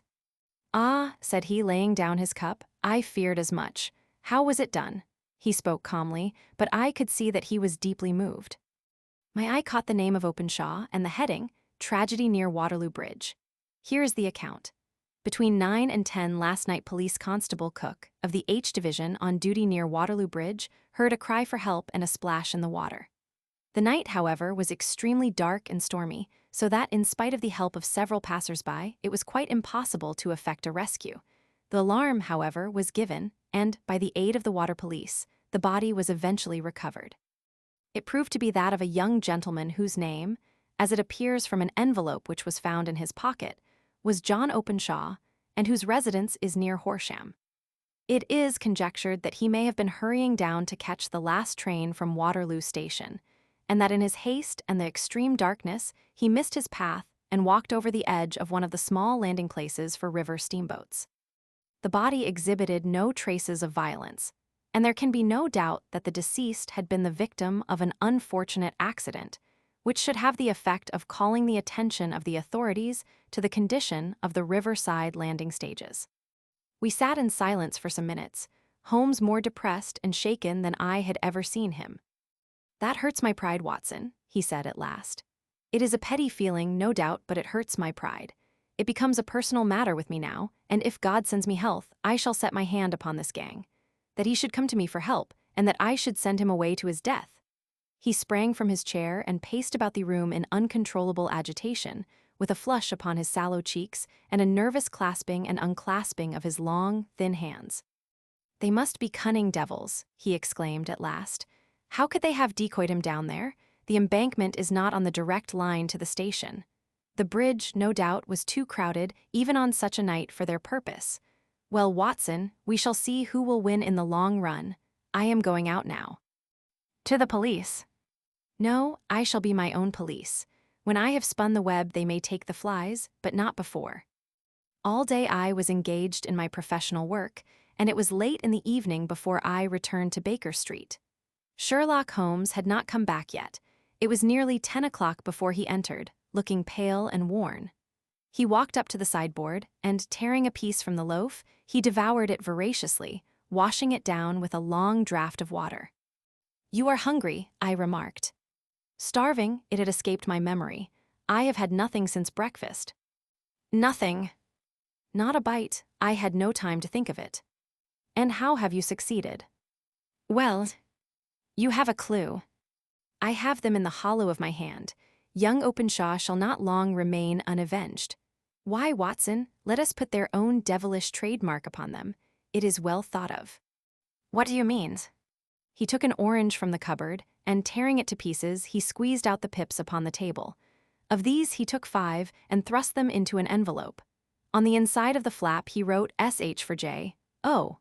Then he sealed it and addressed it to Captain James Calhoun, Bark Lone Star, Savannah, Georgia. "That will await him when he enters port," said he, chuckling. "It may give him a sleepless night. He will find it as sure a precursor of his fate as Openshaw did before him." "And who is this Captain Calhoun?" "The leader of the gang. I shall have the others, but he first." "How did you trace it, then?" He took a large sheet of paper from his pocket, all covered with dates and names.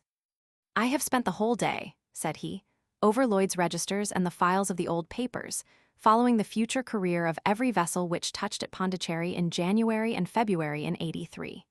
There were 36 ships of fair tonnage which were reported there during those months. Of these, one, the Lone Star, instantly attracted my attention, since, although it was reported as having cleared from London, the name is that which is given to one of the states of the Union. Texas, I think. I was not, and am not sure which, but I knew that the ship must have an American origin. What then? I searched the Dundee records, and when I found that the Bark Lone Star was there in January '85, my suspicion became a certainty. I then inquired as to the vessels which lay at present in the port of London. Yes. The Lone Star had arrived here last week. I went down to the Albert Dock and found that she had been taken down the river by the early tide this morning, homeward bound to Savannah. I wired to Gravesend and learned that she had passed some time ago, and as the wind is easterly, I have no doubt that she is now past the Goodwins and not very far from the Isle of Wight. What will you do then? Oh, I have my hand upon him. He and the 2 mates are, as I learn, the only native-born Americans in the ship. The others are Finns and Germans. I know also that they were all 3 away from the ship last night. I had it from the stevedore who has been loading their cargo.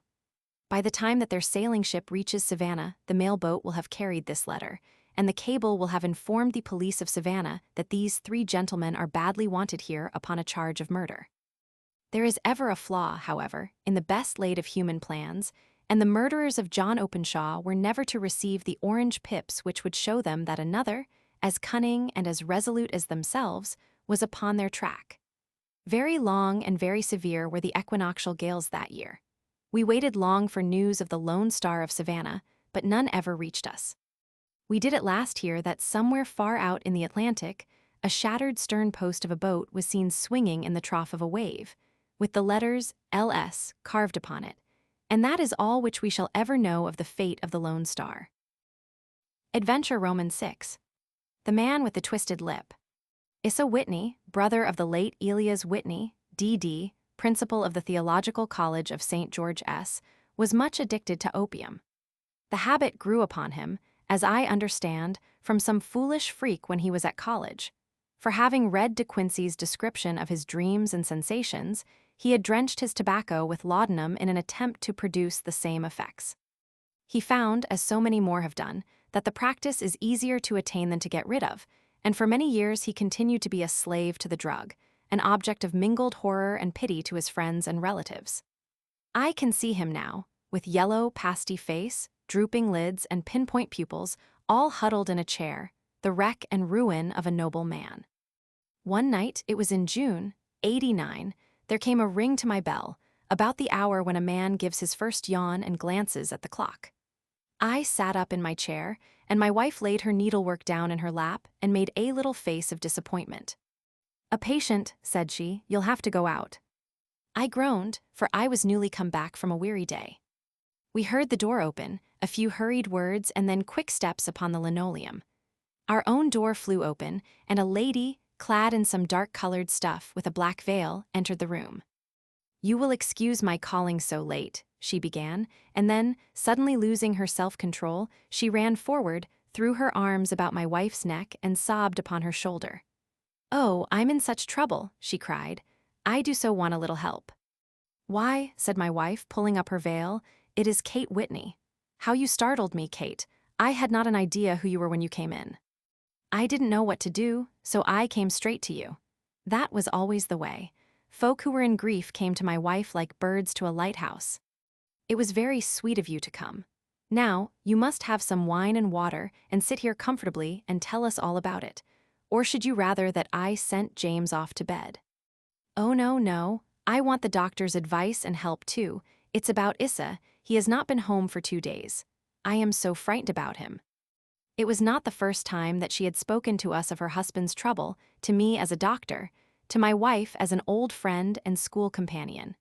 We soothed and comforted her by such words as we could find. Did she know where her husband was? Was it possible that we could bring him back to her? It seemed that it was. She had the surest information that of late he had, when the fit was on him, made use of an opium den in the farthest east of the city. Hitherto his orgies had always been confined to one day, and he had come back, twitching and shattered, in the evening.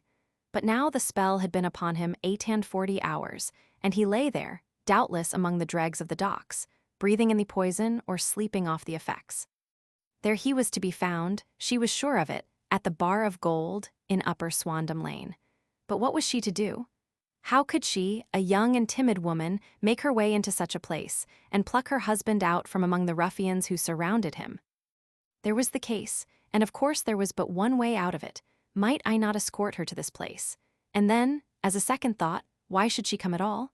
I was Issa Whitney's medical adviser, and as such I had influence over him. I could manage it better if I were alone. I promised her on my word that I would send him home in a cab within 2 hours if he were indeed at the address which she had given me. And so in 10 minutes I had left my armchair and cheery sitting room behind me, and was speeding eastward in a hansom on a strange errand, as it seemed to me at the time, though the future only could show how strange it was to be. But there was no great difficulty in the first stage of my adventure. Upper Swandam Lane is a vile alley lurking behind the high wharves which line the north side of the river to the east of London Bridge. Between a slop shop and a gin shop, approached by a steep flight of steps leading down to a black gap like the mouth of a cave, I found the den of which I was in search. Ordering my cab to wait, I passed down the steps, worn hollow in the center by the ceaseless tread of drunken feet, and by the light of a flickering oil lamp above the door I found the latch, and made my way into a long, low room, thick and heavy with the brown opium smoke, and terraced with wooden berths, like the forecastle of an emigrant ship. Through the gloom one could dimly catch a glimpse of bodies lying in strange, fantastic poses, bowed shoulders, bent knees, heads thrown back and chins pointing upward, with here and there a dark, lackluster eye turned upon the newcomer. Out of the black shadows there glimmered little red circles of light, now bright, now faint, as the burning poison waxed or waned in the bowls of the metal pipes. The most lay silent, but some muttered to themselves, and others talked together in a strange, low, monotonous voice, their conversation coming in gushes and then suddenly tailing off into silence, each mumbling out his own thoughts and paying little heed to the words of his neighbor.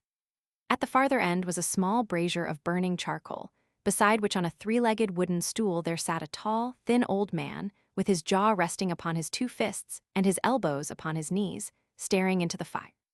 As I entered, a sallow Malay attendant had hurried up with a pipe for me and a supply of the drug, beckoning me to an empty berth. "Thank you, I have not come to stay," said I. "There is a friend of mine here, Mr. Issa Whitney, and I wish to speak with him." There was a movement and an exclamation from my right, and peering through the gloom, I saw Whitney, pale, haggard, and unkempt, staring out at me. "My God, it's Watson," said he. He was in a pitiable state of reaction with every nerve in a twitter. "I say, Watson, what o'clock is it?" "Nearly 11. "Of what day?" "Of Friday, June 19th. "Good heavens, I thought it was Wednesday. It is Wednesday. What do you want to frighten a chap for?" He sank his face onto his arms and began to sob in a high treble key. "I tell you that it is Friday, man. Your wife has been waiting this 2 days for you. You should be ashamed of yourself." "So I am, but you've got mixed, Watson, for I have only been here a few hours, 3 pipes, 4 pipes, I forget how many, but I'll go home with you. I wouldn't frighten Kate, poor little Kate. Give me your hand. Have you a cab?" "Yes, I have one waiting." "Then I shall go in it, but I must owe something.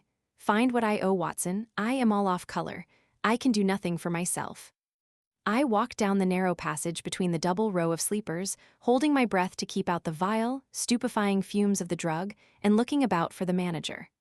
As I passed the tall man who sat by the brazier, I felt a sudden pluck at my skirt, and a low voice whispered, "Walk past me, and then look back at me." The words fell quite distinctly upon my ear. I glanced down. They could only have come from the old man at my side, and yet he sat now as absorbed as ever, very thin, very wrinkled, bent with age, an opium pipe dangling down from between his knees, as though it had dropped in sheer lassitude from his fingers. I took 2 steps forward and looked back. It took all my self-control to prevent me from breaking out into a cry of astonishment. He had turned his back so that none could see him but I. His form had filled out, his wrinkles were gone, the dull eyes had regained their fire. And there, sitting by the fire and grinning at my surprise, was none other than Sherlock Holmes. He made a slight motion to me to approach him, and instantly, as he turned his face half round to the company once more, subsided into a doddering, loose-lipped senility. "Holmes," I whispered, "what on earth are you doing in this den?" "As low as you can," he answered. "I have excellent ears. If you would have the great kindness to get rid of that sottish friend of yours, I should be exceedingly glad to have a little talk with you. I have a cab outside." "Then pray send him home in it. You may safely trust him, for he appears to be too limp to get into any mischief. I should recommend you also to send a note by the cabman to your wife to say that you have thrown in your lot with me. If you will wait outside, I shall be with you in 5 minutes." It was difficult to refuse any of Sherlock Holmes's requests, for they were always so exceedingly definite, and put forward with such a quiet air of mastery. I felt, however, that when Whitney was once confined in the cab, my mission was practically accomplished, and for the rest, I could not wish anything better than to be associated with my friend in one of those singular adventures which were the normal condition of his existence. In a few minutes I had written my note, paid Whitney's bill, led him out to the cab, and seen him driven through the darkness. In a very short time a decrepit figure had emerged from the opium den, and I was walking down the street with Sherlock Holmes. For 2 streets he shuffled along with a bent back and an uncertain foot. Then, glancing quickly round, he straightened himself out and burst into a hearty fit of laughter.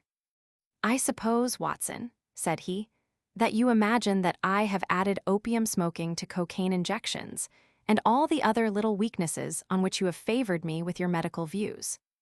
I was certainly surprised to find you there, but not more so than I to find you. I came to find a friend, and I to find an enemy." "An enemy?" "Yes, one of my natural enemies, or, shall I say, my natural prey. Briefly, Watson, I am in the midst of a very remarkable inquiry, and I have hoped to find a clue in the incoherent ramblings of these sots, as I have done before now. Had I been recognized in that den, my life would not have been worth an hour's purchase, for I have used it before now for my own purposes, and the rascally Lasker who runs it has sworn to have vengeance upon me. There is a trapdoor at the back of that building, near the corner of Paul's Wharf, which could tell some strange tales of what has passed through it upon the moonless nights." "What, you do not mean bodies?" "Aye, bodies, Watson. We should be rich men if we had £1,000 for every poor devil who has been done to death in that den. It is the vilest murder trap on the whole riverside, and I fear that Neville St. Clair has entered it never to leave it more. But our trap should be here." He put his 2 forefingers between his teeth and whistled shrilly, a signal which was answered by a similar whistle from the distance, followed shortly by the rattle of wheels and the clink of horses' hoofs.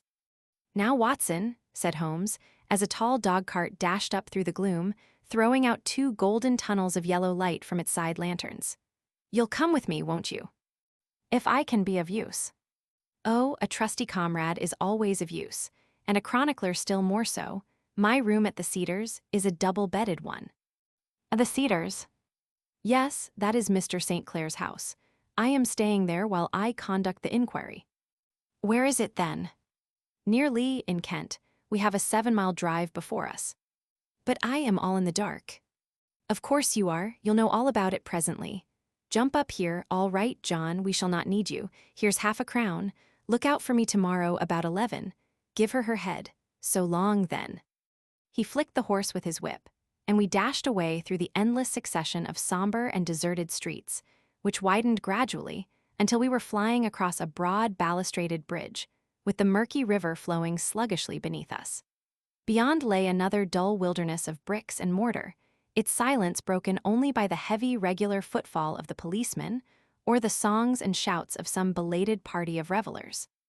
A dull rack was drifting slowly across the sky, and a star or two twinkled dimly here and there through the rifts of the clouds. Holmes drove in silence, with his head sunk upon his breast, and the air of a man who is lost in thought, while I sat beside him, curious to learn what this new quest might be which seemed to tax his powers so sorely, and yet afraid to break in upon the current of his thoughts. We had driven several miles, and were beginning to get to the fringe of the belt of suburban villas, when he shook himself, shrugged his shoulders, and lit up his pipe with the air of a man who has satisfied himself that he is acting for the best. "You have a grand gift of silence, Watson," said he. "It makes you quite invaluable as a companion. 'Pon my word, it is a great thing for me to have someone to talk to, for my own thoughts are not over-pleasant. I was wondering what I should say to this dear little woman tonight when she meets me at the door. You forget that I know nothing about it. I shall just have time to tell you the facts of the case before we get to Lee. It seems absurdly simple, and yet somehow I can get nothing to go upon. There's plenty of thread, no doubt, but I can't get the end of it into my hand. Now, I'll state the case clearly and concisely to you, Watson, and maybe you can see a spark where all is dark to me." "Proceed, then." "Some years ago, to be definite, in May, 1884, there came to Lee a gentleman, Neville St. Clair by name, who appeared to have plenty of money. He took a large villa, laid out the grounds very nicely, and lived generally in good style. By degrees he made friends in the neighborhood, and in 1887 he married the daughter of a local brewer, by whom he now has 2 children. He had no occupation, but was interested in several companies, and went into town as a rule in the morning, returning by the 5.14 from Cannon Street every night. Mr. St. Clair is now 37 years of age, is a man of temperate habits, a good husband, a very affectionate father, and a man who is popular with all who know him. I may add that his whole debts at the present moment, as far as we have been able to ascertain, amount to 88 pounds. While he has 220 pounds standing to his credit in the Capital and Counties Bank, there is no reason, therefore, to think that money troubles have been weighing upon his mind. Last Monday Mr. Neville St. Clair went into town rather earlier than usual, remarking before he started that he had 2 important commissions to perform, and that he would bring his little boy home a box of bricks. Now, by the merest chance, his wife received a telegram upon the same Monday, very shortly after his departure, to the effect that a small parcel of considerable value which she had been expecting was waiting for her at the offices of the Aberdeen Shipping Company. Now, if you are well up in your London, you will know that the offices of the company is in Fresno Street, which branches out of Upper Swandam Lane, where you found me tonight. Mrs. St. Clair had her lunch, started for the city, did some shopping, proceeded to the company's office, got her packet, and found herself at exactly 4.35 walking through Swandam Lane on her way back to the station. Have you followed me so far? It is very clear. If you remember, Monday was an exceedingly hot day, and Mrs. St. Clair walked slowly, glancing about in the hope of seeing a cab, as she did not like the neighborhood in which she found herself. While she was walking in this way down Swandam Lane, she suddenly heard an ejaculation or cry, and was struck cold to see her husband looking down at her, and, as it seemed to her, beckoning to her from a second-floor window. The window was open, and she distinctly saw his face, which she describes as being terribly agitated. He waved his hands frantically to her, and then vanished from the window so suddenly that it seemed to her that he had been plucked back by some irresistible force from behind. One singular point which struck her quick feminine eye was that, although he wore some dark coat, such as he had started to town in, he had on neither collar nor necktie. Illustration: at the foot of the stairs she met this Lascar scoundrel. Convinced that something was amiss with him, she rushed down the steps, for the house was none other than the opium den in which you found me tonight, and, running through the front room, she attempted to ascend the stairs which led to the first floor. At the foot of the stairs, however, she met this Lascar scoundrel of whom I have spoken, who thrust her back, and, aided by a Dane, who acts as assistant there, pushed her out into the street. Filled with the most maddening doubts and fears, she rushed down the lane, and, by rare good fortune, met, in Fresno Street, a number of constables with an inspector, all on their way to their beat. The inspector and 2 men accompanied her back, and in spite of the continued resistance of the proprietor, they made their way to the room in which Mr. St. Clair had last been seen. There was no sign of him there. In fact, in the whole of that floor there was no one to be found, save a crippled wretch of hideous aspect, who, it seems, made his home there. Both he and the Lascar stoutly swore that no one else had been in the front room during the afternoon. So determined was their denial that the inspector was staggered, and had almost come to believe that Mrs. St. Clair had been deluded, when, with a cry, she sprang at a small deal box which lay upon the table, and tore the lid from it. Out there fell a cascade of children's bricks. It was the toy which he had promised to bring home. This discovery, and the evident confusion which the cripple showed, made the inspector realize that the matter was serious. The rooms were carefully examined, and results all pointed to an abominable crime. The front room was plainly furnished as a sitting room, and led into a small bedroom, which looked out upon the back of one of the wharves. Between the wharf and the bedroom window is a narrow strip, which is dry at low tide, but is covered at high tide with at least 4½ feet of water. The bedroom window was a broad one, and opened from below. On examination, traces of blood were to be seen upon the windowsill, and several scattered drops were visible upon the wooden floor of the bedroom. Thrust away behind a curtain in the front room were all the clothes of Mr. Neville St. Clair, with the exception of his coat. His boots, his socks, his hat, and his watch all were there. There were no signs of violence upon any of these garments, and there were no other traces of Mr. Neville St. Clair. Out of the window he must apparently have gone, for no other exit could be discovered, and the ominous bloodstains upon the sill gave little promise that he could save himself by swimming, for the tide was at its very highest at the moment of the tragedy. And now as to the villains who seemed to be immediately implicated in the matter. The Lascar was known to be a man of the vilest antecedents, but as, by Mrs. St. Clair's story, he was known to have been at the foot of the stair within a very few seconds of her husband's appearance at the window, he could hardly have been more than an accessory to the crime. His defense was one of absolute ignorance, and he protested that he had no knowledge as to the doings of Hugh Boone, his lodger, and that he could not account in any way for the presence of the missing gentleman's clothes. So much for the Lascar manager. Now for the sinister cripple who lives upon the second floor of the opium den, and who was certainly the last human being whose eyes rested upon Neville St. Clair. His name is Hugh Boone, and his hideous face is one which is familiar to every man who goes much to the city. He is a professional beggar, though, in order to avoid the police regulations, he pretends to a small trade in wax vestas. Some little distance down Threadneedle Street, upon the left-hand side, there is, as you may have remarked, a small angle in the wall. Here it is that this creature takes his daily seat, cross-legged, with his tiny stock of matches on his lap, and, as he is a piteous spectacle, a small rain of charity descends into the greasy leather cap which lies upon the pavement beside him. I have watched the fellow more than once, before ever I thought of making his professional acquaintance, and I have been surprised at the harvest which he has reaped in a short time. His appearance, you see, is so remarkable that no one can pass him without observing him. A shock of orange hair, a pale face disfigured by a horrible scar, which, by its contraction, has turned up the outer edge of his upper lip, a bulldog chin, and a pair of very penetrating dark eyes, which present a singular contrast to the color of his hair, all mark him out from amid the common crowd of mendicants. And so, too, does his wit, for he is ever ready with a reply to any piece of chaff which may be thrown at him by the passers-by. This is the man whom we now learn to have been the lodger at the opium den, and to have been the last man to see the gentleman of whom we are in quest. But a cripple, said I, What could he have done single-handed against a man in the prime of life? He is a cripple in the sense that he walks with a limp, but in other respects, he appears to be a powerful and well-nurtured man. Surely your medical experience would tell you, Watson, that weakness in one limb is often compensated for by exceptional strength in the others. Pray continue your narrative. Mrs. St. Clair had fainted at the sight of the blood upon the window, and she was escorted home in a cab by the police, as her presence could be of no help to them in their investigations. Inspector Barton, who had charge of the case, made a very careful examination of the premises, but without finding anything which threw any light upon the matter.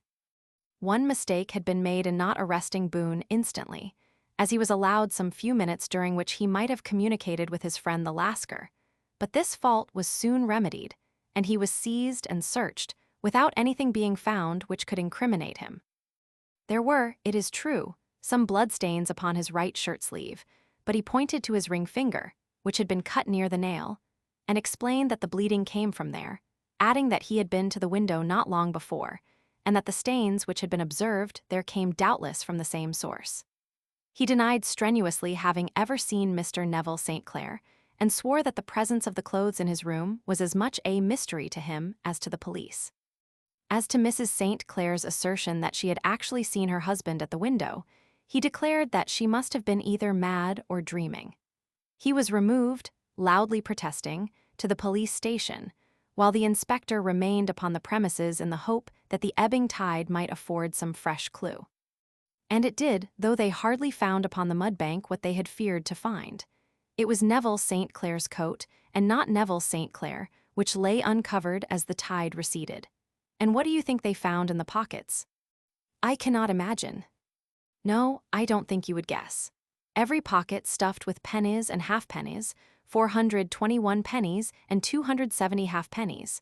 It was no wonder that it had not been swept away by the tide, but a human body is a different matter. There is a fierce eddy between the wharf and the house. It seemed likely enough that the weighted coat had remained when the stripped body had been sucked away into the river. But I understand that all the other clothes were found in the room. Would the body be dressed in a coat alone? No, sir, but the facts might be met speciously enough. Suppose that this man Boone had thrust Neville St. Clair through the window. There is no human eye which could have seen the deed. What would he do then? It would of course instantly strike him that he must get rid of the telltale garments. He would seize the coat, then, and be in the act of throwing it out, when it would occur to him that it would swim and not sink. He has little time, for he has heard the scuffle downstairs when the wife tried to force her way up, and perhaps he has already heard from his Lascar confederate that the police are hurrying up the street. There is not an instant to be lost. He rushes to some secret hoard, where he has accumulated the fruits of his beggary, and he stuffs all the coins upon which he can lay his hands into the pockets to make sure of the coat's sinking. He throws it out, and would have done the same with the other garments had not he heard the rush of steps below, and only just had time to close the window when the police appeared. It certainly sounds feasible. Well, we will take it as a working hypothesis for want of a better. Boone, as I have told you, was arrested and taken to the station, but it could not be shown that there had ever before been anything against him. He had for years been known as a professional beggar, but his life appeared to have been a very quiet and innocent one. There the matter stands at present, and the questions which have to be solved. What Neville St. Clair was doing in the opium den, what happened to him when there, where is he now, and what Hugh Boone had to do with his disappearance, are all as far from a solution as ever. I confess that I cannot recall any case within my experience which looked at the first glance so simple, and yet which presented such difficulties. While Sherlock Holmes had been detailing this singular series of events, we had been whirling through the outskirts of the great town until the last straggling houses had been left behind, and we rattled along with a country hedge upon either side of us. Just as he finished, however, we drove through 2 scattered villages, where a few lights still glimmered in the windows. "We are on the outskirts of Lee," said my companion. "We have touched on 3 English counties in our short drive, starting in Middlesex, passing over an angle of Surrey, and ending in Kent. See that light among the trees? That is the Cedars, and beside that lamp sits a woman whose anxious ears have already, I have little doubt, caught the clink of our horses' feet. But why are you not conducting the case from Baker Street? I asked. Because there are many inquiries which must be made out here. Mrs. St. Clair has most kindly put 2 rooms at my disposal, and you may rest assured that she will have nothing but a welcome for my friend and colleague. I hate to meet her, Watson, when I have no news of her husband. Here we are. Whoa, there, whoa. We had pulled up in front of a large villa which stood within its own grounds. A stable boy had run out to the horse's head, and, springing down, I followed Holmes up the small, winding gravel drive which led to the house. As we approached, the door flew open, and a little blonde woman stood in the opening, clad in some sort of light mousseline de soie, with a touch of fluffy pink chiffon at her neck and wrists. She stood with her figure outlined against the flood of light, one hand upon the door, one half raised in her eagerness, her body slightly bent, her head and face protruded, with eager eyes and parted lips, a standing question. "Well," she cried, "well." And then, seeing that there were 2 of us, she gave a cry of hope which sank into a groan as she saw that my companion shook his head and shrugged his shoulders. "No good news." "None." "No bad." "No." "Thank God for that, but come in. You must be weary, for you have had a long day. This is my friend, Dr. Watson. He has been of most vital use to me in several of my cases, and a lucky chance has made it possible for me to bring him out and associate him with this investigation." "I am delighted to see you," said she, pressing my hand warmly. "You will, I am sure, forgive anything that may be wanting in our arrangements when you consider the blow which has come so suddenly upon us." "My dear madam," said I am an old campaigner, and if I were not, I can very well see that no apology is needed. If I can be of any assistance, either to you or to my friend here, I shall be indeed happy." "Now, Mr. Sherlock Holmes," said the lady, as we entered a well-lit dining room, upon the table of which a cold supper had been laid out, "I should very much like to ask you 1 or 2 plain questions, to which I beg that you will give a plain answer." "Certainly, madam." "Do not trouble about my feelings. I am not hysterical, nor given to fainting. I simply wish to hear your real opinion." "Upon what point? In your heart of hearts, do you think that Neville is alive?" Sherlock Holmes seemed to be embarrassed by the question. "Frankly, now," she repeated, standing upon the rug and looking keenly down at him as he leaned back in a basket chair. "Frankly, then, madam, I do not." "You think that he is dead?" "I do." "Murdered?" "I don't say that, perhaps." "And on what day did he meet his death?" "On Monday." "Then perhaps, Mr. Holmes, you will be good enough to explain how it is that I have received a letter from him today." Sherlock Holmes sprang out of his chair as if he had been galvanized. "What?" he roared. "Yes, today." She stood smiling, holding up a little slip of paper in the air. "May I see it?" "Certainly." He snatched it from her in his eagerness, and smoothing it out upon the table, he drew over the lamp and examined it intently. I had left my chair and was gazing at it over his shoulder. The envelope was a very coarse one, and was stamped with the Gravesend postmark, and with the date of that very day, or rather of the day before, for it was considerably after midnight. "Coarse writing," murmured Holmes. "Surely this is not your husband's writing, madam." "No, but the enclosure is." I perceive also that whoever addressed the envelope had to go and inquire as to the address. "How can you tell that?" "The name, you see, is in perfectly black ink which has dried itself. The rest is of the grayish color, which shows that blotting paper has been used.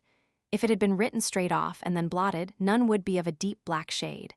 This man has written the name, and there has then been a pause before he wrote the address, which can only mean that he was not familiar with it. It is, of course, a trifle, but there is nothing so important as trifles. Let us now see the letter. Ha! There has been an enclosure here." "Yes, there was a ring, his signet ring." "And you are sure that this is your husband's hand?" "One of his hands." "One." "His hand when he wrote hurriedly. It is very unlike his usual writing, and yet I know it well." "Dearest, do not be frightened. All will come well. There is a huge error which it may take some little time to rectify. Wait in patience. Neville." Written in pencil upon the flyleaf of a book, octavo size, no watermark. Posted today in Gravesend by a man with a dirty thumb. Ha! And the flap has been gummed, if I am not very much in error, by a person who had been chewing tobacco. And you have no doubt that it is your husband's hand, madam." None, Neville wrote those words. And they were posted today at Gravesend. Well, Mrs. St. Clair, the clouds lighten, though I should not venture to say that the danger is over. But he must be alive, Mr. Holmes. Unless this is a clever forgery to put us on the wrong scent. The ring, after all, proves nothing. It may have been taken from him. No, it is his very own writing. Very well. It may, however, have been written on Monday and only posted today. That is possible. If so, much may have happened between. Oh, you must not discourage me, Mr. Holmes. I know that all is well with him. There is so keen a sympathy between us that I should know if evil came upon him. On the very day that I saw him last, he cut himself in the bedroom, and yet I in the dining room rushed upstairs instantly with the utmost certainty that something had happened. Do you think that I would respond to such a trifle, and yet be ignorant of his death? I have seen too much not to know that the impression of a woman may be more valuable than the conclusion of an analytical reasoner. And in this letter, you certainly have a very strong piece of evidence to corroborate your view. But if your husband is alive and able to write letters, why should he remain away from you? I cannot imagine. It is unthinkable. And on Monday, he made no remarks before leaving you. No. And you were surprised to see him in Swandam Lane.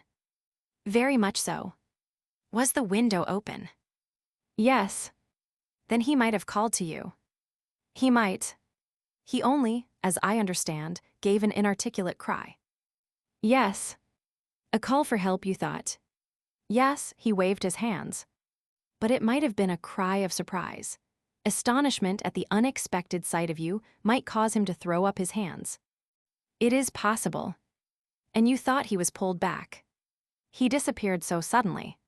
He might have leaped back. You did not see anyone else in the room. No, but this horrible man confessed to having been there, and the Lascar was at the foot of the stairs. Quite so. Your husband, as far as you could see, had his ordinary clothes on. But without his collar or tie, I distinctly saw his bare throat. Had he ever spoken of Swandam Lane? Never. Had he ever showed any signs of having taken opium? Never. Thank you, Mrs. St. Clair. Those are the principal points about which I wish to be absolutely clear. We shall now have a little supper and then retire, for we may have a very busy day tomorrow. A large and comfortable double-bedded room had been placed at our disposal, and I was quickly between the sheets, for I was weary after my night of adventure. Sherlock Holmes was a man, however, who, when he had an unsolved problem upon his mind, would go for days, and even for a week without rest, turning it over, rearranging his facts, looking at it from every point of view until he had either fathomed it or convinced himself that his data were insufficient. It was soon evident to me that he was now preparing for an all-night sitting. He took off his coat and waistcoat, put on a large blue dressing gown, and then wandered about the room collecting pillows from his bed and cushions from the sofa and armchairs. With these, he constructed a sort of Eastern divan, upon which he perched himself cross-legged, with an ounce of shag tobacco and a box of matches laid out in front of him. In the dim light of the lamp, I saw him sitting there, an old briar pipe between his lips, his eyes fixed vacantly upon the corner of the ceiling, the blue smoke curling up from him, silent, motionless, with the light shining upon his strong-set aquiline features. So he sat as I dropped off to sleep, and so he sat when a sudden ejaculation caused me to wake up, and I found the summer sun shining into the apartment. The pipe was still between his lips, the smoke still curled upward, and the room was full of a dense tobacco haze, but nothing remained of the heap of shag which I had seen upon the previous night. "Awake, Watson?" he asked. "Yes." "Game for a morning drive?" "Certainly." "Then dress. No one is stirring yet, but I know where the stable boy sleeps, and we shall soon have the trap out." He chuckled to himself as he spoke, his eyes twinkled, and he seemed a different man to the somber thinker of the previous night. As I dressed, I glanced at my watch. It was no wonder that no one was stirring. It was 25 minutes past 4. I had hardly finished when Holmes returned with the news that the boy was putting in the horse. "I want to test a little theory of mine," said he, pulling on his boots. "I think, Watson, that you are now standing in the presence of one of the most absolute fools in Europe. I deserve to be kicked from here to Charing Cross, but I think I have the key of the affair now." And where is it? I asked, smiling. In the bathroom, he answered. Oh yes, I am not joking, he continued, seeing my look of incredulity. I have just been there, and I have taken it out, and I have got it in this Gladstone bag. Come on, my boy, and we shall see whether it will not fit the lock. We made our way downstairs as quietly as possible and out into the bright morning sunshine.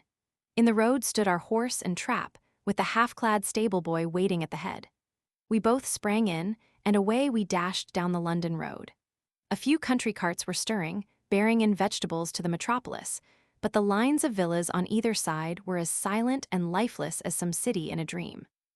It has been in some points a singular case, said Holmes, flicking the horse on into a gallop. I confess that I have been as blind as a mole, but it is better to learn wisdom late than never to learn it at all. In town, the earliest risers were just beginning to look sleepily from their windows as we drove through the streets of the Surrey side. Passing down the Waterloo Bridge Road, we crossed over the river, and dashing up Wellington Street wheeled sharply to the right and found ourselves in Bow Street. Sherlock Holmes was well known to the force, and the two constables at the door saluted him. One of them held the horse's head, while the other led us in. Who is on duty? Asked Holmes. Inspector Bradstreet, sir. Ah, Bradstreet, how are you? A tall, stout official had come down the stone-flagged passage in a peaked cap and frogged jacket. I wish to have a quiet word with you, Bradstreet. Certainly, Mr. Holmes, step into my room here. It was a small, office-like room with a huge ledger upon the table and a telephone projecting from the wall. The inspector sat down at his desk. What can I do for you, Mr. Holmes? I called about that beggarman, Boone, the one who was charged with being concerned in the disappearance of Mr. Neville St. Clair, of Lee. Yes, he was brought up and remanded for further inquiries. So I heard. You have him here. In the cells. Is he quiet? Oh, he gives no trouble, but he is a dirty scoundrel. Dirty? Yes, it is all we can do to make him wash his hands, and his face is as black as a tinker's. Well, when once his case has been settled, he will have a regular prison bath, and I think, if you saw him, you would agree with me that he needed it. I should like to see him very much. Would you? That is easily done. Come this way, you can leave your bag. No, I think that I'll take it. Very good. Come this way, if you please. He led us down a passage, opened a barred door, passed down a winding stair, and brought us to a whitewashed corridor with a line of doors on each side. The third on the right is his, said the inspector. Here it is. He quietly shot back a panel in the upper part of the door and glanced through. He is asleep, said he. You can see him very well. We both put our eyes to the grating. The prisoner lay with his face towards us, in a very deep sleep, breathing slowly and heavily. He was a middle-sized man, coarsely clad as became his calling, with a colored shirt protruding through the rent in his tattered coat. He was, as the inspector had said, extremely dirty, but the grime which covered his face could not conceal its repulsive ugliness. A broad wheal from an old scar ran right across it from eye to chin, and by its contraction had turned up one side of the upper lip, so that 3 teeth were exposed in a perpetual snarl. A shock of very bright red hair grew low over his eyes and forehead. He's a beauty, isn't he? Said the inspector. He certainly needs a wash, remarked Holmes. I had an idea that he might, and I took the liberty of bringing the tools with me. He opened the Gladstone bag as he spoke and took out, to my astonishment, a very large bath sponge. You are a funny one, chuckled the inspector. Now, if you will have the great goodness to open that door very quietly, we will soon make him cut a much more respectable figure. Well, I don't know why not, said the inspector. He doesn't look a credit to the Bow Street cells, does he? He slipped his key into the lock, and we all very quietly entered the cell. The sleeper half turned, and then settled down once more into a deep slumber. Holmes stooped to the water jug, moistened his sponge, and then rubbed it twice vigorously across and down the prisoner's face. Let me introduce you, he shouted, to Mr. Neville St. Clair of Lee in the county of Kent. Never in my life have I seen such a sight. The man's face peeled off under the sponge like the bark from a tree. Gone was the coarse brown tint. Gone, too, was the horrid scar which had seamed it across, and the twisted lip which had given the repulsive sneer to the face. A twitch brought away the tangled red hair, and there, sitting up in his bed, was a pale, sad-faced, refined-looking man, black-haired and smooth-skinned, rubbing his eyes and staring about him with sleepy bewilderment. Then suddenly realizing the exposure, he broke into a scream and threw himself down with his face to the pillow. "Great heavens!" cried the inspector. "It is, indeed, the missing man. I know him from the photograph." The prisoner turned with the reckless air of a man who abandons himself to his destiny. "Be it so," said he, "and pray, what am I charged with?" "With making away with Mr. Neville Saint? Oh, come, you can't be charged with that unless they make a case of attempted suicide of it," said the inspector, with a grin. "Well, I have been 27 years in the force, but this really takes the cake. If I am Mr. Neville St. Clair, then it is obvious that no crime has been committed, and that, therefore, I am illegally detained." "No crime, but a very great error has been committed," said Holmes. "You would have done better to have trusted your wife." "It was not the wife, it was the children," groaned the prisoner. "God help me, I would not have them ashamed of their father. My God, what an exposure! What can I do?" Sherlock Holmes sat down beside him on the couch and patted him kindly on the shoulder. "If you leave it to a court of law to clear the matter up," said he, "of course you can hardly avoid publicity. On the other hand, if you convince the police authorities that there is no possible case against you, I do not know that there is any reason that the details should find their way into the papers. Inspector Bradstreet would, I am sure, make notes upon anything which you might tell us and submit it to the proper authorities. The case would then never go into court at all." "God bless you," cried the prisoner passionately. "I would have endured imprisonment, aye, even execution, rather than have left my miserable secret as a family blot to my children. You are the first who have ever heard my story.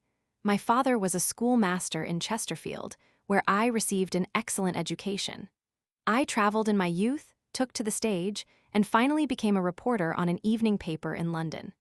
One day my editor wished to have a series of articles upon begging in the metropolis, and I volunteered to supply them. There was the point from which all my adventures started. It was only by trying begging as an amateur that I could get the facts upon which to base my articles. When an actor I had, of course, learned all the secrets of making up, and had been famous in the green room for my skill. I took advantage now of my attainments. I painted my face, and to make myself as pitiable as possible I made a good scar and fixed one side of my lip in a twist by the aid of a small slip of flesh-colored plaster. Then with a red head of hair and an appropriate dress, I took my station in the busiest part of the city, ostensibly as a match seller, but really as a beggar. For 7 hours I plied my trade, and when I returned home in the evening I found, to my surprise, that I had received no less than 26s. 4d. I wrote my articles and thought little more of the matter until some time later I backed a bill for a friend and had a writ served upon me for £25. I was at my wits' end where to get the money, but a sudden idea came to me. I begged a fortnight's grace from the creditor, asked for a holiday from my employers, and spent the time in begging in the city under my disguise. In 10 days I had the money and had paid the debt. Well, you can imagine how hard it was to settle down to arduous work at £2 a week, when I knew that I could earn as much in a day by smearing my face with a little paint, laying my cap on the ground, and sitting still. It was a long fight between my pride and the money, but the dollars won at last, and I threw up reporting, and sat day after day in the corner which I had first chosen, inspiring pity by my ghastly face and filling my pockets with coppers. Only one man knew my secret. He was the keeper of a low den in which I used to lodge in Swandam Lane, where I could every morning emerge as a squalid beggar, and in the evenings transform myself into a well-dressed man about town. This fellow, a Lascar, was well paid by me for his rooms, so that I knew that my secret was safe in his possession. Well, very soon I found that I was saving considerable sums of money. I do not mean that any beggar in the streets of London could earn 700 a year, which is less than my average takings. But I had exceptional advantages in my power of making up, and also in a facility of repartee, which improved by practice, and made me quite a recognized character in the city. All day a stream of pennies, varied by silver, poured in upon me, and it was a very bad day in which I failed to take £2. As I grew richer, I grew more ambitious, took a house in the country, and eventually married, without anyone having a suspicion as to my real occupation. My dear wife knew that I had business in the city. She little knew what. Last Monday I had finished for the day and was dressing in my room above the opium den when I looked out of my window and saw, to my horror and astonishment, that my wife was standing in the street with her eyes fixed full upon me. I gave a cry of surprise, threw up my arms to cover my face, and rushing to my confidant, the Lascar, entreated him to prevent anyone from coming up to me. I heard her voice downstairs, but I knew that she could not ascend. Swiftly I threw off my clothes, pulled on those of a beggar, and put on my pigments and wig. Even a wife's eyes could not pierce so complete a disguise. But then it occurred to me that there might be a search in the room, and that the clothes might betray me. I threw open the window, reopening by my violence a small cut which I had inflicted upon myself in the bedroom that morning. Then I seized my coat, which was weighted by the coppers which I had just transferred to it from the leather bag in which I carried my takings. I hurled it out of the window, and it disappeared into the Thames.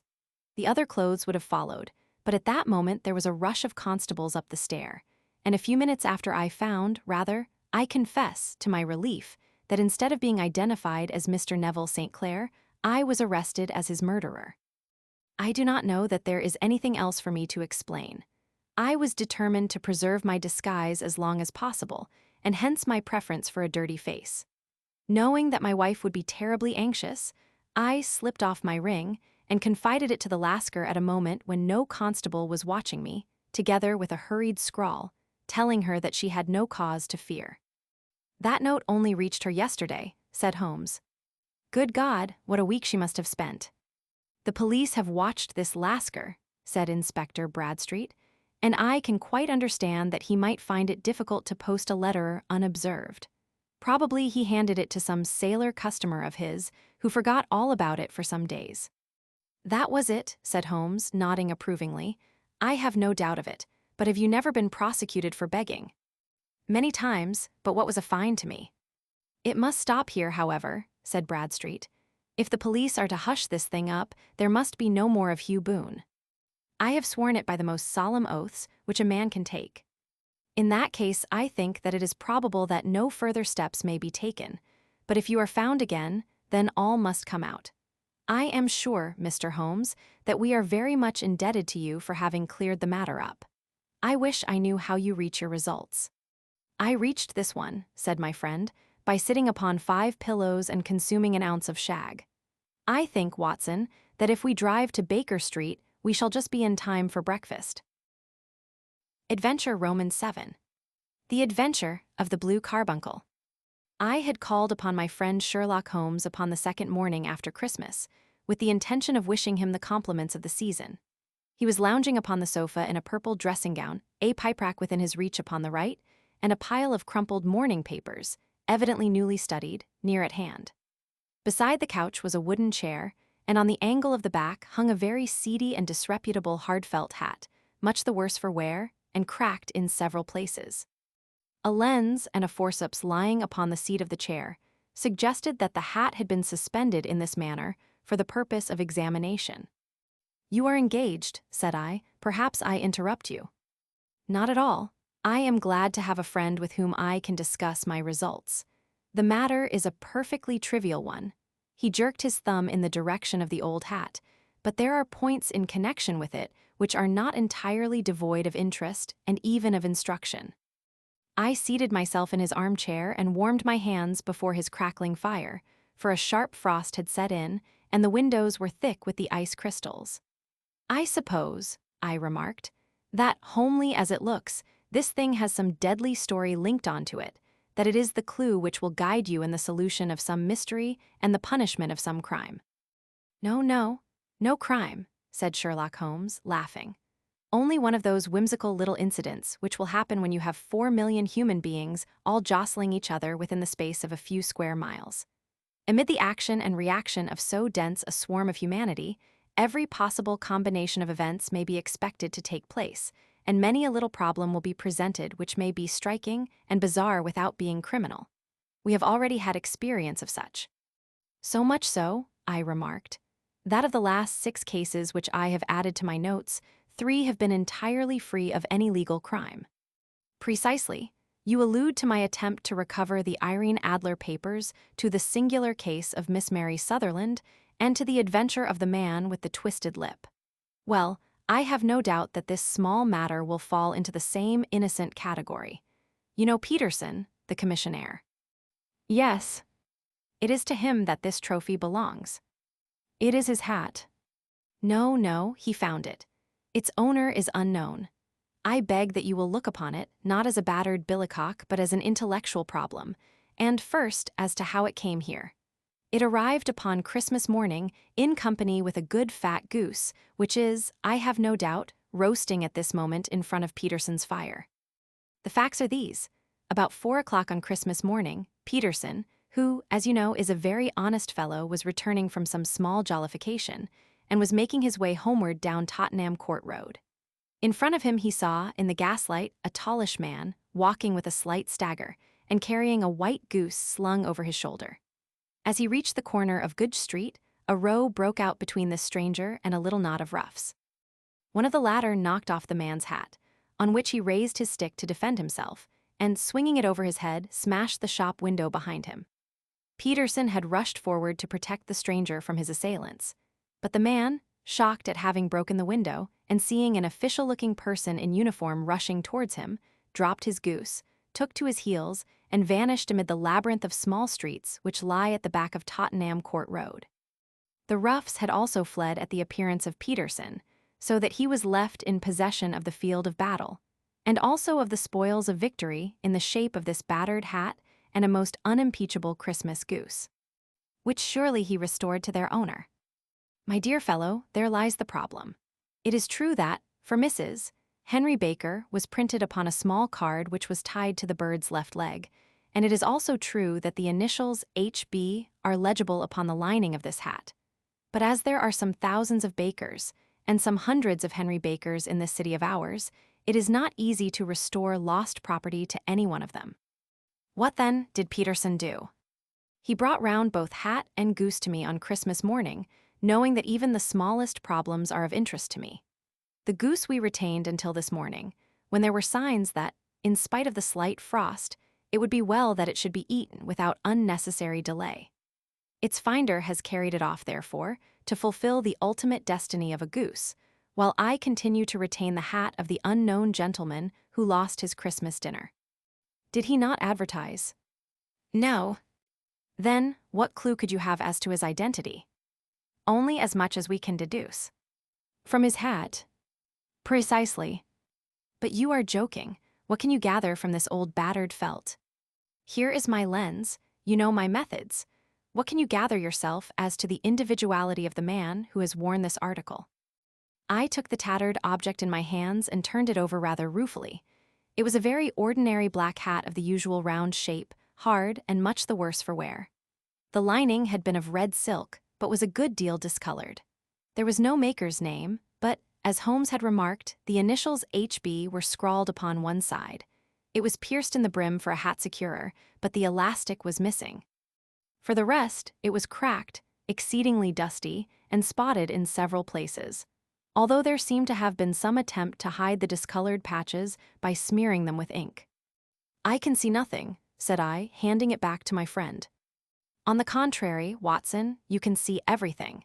You fail, however, to reason from what you see. You are too timid in drawing your inferences. Then, pray tell me what it is that you can infer from this hat. He picked it up and gazed at it in the peculiar introspective fashion which was characteristic of him. It is perhaps less suggestive than it might have been, he remarked, and yet there are a few inferences which are very distinct, and a few others which represent at least a strong balance of probability.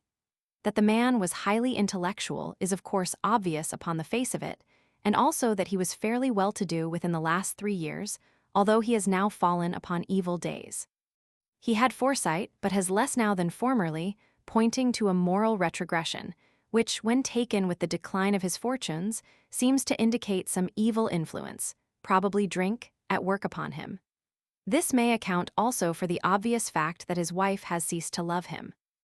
My dear Holmes, he has, however, retained some degree of self-respect. he continued, disregarding my remonstrance. He is a man who leads a sedentary life, goes out little, is out of training entirely, is middle-aged, has grizzled hair which he has had cut within the last few days, and which he anoints with lime cream. These are the more patent facts which are to be deduced from his hat. Also, by the way, that it is extremely improbable that he has gas laid on in his house. You are certainly joking, Holmes. Not in the least. Is it possible that even now, when I give you these results, you are unable to see how they are attained? I have no doubt that I am very stupid, but I must confess that I am unable to follow you. For example, how did you deduce that this man was intellectual? For answer, Holmes clapped the hat upon his head. It came right over the forehead and settled upon the bridge of his nose. It is a question of cubic capacity, said he. A man with so large a brain must have something in it. The decline of his fortunes, then. This hat is 3 years old.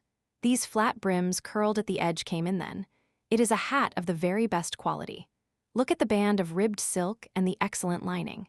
If this man could afford to buy so expensive a hat 3 years ago and has had no hat since, then he has assuredly gone down in the world. Well, that is clear enough, certainly.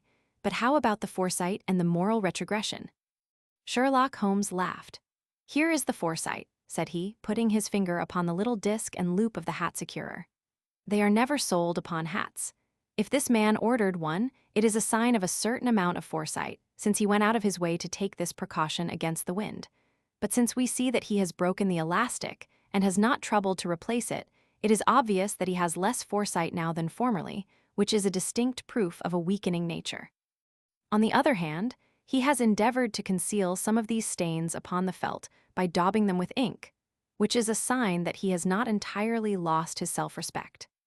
Your reasoning is certainly plausible. The further points that he is middle-aged, that his hair is grizzled, that it has been recently cut, and that he uses lime cream, are all to be gathered from a close examination of the lower part of the lining. The lens discloses a large number of hair ends, clean cut by the scissors of the barber.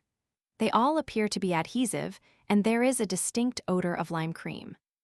This dust, you will observe, is not the gritty, gray dust of the street, but the fluffy brown dust of the house, showing that it has been hung up indoors most of the time, while the marks of moisture upon the inside are proof positive that the wearer perspired very freely, and could, therefore, hardly be in the best of training. But his wife, you said that she had ceased to love him. This hat has not been brushed for weeks.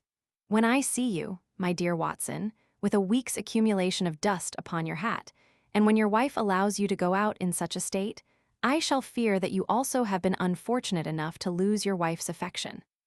But he might be a bachelor.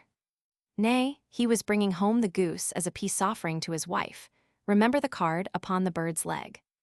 You have an answer to everything, but how on earth do you deduce that the gas is not laid on in his house? One tallow stain, or even 2, might come by chance, but when I see no less than 5, I think that there can be little doubt that the individual must be brought into frequent contact with burning tallow, walks upstairs at night probably with his hat in one hand and a guttering candle in the other. Anyhow, he never got tallow stains from a gas jet. Are you satisfied? Well, it is very ingenious, said I, laughing. But since, as you said just now, there has been no crime committed and no harm done save the loss of a goose, all this seems to be rather a waste of energy. Sherlock Holmes had opened his mouth to reply, when the door flew open, and Peterson, the commissionaire, rushed into the apartment with flushed cheeks and the face of a man who is dazed with astonishment. The goose, Mr. Holmes, the goose, sir, he gasped. Eh, what of it then? Has it returned to life and flapped off through the kitchen window? Holmes twisted himself round upon the sofa to get a fairer view of the man's excited face.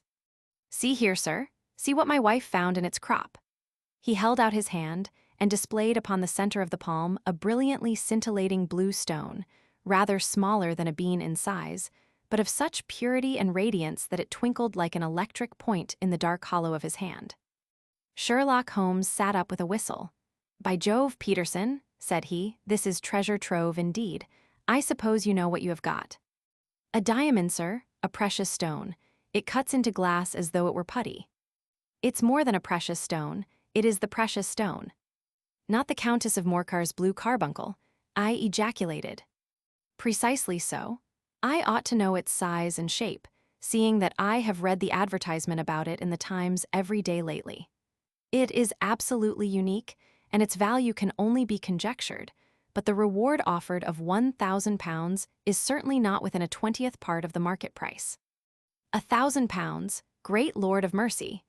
The commissionaire plumped down into a chair and stared from one to the other of us.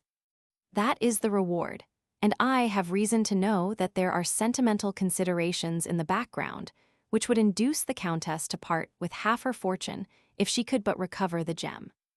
It was lost, if I remember right, at the Hotel Cosmopolitan, I remarked. Precisely so, on December 22d, just 5 days ago.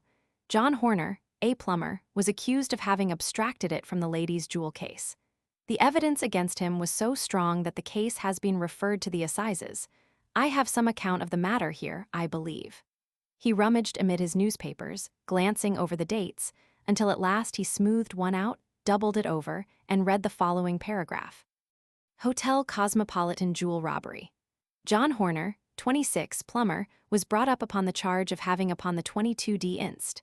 Abstracted from the jewel case of the Countess of Morcar the valuable gem known as the blue carbuncle. James Ryder, upper attendant at the hotel, gave his evidence to the effect that he had shown Horner up to the dressing room of the Countess of Morcar upon the day of the robbery, in order that he might solder the second bar of the grate, which was loose. He had remained with Horner some little time, but had finally been called away. On returning, he found that Horner had disappeared, that the bureau had been forced open, and that the small morocco casket in which, as it afterwards transpired, the Countess was accustomed to keep her jewel, was lying empty upon the dressing table. Ryder instantly gave the alarm, and Horner was arrested the same evening, but the stone could not be found either upon his person or in his rooms. Catherine Cusack, maid to the Countess, deposed to having heard Ryder's cry of dismay on discovering the robbery, and to having rushed into the room, where she found matters as described by the last witness. Inspector Bradstreet, B Division, gave evidence as to the arrest of Horner, who struggled frantically, and protested his innocence in the strongest terms. Evidence of a previous conviction for robbery having been given against the prisoner, the magistrate refused to deal summarily with the offense, but referred it to the assizes. Horner, who had shown signs of intense emotion during the proceedings, fainted away at the conclusion and was carried out of court. So much for the police court, said Holmes, thoughtfully, tossing aside the paper. The question for us now to solve is the sequence of events leading from a rifled jewel case at one end to the crop of a goose in Tottenham Court Road at the other. You see, Watson, our little deductions have suddenly assumed a much more important and less innocent aspect. Here is the stone came from the goose, and the goose came from Mr. Henry Baker, the gentleman with the bad hat and all the other characteristics with which I have bored you. So now we must set ourselves very seriously to finding this gentleman and ascertaining what part he has played in this little mystery. To do this, we must try the simplest means first, and these lie undoubtedly in an advertisement in all the evening papers. If this fails, I shall have recourse to other methods. What will you say? Give me a pencil and that slip of paper. Now then, found at the corner of Goodge Street, a goose and a black felt hat. Mr. Henry Baker can have the same by applying at 6.3 this evening at 221B Baker Street. That is clear and concise. Very, but will he see it? Well, he is sure to keep an eye on the papers, since, to a poor man, the loss was a heavy one.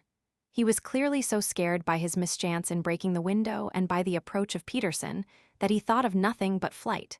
But since then, he must have bitterly regretted the impulse which caused him to drop his bird. Then, again, the introduction of his name will cause him to see it, for everyone who knows him will direct his attention to it. Here you are, Peterson. Run down to the advertising agency and have this put in the evening papers. In which, sir? Oh, in the Globe, Star, Pall Mall, St. James's, Evening News, Standard, Echo, and any others that occur to you. Very well, sir, and this stone? Ah, yes, I shall keep the stone. Thank you. And I say, Peterson, just buy a goose on your way back, and leave it here with me, for we must have one to give to this gentleman in place of the one which your family is now devouring. When the commissionaire had gone, Holmes took up the stone and held it against the light. "It's a bonny thing," said he. "Just see how it glints and sparkles. Of course it is a nucleus and focus of crime, every good stone is. They are the devil's pet baits. In the larger and older jewels, every facet may stand for a bloody deed. This stone is not yet 20 years old. It was found in the banks of the Amoy River in southern China, and is remarkable in having every characteristic of the carbuncle, save that it is blue in shade, instead of ruby red. In spite of its youth, it has already a sinister history. There have been 2 murders, a vitriol throwing, a suicide, and several robberies brought about for the sake of this 40-grain weight of crystallized charcoal. Who would think that so pretty a toy would be a purveyor to the gallows and the prison? I'll lock it up in my strong box now, and drop a line to the Countess to say that we have it. Do you think that this man Horner is innocent?" "I cannot tell." "Well then, do you imagine that this other one, Henry Baker, had anything to do with the matter?" "It is, I think, much more likely that Henry Baker is an absolutely innocent man who had no idea that the bird which he was carrying was of considerably more value than if it were made of solid gold. That, however, I shall determine by a very simple test if we have an answer to our advertisement." "And you can do nothing until then?" "Nothing." "In that case, I shall continue my professional round. But I shall come back in the evening at the hour you have mentioned, for I should like to see the solution of so tangled a business." "Very glad to see you. I dine at 7. There is a woodcock, I believe. By the way, in view of recent occurrences, perhaps I ought to ask Mrs. Hudson to examine its crop." I had been delayed at a case, and it was a little after 6:30 when I found myself in Baker Street once more. As I approached the house, I saw a tall man in a Scotch bonnet with a coat which was buttoned up to his chin, waiting outside in the bright semicircle which was thrown from the fanlight. Just as I arrived, the door was opened, and we were shown up together to Holmes's room. "Mr. Henry Baker, I believe," said he, rising from his armchair and greeting his visitor with the easy air of geniality which he could so readily assume.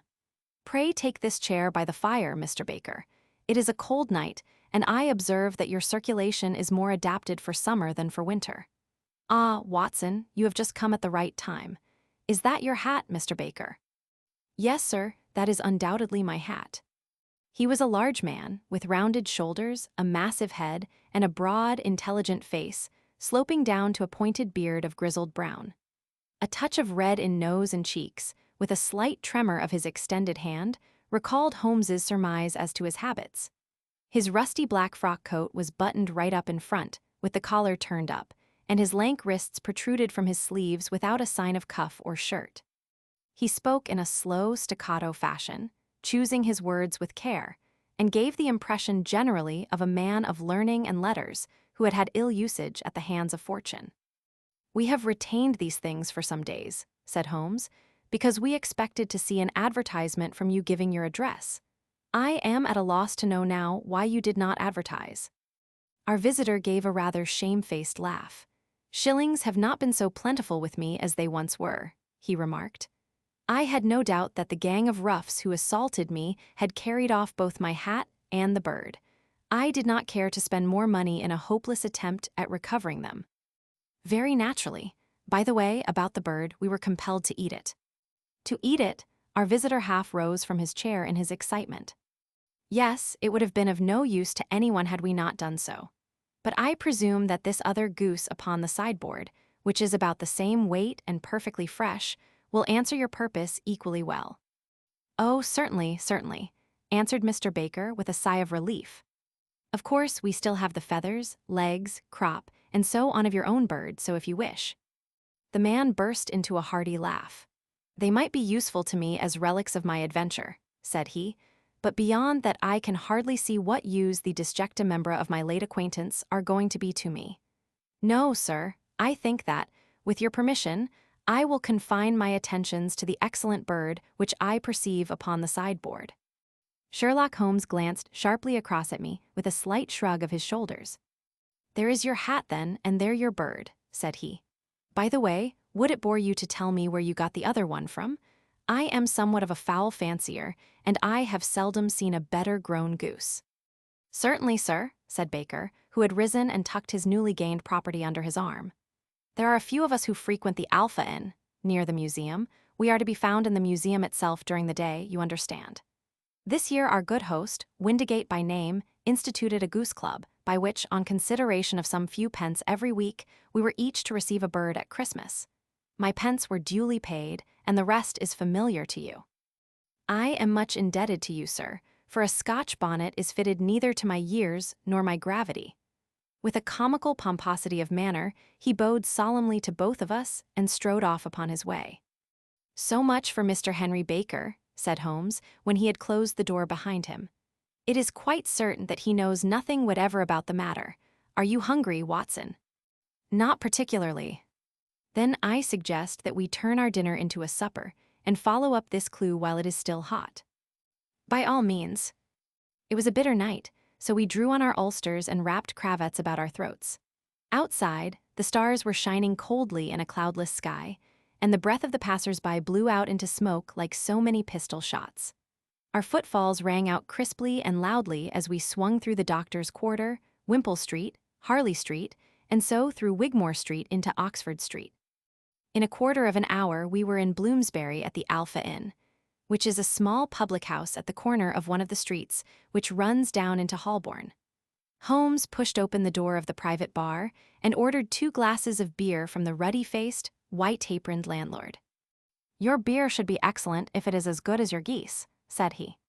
My geese? The man seemed surprised. Yes, I was speaking only half an hour ago to Mr. Henry Baker, who was a member of your goose club. Ah, yes, I see, but you see, sir, them's not our geese. Indeed, whose then? Well, I got the 2 dozen from a salesman in Covent Garden. Indeed, I know some of them. Which was it?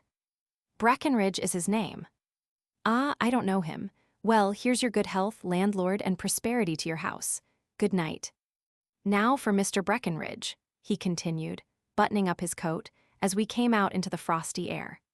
Remember, Watson, that though we have so homely a thing as a goose at one end of this chain, we have at the other a man who will certainly get 7 years penal servitude unless we can establish his innocence.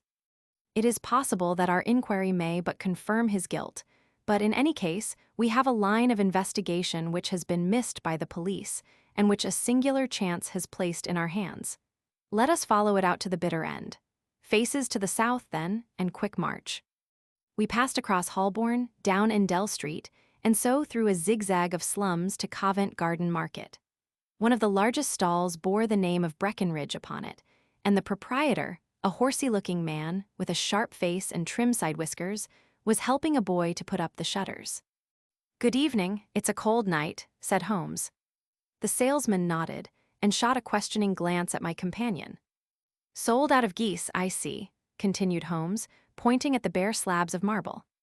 Let you have 500 tomorrow morning. That's no good. Well, there are some on the stall with the gas flare. Ah, but I was recommended to you. Who by? The landlord of the Alpha. Oh yes, I sent him a couple of dozen. Fine birds they were too. Now where did you get them from? To my surprise, the question provoked a burst of anger from the salesman. Now then, mister, said he, with his head cocked and his arms akimbo, what are you driving at? Let's have it straight now. It is straight enough. I should like to know who sold you the geese which you supplied to the Alpha. Well then, I shan't tell you, so now. Oh, it is a matter of no importance, but I don't know why you should be so warm over such a trifle. Warm? You'd be as warm, maybe, if you were as pestered as I am. When I pay good money for a good article, there should be an end of the business, but it's where are the geese? And who did you sell the geese to? And what will you take for the geese? One would think they were the only geese in the world, to hear the fuss that is made over them. Well, I have no connection with any other people who have been making inquiries, said Holmes, carelessly. If you won't tell us the bet is off, that is all. But I'm always ready to back my opinion on a matter of fowls, and I have a fiver on it that the bird I ate is country bred. Well then, you've lost your fiver, for it's town bred, snapped the salesman. It's nothing of the kind. I say it is. I don't believe it.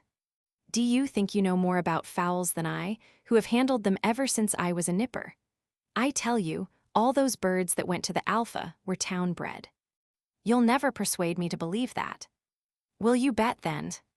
It's merely taking your money, for I know that I am right. But I'll have a sovereign on with you, just to teach you not to be obstinate." The salesman chuckled grimly. "Bring me the books, Bill," said he. The small boy brought round a small, thin volume and a great, greasy-backed one, laying them out together beneath the hanging lamp. "Now then, Mr. Cocksure," said the salesman, "I thought that I was out of geese, but before I finish, you'll find that there is still one left in my shop. You see this little book?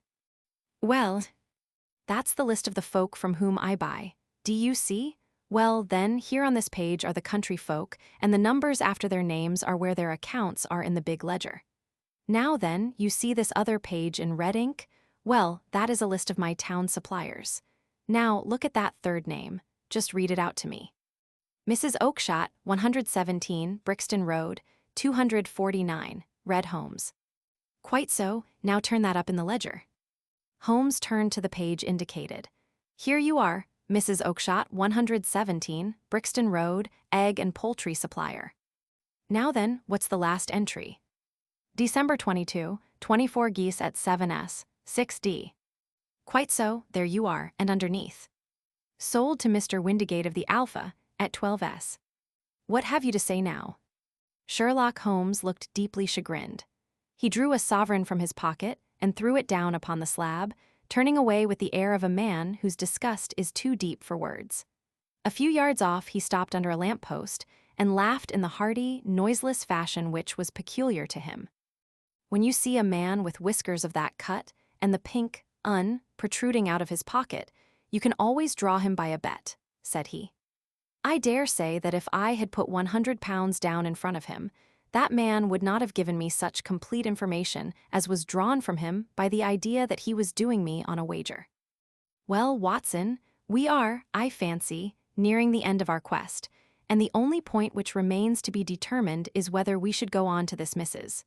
Oakshott tonight, or whether we should reserve it for tomorrow.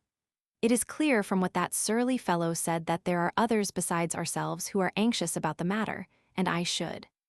His remarks were suddenly cut short by a loud hubbub, which broke out from the stall which we had just left. Turning round, we saw a little rat-faced fellow standing in the center of the circle of yellow light which was thrown by the swinging lamp, while Breckenridge the salesman, framed in the door of his stall, was shaking his fists fiercely at the cringing figure. "I've had enough of you and your geese," he shouted. "I wish you were all at the devil together. If you come pestering me any more with your silly talk, I'll set the dog at you. You bring Mrs. Oakshott here and I'll answer her, but what have you to do with it? Did I buy the geese off you?" "No, but one of them was mine all the same," whined the little man. "Well then, ask Mrs. Oakshott for it." "She told me to ask you." "Well, you can ask the King of Prussia for all I care. I've had enough of it. Get out of this." He rushed fiercely forward, and the inquirer flitted away into the darkness. "Ha, this may save us a visit to Brixton Road," whispered Holmes. "Come with me, and we will see what is to be made of this fellow." Striding through the scattered knots of people who lounged round the flaring stalls, my companion speedily overtook the little man and touched him upon the shoulder. He sprang round, and I could see in the gaslight that every vestige of color had been driven from his face. "Who are you, then? What do you want?" he asked in a quavering voice. "You will excuse me," said Holmes blandly, "but I could not help overhearing the questions which you put to the salesman just now. I think that I could be of assistance to you." Who are you? How could you know anything of the matter?" "My name is Sherlock Holmes. It is my business to know what other people don't know." "But you can know nothing of this." "Excuse me, I know everything of it. You are endeavoring to trace some geese which were sold by Mrs. Oakshott, of Brixton Road, to a salesman named Breckenridge, by him in turn to Mr. Windigate, of the Alpha, and by him to his club, of which Mr. Henry Baker is a member." "Oh, sir, you are the very man whom I have longed to meet," cried the little fellow, with outstretched hands and quivering fingers. "I can hardly explain to you how interested I am in this matter." Sherlock Holmes hailed a four-wheeler which was passing. "In that case, we had better discuss it in a cosy room rather than in this windswept marketplace," said he. "But pray tell me, before we go farther, who it is that I have the pleasure of assisting." The man hesitated for an instant. "My name is John Robinson," he answered, with a sidelong glance. No, no, the real name, said Holmes sweetly. It is always awkward doing business with an alias. A flush sprang to the white cheeks of the stranger. Well then, said he, my real name is James Ryder. Precisely so, head attendant at the Hotel Cosmopolitan. Pray step into the cab, and I shall soon be able to tell you everything which you would wish to know. The little man stood glancing from one to the other of us with half-fright, half-hopeful eyes, as one who is not sure whether he is on the verge of a windfall or of a catastrophe. Then he stepped into the cab, and in half an hour we were back in the sitting room at Baker Street. Nothing had been said during our drive, but the high, thin breathing of our new companion, and the claspings and unclaspings of his hands, spoke of the nervous tension within him. Here we are, said Holmes cheerily as we filed into the room. The fire looks very seasonable in this weather. You look cold, Mr. Ryder, pray take the basket chair. I will just put on my slippers before we settle this little matter of yours. Now then, you want to know what became of those geese. Yes, sir. Or rather, I fancy of that goose. It was one bird, I imagine, in which you were interested, white, with a black bar across the tail. Ryder quivered with emotion. Oh, sir, he cried, can you tell me where it went to? It came here. Here? Yes, and a most remarkable bird it proved. I don't wonder that you should take an interest in it. It laid an egg after it was dead, the bonniest, brightest little blue egg that ever was seen. I have it here in my museum. Our visitor staggered to his feet and clutched the mantelpiece with his right hand. Holmes unlocked his strongbox and held up the blue carbuncle, which shone out like a star, with a cold, brilliant, many-pointed radiance. Ryder stood glaring with a drawn face, uncertain whether to claim or to disown it. The game's up, Ryder, said Holmes quietly. Hold up, man, or you'll be into the fire. Give him an arm back into his chair, Watson. He's not got blood enough to go in for felony with impunity. Give him a dash of brandy. So, now he looks a little more human. What a shrimp it is, to be sure. For a moment he had staggered and nearly fallen, but the brandy brought a tinge of color into his cheeks, and he sat staring with frightened eyes at his accuser. I have almost every link in my hands, and all the proofs which I could possibly need, so there is little which you need tell me. Still, that little may as well be cleared up to make the case complete. You had heard, Ryder, of this blue stone of the Countess of Morcar, S. It was Catherine Cusack who told me of it, said he in a crackling voice. I see, her ladyship's waiting maid. Well, the temptation of sudden wealth so easily acquired was too much for you, as it has been for better men before you, but you were not very scrupulous in the means you used. It seems to me, Ryder, that there is the making of a very pretty villain in you. You knew that this man Horner, the plumber, had been concerned in some such matter before, and that suspicion would rest the more readily upon him. What did you do, then? You made some small job in my lady's room, you and your confederate Cusack, and you managed that he should be the man sent for. Then, when he had left, you rifled the jewel case, raised the alarm, and had this unfortunate man arrested. You then. Ryder threw himself down suddenly upon the rug and clutched at my companion's knees. For God's sake, have mercy, he shrieked. Think of my father, of my mother, it would break their hearts. I never went wrong before, I never will again, I swear it. I'll swear it on a Bible. Oh, don't bring it into court. For Christ's sake, do. Get back into your chair, said Holmes sternly. It is very well to cringe and crawl now, but you thought little enough of this poor Horner in the dock for a crime of which he knew nothing. I will fly, Mr. Holmes. I will leave the country, sir. Then the charge against him will break down. We will talk about that. And now let us hear a true account of the next act. How came the stone into the goose, and how came the goose into the open market? Tell us the truth, for there lies your only hope of safety. Ryder passed his tongue over his parched lips. I will tell you it just as it happened, sir, said he. When Horner had been arrested, it seemed to me that it would be best for me to get away with the stone at once, for I did not know at what moment the police might not take it into their heads to search me and my room.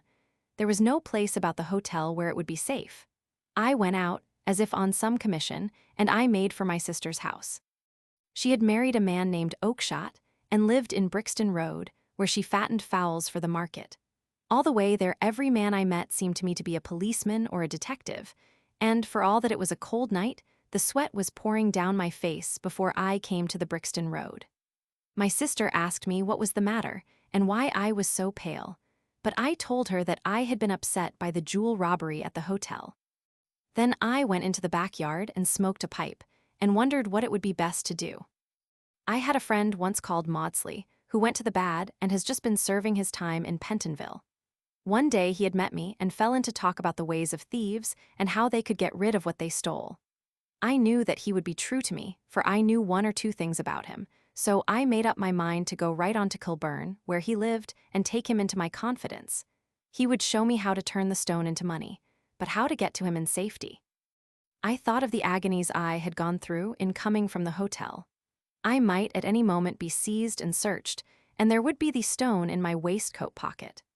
I was leaning against the wall at the time, and looking at the geese which were waddling about round my feet, and suddenly an idea came into my head which showed me how I could beat the best detective that ever lived. My sister had told me some weeks before that I might have the pick of her geese for a Christmas present, and I knew that she was always as good as her word. I would take my goose now, and in it I would carry my stone to Kilburn. There was a little shed in the yard, and behind this I drove one of the birds, a fine big one, white, with a barred tail. I caught it, and prying its bill open, I thrust the stone down its throat as far as my finger could reach. The bird gave a gulp, and I felt the stone pass along its gullet and down into its crop. But the creature flapped and struggled, and out came my sister to know what was the matter.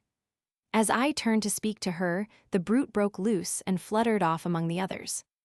"Whatever were you doing with that bird, Jem?" says she. "Well," said I, "you said you'd give me one for Christmas, and I was feeling which was the fattest."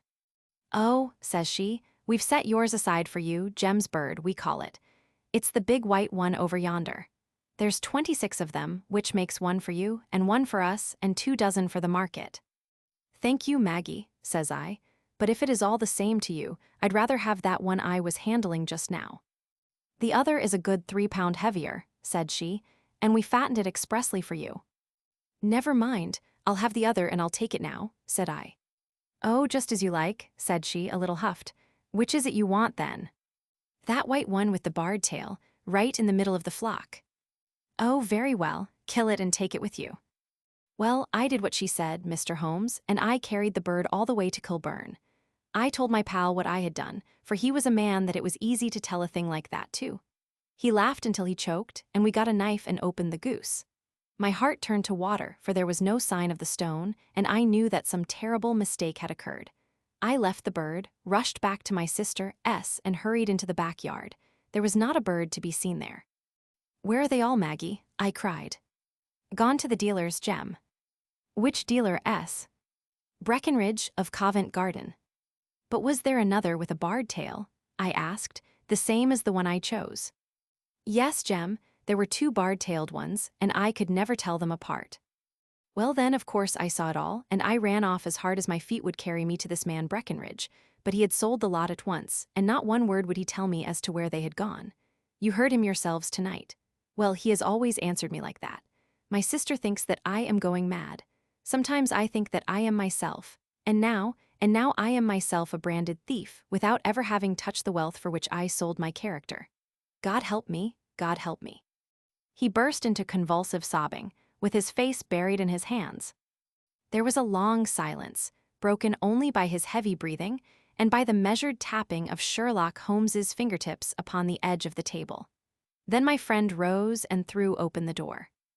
"Get out," said he. "What, sir? Oh, heaven bless you." "No more words, get out." And no more words were needed. There was a rush, a clatter upon the stairs, the bang of a door, and the crisp rattle of running footfalls from the street. "After all, Watson," said Holmes, reaching up his hand for his clay pipe, "I am not retained by the police to supply their deficiencies. If Horner were in danger it would be another thing, but this fellow will not appear against him, and the case must collapse.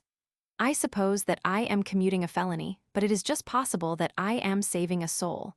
This fellow will not go wrong again, he is too terribly frightened. Send him to jail now, and you make him a jailbird for life. Besides, it is the season of forgiveness. Chance has put in our way a most singular and whimsical problem, and its solution is its own reward. If you will have the goodness to touch the bell, doctor, we will begin another investigation, in which, also, a bird will be the chief feature." Adventure Roman 8. The Adventure of the Speckled Band. On glancing over my notes of the 70-odd cases in which I have during the last 8 years studied the methods of my friend Sherlock Holmes, I find many tragic, some comic, a large number merely strange, but none commonplace. For, working as he did rather for the love of his art than for the acquirement of wealth, he refused to associate himself with any investigation which did not tend towards the unusual and even the fantastic. Of all these varied cases, however, I cannot recall any which presented more singular features than that which was associated with the well-known Surrey family of the Roylotts of Stoke Moran. The events in question occurred in the early days of my association with Holmes, when we were sharing rooms as bachelors in Baker Street. It is possible that I might have placed them upon record before, but a promise of secrecy was made at the time, from which I have only been freed during the last month by the untimely death of the lady to whom the pledge was given. It is perhaps as well that the facts should now come to light, for I have reasons to know that there are widespread rumors as to the death of Dr. Grimesby Roylott, which tend to make the matter even more terrible than the truth. It was early in April in the year 83 that I woke one morning to find Sherlock Holmes standing, fully dressed, by the side of my bed. He was a late riser as a rule, and as the clock on the mantelpiece showed me that it was only 7:15, I blinked up at him in some surprise, and perhaps just a little resentment, for I was myself regular in my habits. "Very sorry to knock you up, Watson," said he, "but it's the common lot this morning. Mrs. Hudson has been knocked up," she retorted, upon me, "and I on you." "What is it then, a fire?" "No, a client. It seems that a young lady has arrived in a considerable state of excitement who insists upon seeing me. She is waiting now in the sitting-room. Now, when young ladies wander about the metropolis at this hour of the morning and knock sleepy people up out of their beds, I presume that it is something very pressing which they have to communicate. Should it prove to be an interesting case, you would, I am sure, wish to follow it from the outset. I thought, at any rate, that I should call you and give you the chance." "My dear fellow, I would not miss it for anything." I had no keener pleasure than in following Holmes in his professional investigations, and in admiring the rapid deductions, as swift as intuitions, and yet always founded on a logical basis, with which he unraveled the problems which were submitted to him. I rapidly threw on my clothes, and was ready in a few minutes to accompany my friend down to the sitting-room. A lady dressed in black and heavily veiled, who had been sitting in the window, rose as we entered. "Good morning, madam," said Holmes cheerily. "My name is Sherlock Holmes. This is my intimate friend and associate, Dr. Watson, before whom you can speak as freely as before myself. Ha! I am glad to see that Mrs. Hudson has had the good sense to light the fire. Pray draw up to it, and I shall order you a cup of hot coffee, for I observe that you are shivering." "It is not cold which makes me shiver," said the woman in a low voice, changing her seat as requested. "What then?" "It is fear, Mr. Holmes, it is terror." She raised her veil as she spoke, and we could see that she was indeed in a pitiable state of agitation, her face all drawn and gray, with restless, frightened eyes like those of some hunted animal. Her features and figure were those of a woman of 30, but her hair was shot with premature gray, and her expression was weary and haggard. Sherlock Holmes ran her over with one of his quick, all-comprehensive glances. "You must not fear," said he, soothingly, bending forward and patting her forearm. "We shall soon set matters right, I have no doubt. You have come in by train this morning, I see." "You know me, then?" "No, but I observed the second half of a return ticket in the palm of your left glove. You must have started early, and yet you had a good drive in a dog-cart, along heavy roads, before you reached the station." The lady gave a violent start, and stared in bewilderment at my companion. "There is no mystery, my dear madam," said he, smiling. "The left arm of your jacket is spattered with mud in no less than 7 places. The marks are perfectly fresh. There is no vehicle save a dog-cart which throws up mud in that way, and then only when you sit on the left-hand side of the driver." "Whatever your reasons may be, you are perfectly correct," said she. "I started from home before 6, reached Leatherhead at 20 past, and came in by the first train to Waterloo. Sir, I can stand this strain no longer. I shall go mad if it continues. I have no one to turn to, none save only one who cares for me, and he, poor fellow, can be of little aid. I have heard of you, Mr. Holmes. I have heard of you from Mrs. Farintosh, whom you helped in the hour of her sore need. It was from her that I had your address. Oh, sir, do you not think that you could help me, too, and at least throw a little light through the dense darkness which surrounds me? At present, it is out of my power to reward you for your services, but in a month or 6 weeks I shall be married, with the control of my own income, and then at least you shall not find me ungrateful. Holmes turned to his desk, and unlocking it, drew out a small casebook, which he consulted. "Farintosh," said he. "Ah, yes, I recall the case. It was concerned with an opal tiara. I think it was before your time, Watson. I can only say, madam, that I shall be happy to devote the same care to your case as I did to that of your friend. As to reward, my profession is its own reward, but you are at liberty to defray whatever expenses I may be put to at the time which suits you best. And now I beg that you will lay before us everything that may help us in forming an opinion upon the matter." "Alas," replied our visitor, "the very horror of my situation lies in the fact that my fears are so vague, and my suspicions depend so entirely upon small points, which might seem trivial to another, that even he to whom of all others I have a right to look for help and advice looks upon all that I tell him about it as the fancies of a nervous woman. He does not say so, but I can read it from his soothing answers and averted eyes. But I have heard, Mr. Holmes, that you can see deeply into the manifold wickedness of the human heart. You may advise me how to walk amid the dangers which encompass me." "I am all attention, madam." "My name is Helen Stoner, and I am living with my stepfather, who is the last survivor of one of the oldest Saxon families in England, the Roylotts of Stoke Moran, on the western border of Surrey." Holmes nodded his head. "The name is familiar to me," said he. "The family was at one time among the richest in England, and the estates extended over the borders into Berkshire in the north and Hampshire in the west. In the last century, however, 4 successive heirs were of a dissolute and wasteful disposition, and the family ruin was eventually completed by a gambler in the days of the Regency. Nothing was left save a few acres of ground and the 200-year-old house, which is itself crushed under a heavy mortgage. The last squire dragged out his existence there, living the horrible life of an aristocratic pauper. But his only son, my stepfather, seeing that he must adapt himself to the new conditions, obtained an advance from a relative, which enabled him to take a medical degree, and went out to Calcutta, where, by his professional skill and his force of character, he established a large practice. In a fit of anger, however, caused by some robberies which had been perpetrated in the house, he beat his native butler to death and narrowly escaped a capital sentence. As it was, he suffered a long term of imprisonment, and afterwards returned to England a morose and disappointed man.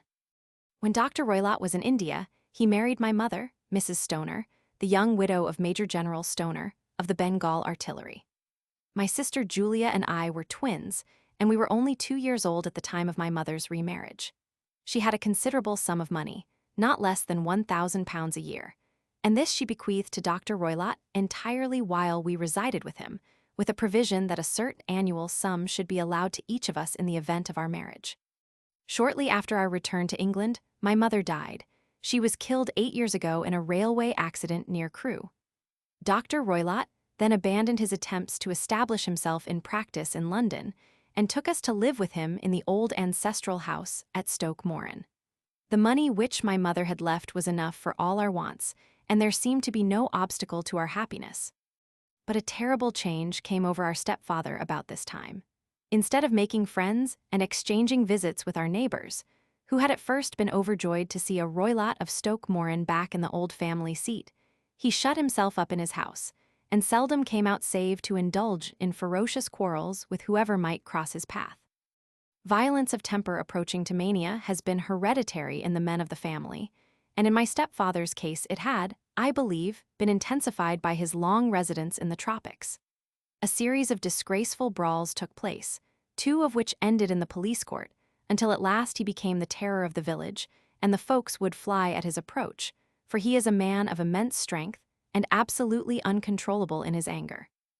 Last week he hurled the local blacksmith over a parapet into a stream, and it was only by paying over all the money which I could gather together that I was able to avert another public exposure. He had no friends at all save the wandering gypsies, and he would give these vagabonds leave to encamp upon the few acres of bramble-covered land which represent the family estate, and would accept in return the hospitality of their tents, wandering away with them sometimes for weeks on end. He has a passion also for Indian animals, which are sent over to him by a correspondent, and he has at this moment a cheetah and a baboon, which wander freely over his grounds and are feared by the villagers almost as much as their master. You can imagine from what I say that my poor sister Julia and I had no great pleasure in our lives. No servant would stay with us, and for a long time we did all the work of the house. She was but 30 at the time of her death, and yet her hair had already begun to whiten, even as mine has. Your sister is dead, then? She died just 2 years ago, and it is of her death that I wish to speak to you. You can understand that, living the life which I have described, we were little likely to see anyone of our own age and position. We had, however, an aunt, my mother's maiden sister, Miss Honoria Westphale, who lives near Harrow, and we were occasionally allowed to pay short visits at this lady's house. Julia went there at Christmas 2 years ago and met there a half-pay major of Marines, to whom she became engaged. My stepfather learned of the engagement when my sister returned, and offered no objection to the marriage. But within a fortnight of the day which had been fixed for the wedding, the terrible event occurred which has deprived me of my only companion. Sherlock Holmes had been leaning back in his chair with his eyes closed and his head sunk in a cushion, but he half opened his lids now and glanced across at his visitor. "Pray be precise as to details," said he. "It is easy for me to be so, for every event of that dreadful time is seared into my memory. The manor house is, as I have already said, very old, and only one wing is now inhabited. The bedrooms in this wing are on the ground floor, the sitting rooms being in the central block of the buildings. Of these bedrooms, the first is Dr. Roylott's, the second my sister, S., and the third my own. There is no communication between them, but they all open out into the same corridor. Do I make myself plain?" "Perfectly so." The windows of the 3 rooms open out upon the lawn. That fatal night Dr. Roylott had gone to his room early, though we knew that he had not retired to rest, for my sister was troubled by the smell of the strong Indian cigars which it was his custom to smoke. She left her room, therefore, and came into mine, where she sat for some time, chatting about her approaching wedding. At 11 o'clock she rose to leave me, but she paused at the door and looked back. "Tell me, Helen," said she, "have you ever heard anyone whistle in the dead of the night?" "Never," said I. "I suppose that you could not possibly whistle, yourself, in your sleep." "Certainly not, but why?" "Because during the last few nights I have always, about 3 in the morning, heard a low, clear whistle. I am a light sleeper, and it has awakened me. I cannot tell where it came from, perhaps from the next room, perhaps from the lawn. I thought that I would just ask you whether you had heard it." "No, I have not. It must be those wretched gypsies in the plantation." "Very likely, and yet if it were on the lawn, I wonder that you did not hear it also." "Ah, but I sleep more heavily than you." "Well, it is of no great consequence, at any rate." She smiled back at me, closed my door, and a few moments later I heard her key turn in the lock. "Indeed," said Holmes. "Was it your custom always to lock yourselves in at night?" "Always." "And why?" "I think that I mentioned to you that the doctor kept a cheetah and a baboon. We had no feeling of security unless our doors were locked." "Quite so. Pray proceed with your statement." "I could not sleep that night. A vague feeling of impending misfortune impressed me. My sister and I, you will recollect, were twins, and you know how subtle are the links which bind 2 souls which are so closely allied. It was a wild night. The wind was howling outside, and the rain was beating and splashing against the windows. Suddenly, amid all the hubbub of the gale, there burst forth the wild scream of a terrified woman. I knew that it was my sister's voice. I sprang from my bed, wrapped a shawl round me, and rushed into the corridor. As I opened my door, I seemed to hear a low whistle, such as my sister described, and a few moments later a clanging sound, as if a mass of metal had fallen. As I ran down the passage, my sister's door was unlocked and revolved slowly upon its hinges. I stared at it horror-stricken, not knowing what was about to issue from it. By the light of the corridor lamp, I saw my sister appear at the opening, her face blanched with terror, her hands groping for help, her whole figure swaying to and fro like that of a drunkard. I ran to her and threw my arms round her, but at that moment her knees seemed to give way and she fell to the ground. She writhed as one who is in terrible pain, and her limbs were dreadfully convulsed. At first I thought that she had not recognized me, but as I bent over her she suddenly shrieked out in a voice which I shall never forget, "Oh my God, Helen, it was the band, the speckled band." There was something else which she would fain have said, and she stabbed with her finger into the air in the direction of the doctor's room, but a fresh convulsion seized her and choked her words. I rushed out, calling loudly for my stepfather, and I met him hastening from his room in his dressing gown. When he reached my sister's side, she was unconscious, and though he poured brandy down her throat and sent for medical aid from the village, all efforts were in vain, for she slowly sank and died without having recovered her consciousness. Such was the dreadful end of my beloved sister. "One moment," said Holmes. "Are you sure about this whistle and metallic sound? Could you swear to it?" That was what the county coroner asked me at the inquiry. It is my strong impression that I heard it, and yet, among the crash of the gale and the creaking of an old house, I may possibly have been deceived. "Was your sister dressed?" "No, she was in her nightdress. In her right hand was found the charred stump of a match, and in her left a matchbox, showing that she had struck a light and looked about her when the alarm took place. That is important. And what conclusions did the coroner come to?" He investigated the case with great care, for Dr. Roylott's conduct had long been notorious in the county, but he was unable to find any satisfactory cause of death. My evidence showed that the door had been fastened upon the inner side, and the windows were blocked by old-fashioned shutters with broad iron bars, which were secured every night. The walls were carefully sounded, and were shown to be quite solid all round, and the flooring was also thoroughly examined, with the same result.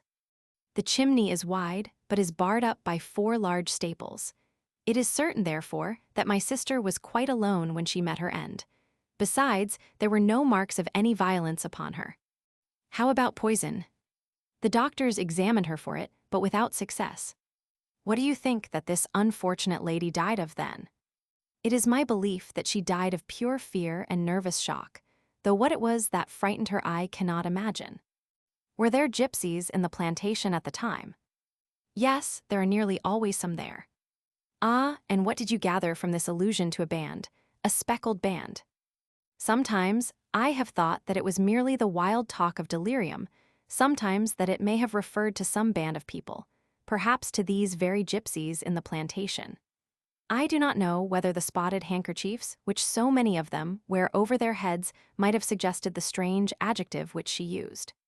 Holmes shook his head like a man who is far from being satisfied. "These are very deep waters," said he. "Pray go on with your narrative." 2 years have passed since then, and my life has been until lately lonelier than ever. A month ago, however, a dear friend, whom I have known for many years, has done me the honor to ask my hand in marriage. His name is Armitage, Percy Armitage, the second son of Mr. Armitage, of Crane Water, near Reading. My stepfather has offered no opposition to the match, and we are to be married in the course of the spring.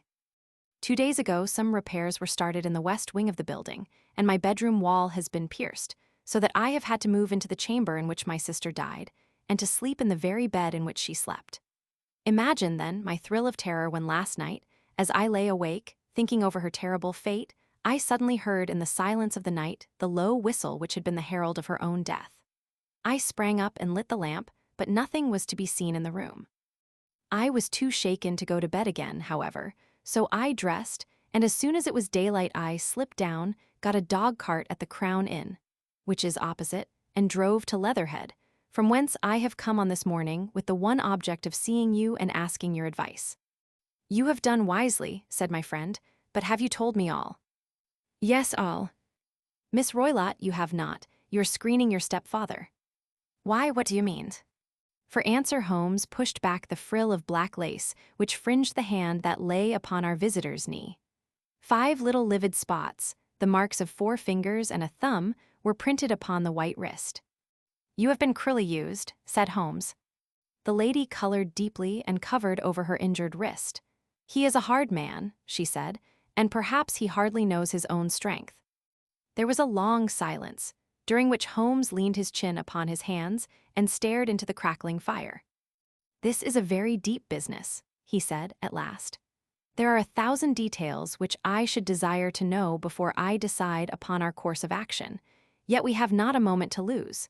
If we were to come to Stoke Moran today, would it be possible for us to see over these rooms without the knowledge of your stepfather?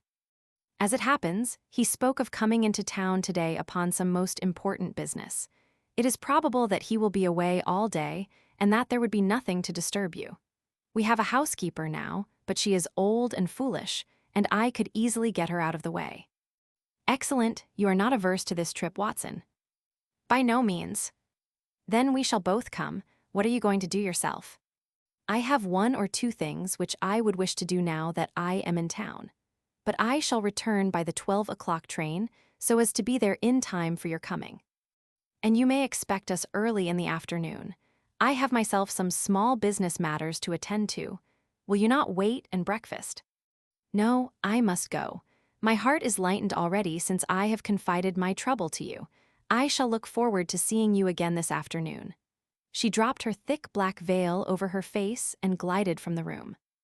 And what do you think of it all, Watson? Asked Sherlock Holmes, leaning back in his chair. It seems to me to be a most dark and sinister business.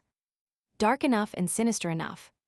Yet if the lady is correct in saying that the flooring and walls are sound, and that the door, window, and chimney are impassable, then her sister must have been undoubtedly alone when she met her mysterious end.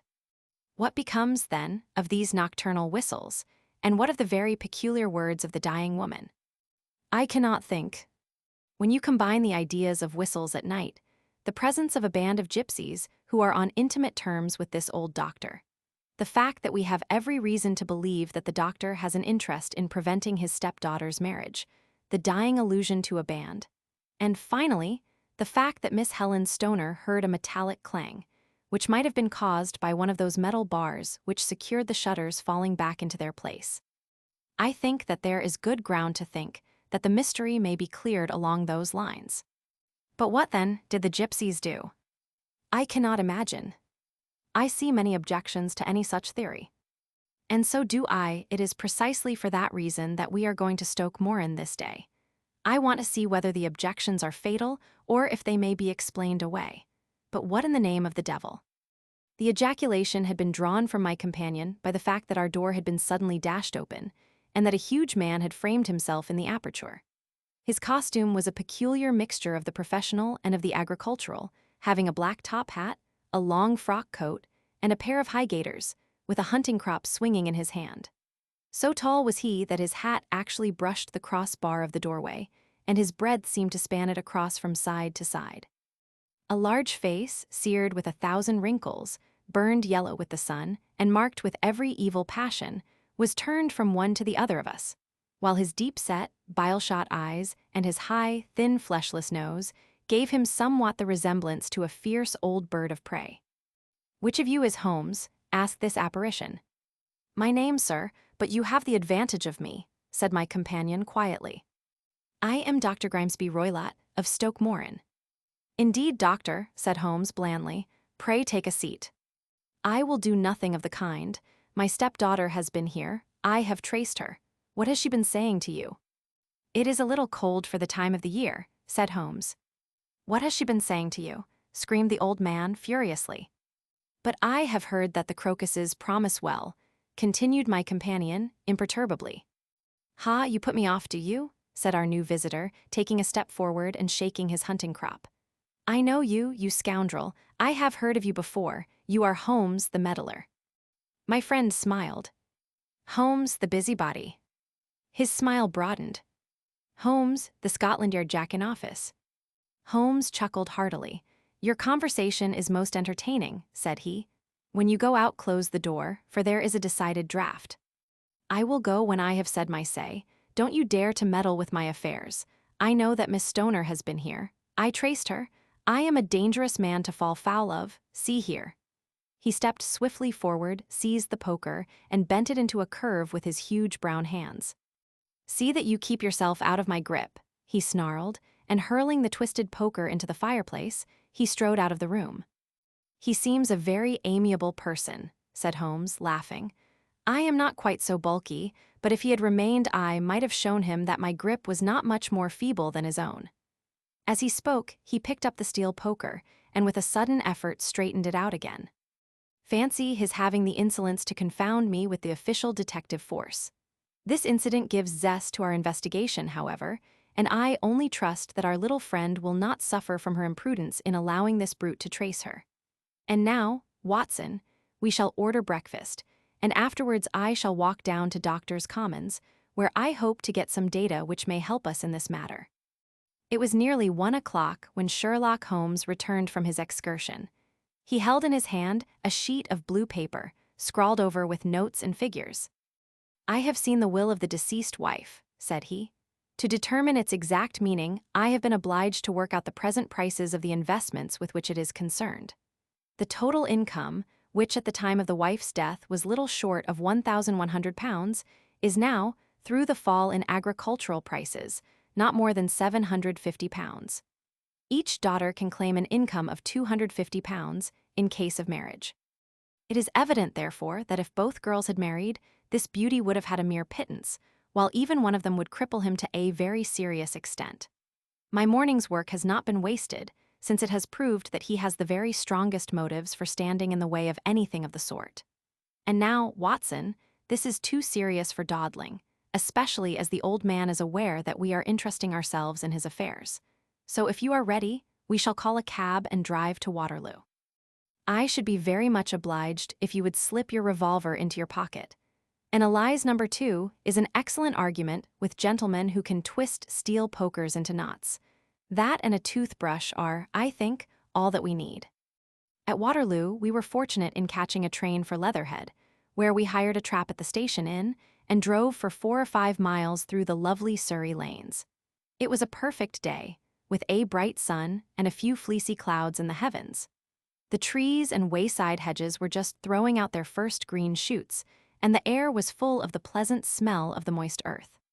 To me at least there was a strange contrast between the sweet promise of the spring and this sinister quest upon which we were engaged. My companion sat in the front of the trap, his arms folded, his hat pulled down over his eyes, and his chin sunk upon his breast, buried in the deepest thought. Suddenly, however, he started, tapped me on the shoulder, and pointed over the meadows. "Look there," said he. A heavily timbered park stretched up in a gentle slope, thickening into a grove at the highest point. From amid the branches, there jutted out the gray gables and high roof tree of a very old mansion. "Stoke Moran," said he. "Yes, sir, that be the house of Dr. Grimesby Roylott," remarked the driver. "There is some building going on there," said Holmes. "That is where we are going." "There's the village," said the driver, pointing to a cluster of roofs some distance to the left. "But if you want to get to the house, you'll find it shorter to get over this stile, and so by the footpath over the fields. There it is, where the lady is walking." "And the lady, I fancy, is Miss Stoner," observed Holmes, shading his eyes. "Yes, I think we had better do as you suggest." We got off, paid our fare, and the trap rattled back on its way to Leatherhead. "I thought it as well," said Holmes as we climbed the stile, "that this fellow should think we had come here as architects or on some definite business. It may stop his gossip. Good afternoon, Miss Stoner. You see that we have been as good as our word." Our client of the morning had hurried forward to meet us with a face which spoke her joy. "I have been waiting so eagerly for you," she cried, shaking hands with us warmly. "All has turned out splendidly. Dr. Roylott has gone to town, and it is unlikely that he will be back before evening." "We have had the pleasure of making the doctor's acquaintance," said Holmes, and in a few words he sketched out what had occurred. Miss Stoner turned white to the lips as she listened. "Good heavens," she cried, "he has followed me then." "So it appears. He is so cunning that I never know when I am safe from him. What will he say when he returns? He must guard himself, for he may find that there is some one more cunning than himself upon his track. You must lock yourself up from him tonight. If he is violent, we shall take you away to your aunt's at Harrow. Now, we must make the best use of our time, so kindly take us at once to the rooms which we are to examine." The building was of gray, lichen-blotched stone, with a high central portion and 2 curving wings like the claws of a crab, thrown out on each side. In one of these wings the windows were broken and blocked with wooden boards, while the roof was partly caved in, a picture of ruin. The central portion was in little better repair, but the right-hand block was comparatively modern, and the blinds in the windows, with the blue smoke curling up from the chimneys, showed that this was where the family resided.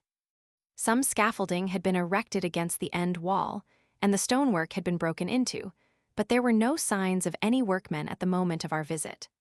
Holmes walked slowly up and down the ill-trimmed lawn and examined with deep attention the outsides of the windows. "This, I take it, belongs to the room in which you used to sleep, the center one to your sister, S, and the one next to the main building to Dr. Roylott's chamber." "Exactly so, but I am now sleeping in the middle one. Pending the alterations, as I understand. By the way, there does not seem to be any very pressing need for repairs at that end wall." "There were none. I believe that it was an excuse to move me from my room." "Ah, that is suggestive. Now, on the other side of this narrow wing runs the corridor from which these 3 rooms open. There are windows in it, of course." "Yes, but very small ones, too narrow for anyone to pass through." "As you both locked your doors at night, your rooms were unapproachable from that side. Now, would you have the kindness to go into your room and bar your shutters?" Miss Stoner did so, and Holmes, after a careful examination through the open window, endeavored in every way to force the shutter open, but without success. There was no slit through which a knife could be passed to raise the bar. Then with his lens he tested the hinges, but they were of solid iron, built firmly into the massive masonry. "Hum," said he, scratching his chin in some perplexity, "my theory certainly presents some difficulties. No one could pass these shutters if they were bolted." "Well, we shall see if the inside throws any light upon the matter." A small side door led into the whitewashed corridor from which the 3 bedrooms opened. Holmes refused to examine the 3rd chamber, so we passed at once to the 2nd, that in which Miss Stoner was now sleeping, and in which her sister had met with her fate. It was a homely little room, with a low ceiling and a gaping fireplace, after the fashion of old country houses. A brown chest of drawers stood in one corner, a narrow white counterpaned bed in another, and a dressing table on the left-hand side of the window. These articles, with 2 small wickerwork chairs, made up all the furniture in the room, save for a square of Wilton carpet in the center. The boards round, and the paneling of the walls were of brown, worm-eaten oak, so old and discolored that it may have dated from the original building of the house. Holmes drew one of the chairs into a corner and sat silent, while his eyes traveled round and up and down, taking in every detail of the apartment. "Where does that bell communicate with?" he asked at last, pointing to a thick bell rope which hung down beside the bed, the tassel actually lying upon the pillow. "It goes to the housekeeper's room." "It looks newer than the other things." "Yes, it was only put there a couple of years ago." "Your sister asked for it, I suppose?" "No, I never heard of her using it. We used always to get what we wanted for ourselves." "Indeed, it seemed unnecessary to put so nice a bell pull there. You will excuse me for a few minutes while I satisfy myself as to this floor." He threw himself down upon his face with his lens in his hand and crawled swiftly backward and forward, examining minutely the cracks between the boards. Then he did the same with the woodwork with which the chamber was paneled. Finally, he walked over to the bed and spent some time in staring at it and in running his eye up and down the wall. Finally, he took the bell rope in his hand and gave it a brisk tug. "Why, it's a dummy," said he. "Won't it ring?" "No, it is not even attached to a wire. This is very interesting. You can see now that it is fastened to a hook just above where the little opening for the ventilator is." "How very absurd. I never noticed that before." "Very strange," muttered Holmes, pulling at the rope. "There are 1 or 2 very singular points about this room.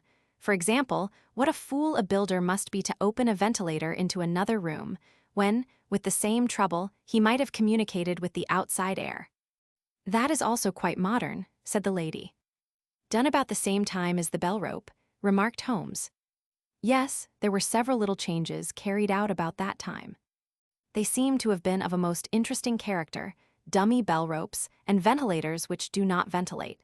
With your permission, Miss Stoner, we shall now carry our researches into the inner apartment." Dr. Grimesby Roylott's chamber was larger than that of his stepdaughter, but was as plainly furnished. A camp bed, a small wooden shelf full of books, mostly of a technical character, an armchair beside the bed, a plain wooden chair against the wall, a round table, and a large iron safe were the principal things which met the eye. Holmes walked slowly round and examined each and all of them with the keenest interest. "What's in here?" he asked, tapping the safe. "My stepfather's business papers." "Oh, you have seen inside, then?" "Only once, some years ago. I remember that it was full of papers." "There isn't a cat in it, for example." "No, what a strange idea." "Well, look at this." He took up a small saucer of milk which stood on the top of it. "No, we don't keep a cat, but there is a cheetah and a baboon." "Ah, yes, of course. Well, a cheetah is just a big cat, and yet a saucer of milk does not go very far in satisfying its wants, I dare say. There is one point which I should wish to determine." He squatted down in front of the wooden chair and examined the seat of it with the greatest attention. "Thank you, that is quite settled," said he, rising and putting his lens in his pocket. "Hello, here is something interesting." The object which had caught his eye was a small dog lash hung on one corner of the bed. The lash, however, was curled upon itself and tied so as to make a loop of whipcord. "What do you make of that, Watson?" "It's a common enough lash, but I don't know why it should be tied." "That is not quite so common, is it? Ah me, it's a wicked world, and when a clever man turns his brains to crime, it is the worst of all. I think that I have seen enough now, Miss Stoner, and with your permission we shall walk out upon the lawn." I had never seen my friend's face so grim or his brow so dark as it was when we turned from the scene of this investigation. We had walked several times up and down the lawn, neither Miss Stoner nor myself liking to break in upon his thoughts before he roused himself from his reverie. "It is very essential, Miss Stoner," said he, "that you should absolutely follow my advice in every respect." "I shall most certainly do so. The matter is too serious for any hesitation. Your life may depend upon your compliance. I assure you that I am in your hands. In the first place, both my friend and I must spend the night in your room." Both Miss Stoner and I gazed at him in astonishment. "Yes, it must be so. Let me explain. I believe that that is the village inn over there." "Yes, that is the Crown." "Very good. Your windows would be visible from there." "Certainly." "You must confine yourself to your room on pretense of a headache when your stepfather comes back. Then when you hear him retire for the night, you must open the shutters of your window, undo the hasp, put your lamp there as a signal to us, and then withdraw quietly with everything which you are likely to want into the room which you used to occupy. I have no doubt that, in spite of the repairs, you could manage there for one night." "Oh yes, easily." "The rest you will leave in our hands." "But what will you do?" "We shall spend the night in your room, and we shall investigate the cause of this noise which has disturbed you." "I believe, Mr. Holmes, that you have already made up your mind," said Miss Stoner, laying her hand upon my companion's sleeve. "Perhaps I have." "Then for pity's sake tell me, what was the cause of my sister's death?" "I should prefer to have clearer proofs before I speak." "You can at least tell me whether my own thought is correct, and if she died from some sudden fright." "No, I do not think so. I think that there was probably some more tangible cause. And now, Miss Stoner, we must leave you, for if Dr. Roylott returned and saw us, our journey would be in vain. Goodbye and be brave, for if you will do what I have told you, you may rest assured that we shall soon drive away the dangers that threaten you." Sherlock Holmes and I had no difficulty in engaging a bedroom and sitting room at the Crown Inn. They were on the upper floor, and from our window we could command a view of the avenue gate and of the inhabited wing of Stoke Moran Manor House. At dusk, we saw Dr. Grimesby Roylott drive past, his huge form looming up beside the little figure of the lad who drove him. The boy had some slight difficulty in undoing the heavy iron gates, and we heard the hoarse roar of the doctor's voice, and saw the fury with which he shook his clenched fists at him. The trap drove on, and a few minutes later we saw a sudden light spring up among the trees as the lamp was lit in one of the sitting rooms. "Do you know, Watson," said Holmes, as we sat together in the gathering darkness, "I have really some scruples as to taking you tonight. There is a distinct element of danger. Can I be of assistance? Your presence might be invaluable. Then I shall certainly come." "It is very kind of you." "You speak of danger. You have evidently seen more in these rooms than was visible to me." "No, but I fancy that I may have deduced a little more. I imagine that you saw all that I did." "I saw nothing remarkable save the bell rope, and what purpose that could answer I confess is more than I can imagine. You saw the ventilator, too. Yes, but I do not think that it is such a very unusual thing to have a small opening between two rooms. It was so small that a rat could hardly pass through. I knew that we should find a ventilator before ever we came to Stoke Moran. My dear Holmes. Oh yes, I did. You remember in her statement she said that her sister could smell Dr. Roylott's cigar. Now, of course that suggested at once that there must be a communication between the two rooms. It could only be a small one, or it would have been remarked upon at the coroner's inquiry. I deduced a ventilator. But what harm can there be in that? Well, there is at least a curious coincidence of dates. A ventilator is made, a cord is hung, and a lady who sleeps in the bed dies. Does not that strike you? I cannot as yet see any connection. Did you observe anything very peculiar about that bed? No. It was clamped to the floor. Did you ever see a bed fastened like that before? I cannot say that I have. The lady could not move her bed. It must always be in the same relative position to the ventilator and to the rope, for so we may call it, since it was clearly never meant for a bell pull. Holmes, I cried, I seem to see dimly what you are hinting at. We are only just in time to prevent some subtle and horrible crime. Subtle enough and horrible enough. When a doctor does go wrong, he is the first of criminals. He has nerve and he has knowledge. Palmer and Pritchard were among the heads of their profession. This man strikes even deeper, but I think, Watson, that we shall be able to strike deeper still. But we shall have horrors enough before the night is over. For goodness' sake, let us have a quiet pipe and turn our minds for a few hours to something more cheerful. About 9 o'clock, the light among the trees was extinguished, and all was dark in the direction of the manor house. 2 hours passed slowly away, and then, suddenly, just at the stroke of 11, a single bright light shone out right in front of us. That is our signal, said Holmes, springing to his feet. It comes from the middle window. As we passed out, he exchanged a few words with the landlord, explaining that we were going on a late visit to an acquaintance, and that it was possible that we might spend the night there. A moment later we were out on the dark road, a chill wind blowing in our faces, and one yellow light twinkling in front of us through the gloom to guide us on our somber errand. There was little difficulty in entering the grounds, for unrepaired breaches gaped in the old park wall. Making our way among the trees, we reached the lawn, crossed it, and were about to enter through the window, when out from a clump of laurel bushes there darted what seemed to be a hideous and distorted child, who threw itself upon the grass with writhing limbs, and then ran swiftly across the lawn into the darkness. My God, I whispered, did you see it? Holmes was for the moment as startled as I. His hand closed like a vice upon my wrist in his agitation. Then he broke into a low laugh and put his lips to my ear. It is a nice household, he murmured. That is the baboon. I had forgotten the strange pets which the doctor affected. There was a cheetah, too. Perhaps we might find it upon our shoulders at any moment. I confess that I felt easier in my mind when, after following Holmes's example and slipping off my shoes, I found myself inside the bedroom. My companion noiselessly closed the shutters, moved the lamp onto the table, and cast his eyes round the room. All was as we had seen it in the daytime.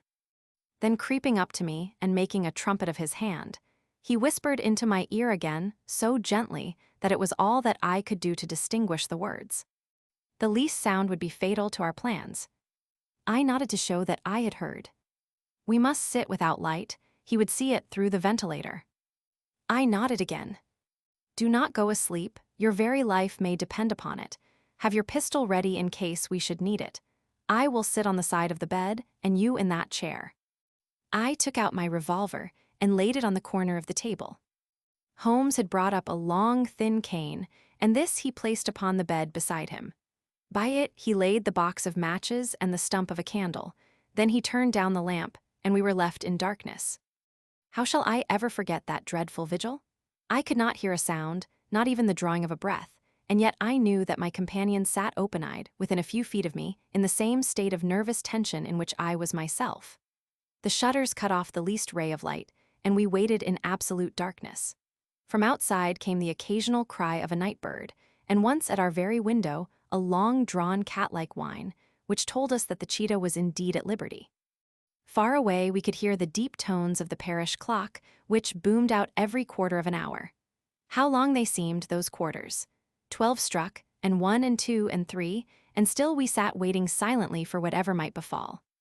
Suddenly there was the momentary gleam of a light up in the direction of the ventilator, which vanished immediately, but was succeeded by a strong smell of burning oil and heated metal. Someone in the next room had lit a dark lantern. I heard a gentle sound of movement, and then all was silent once more, though the smell grew stronger. For half an hour I sat with straining ears. Then suddenly another sound became audible, a very gentle, soothing sound, like that of a small jet of steam escaping continually from a kettle. The instant that we heard it, Holmes sprang from the bed, struck a match, and lashed furiously with his cane at the bell-pull. "You see it, Watson," he yelled. "You see it." But I saw nothing. At the moment when Holmes struck the light, I heard a low, clear whistle, but the sudden glare flashing into my weary eyes made it impossible for me to tell what it was at which my friend lashed so savagely. I could, however, see that his face was deadly pale and filled with horror and loathing. He had ceased to strike and was gazing up at the ventilator, when suddenly there broke from the silence of the night the most horrible cry to which I have ever listened. It swelled up louder and louder, a hoarse yell of pain and fear and anger all mingled in the one dreadful shriek. They say that away down in the village, and even in the distant parsonage, that cry raised the sleepers from their beds. It struck cold to our hearts, and I stood gazing at Holmes, and he at me, until the last echoes of it had died away into the silence from which it rose. "What can it mean?" I gasped. "It means that it is all over," Holmes answered. "And perhaps, after all, it is for the best. Take your pistol, and we will enter Dr. Roylott's room." With a grave face, he lit the lamp and led the way down the corridor. Twice he struck at the chamber door without any reply from within. Then he turned the handle and entered, I at his heels, with the cocked pistol in my hand. It was a singular sight which met our eyes. On the table stood a dark lantern with the shutter half open, throwing a brilliant beam of light upon the iron safe, the door of which was ajar. Beside this table, on the wooden chair, sat Dr. Grimesby Roylott, clad in a long gray dressing gown, his bare ankles protruding beneath, and his feet thrust into red, heelless Turkish slippers. Across his lap lay the short stock with the long lash which we had noticed during the day. His chin was cocked upward, and his eyes were fixed in a dreadful, rigid stare at the corner of the ceiling. Round his brow he had a peculiar yellow band, with brownish speckles, which seemed to be bound tightly round his head. As we entered, he made neither sound nor motion. "The band, the speckled band," whispered Holmes. I took a step forward. In an instant his strange headgear began to move, and there reared itself from among his hair the squat diamond-shaped head and puffed neck of a loathsome serpent. "It is a swamp adder," cried Holmes, "the deadliest snake in India. He has died within 10 seconds of being bitten. Violence does, in truth, recoil upon the violent, and the schemer falls into the pit which he digs for another. Let us thrust this creature back into its den, and we can then remove Miss Stoner to some place of shelter, and let the county police know what has happened." As he spoke, he drew the dog whip swiftly from the dead man's lap, and throwing the noose round the reptile's neck, he drew it from its horrid perch, and carrying it at arm's length, threw it into the iron safe, which he closed upon it. Such are the true facts of the death of Dr. Grimesby Roylott, of Stoke Moran. It is not necessary that I should prolong a narrative which has already run to too great a length, by telling how we broke the sad news to the terrified girl, how we conveyed her by the morning train to the care of her good aunt at Harrow, of how the slow process of official inquiry came to the conclusion that the doctor met his fate while indiscreetly playing with a dangerous pet. The little which I had yet to learn of the case was told me by Sherlock Holmes as we traveled back next day. "I had," said he, "come to an entirely erroneous conclusion, which shows, my dear Watson, how dangerous it always is to reason from insufficient data. The presence of the gypsies and the use of the word band, which was used by the poor girl, no doubt to explain the appearance which she had caught a hurried glimpse of by the light of her match, were sufficient to put me upon an entirely wrong scent. I can only claim the merit that I instantly reconsidered my position when, however, it became clear to me that whatever danger threatened an occupant of the room could not come either from the window or the door. My attention was speedily drawn, as I have already remarked to you, to this ventilator, and to the bell rope which hung down to the bed. The discovery that this was a dummy, and that the bed was clamped to the floor, instantly gave rise to the suspicion that the rope was there as bridge for something passing through the hole and coming to the bed. The idea of a snake instantly occurred to me, and when I coupled it with my knowledge that the doctor was furnished with a supply of creatures from India, I felt that I was probably on the right track. The idea of using a form of poison, which could not possibly be discovered by any chemical test, was just such a one as would occur to a clever and ruthless man who had had an Eastern training. The rapidity with which such a poison would take effect would also, from his point of view, be an advantage. It would be a sharp-eyed coroner, indeed, who could distinguish the two little dark punctures which would show where the poison fangs had done their work. Then I thought of the whistle. Of course, he must recall the snake before the morning light revealed it to the victim. He had trained it, probably by the use of the milk which we saw, to return to him when summoned. He would put it through this ventilator at the hour that he thought best, with the certainty that it would crawl down the rope and land on the bed. It might or might not bite the occupant. Perhaps she might escape every night for a week, but sooner or later she must fall a victim. I had come to these conclusions before ever I had entered his room. An inspection of his chair showed me that he had been in the habit of standing on it, which of course would be necessary in order that he should reach the ventilator. The sight of the safe, the saucer of milk, and the loop of whipcord were enough to finally dispel any doubts which may have remained. The metallic clang heard by Miss Stoner was obviously caused by her stepfather hastily closing the door of his safe upon its terrible occupant. Having once made up my mind, you know the steps which I took in order to put the matter to the proof.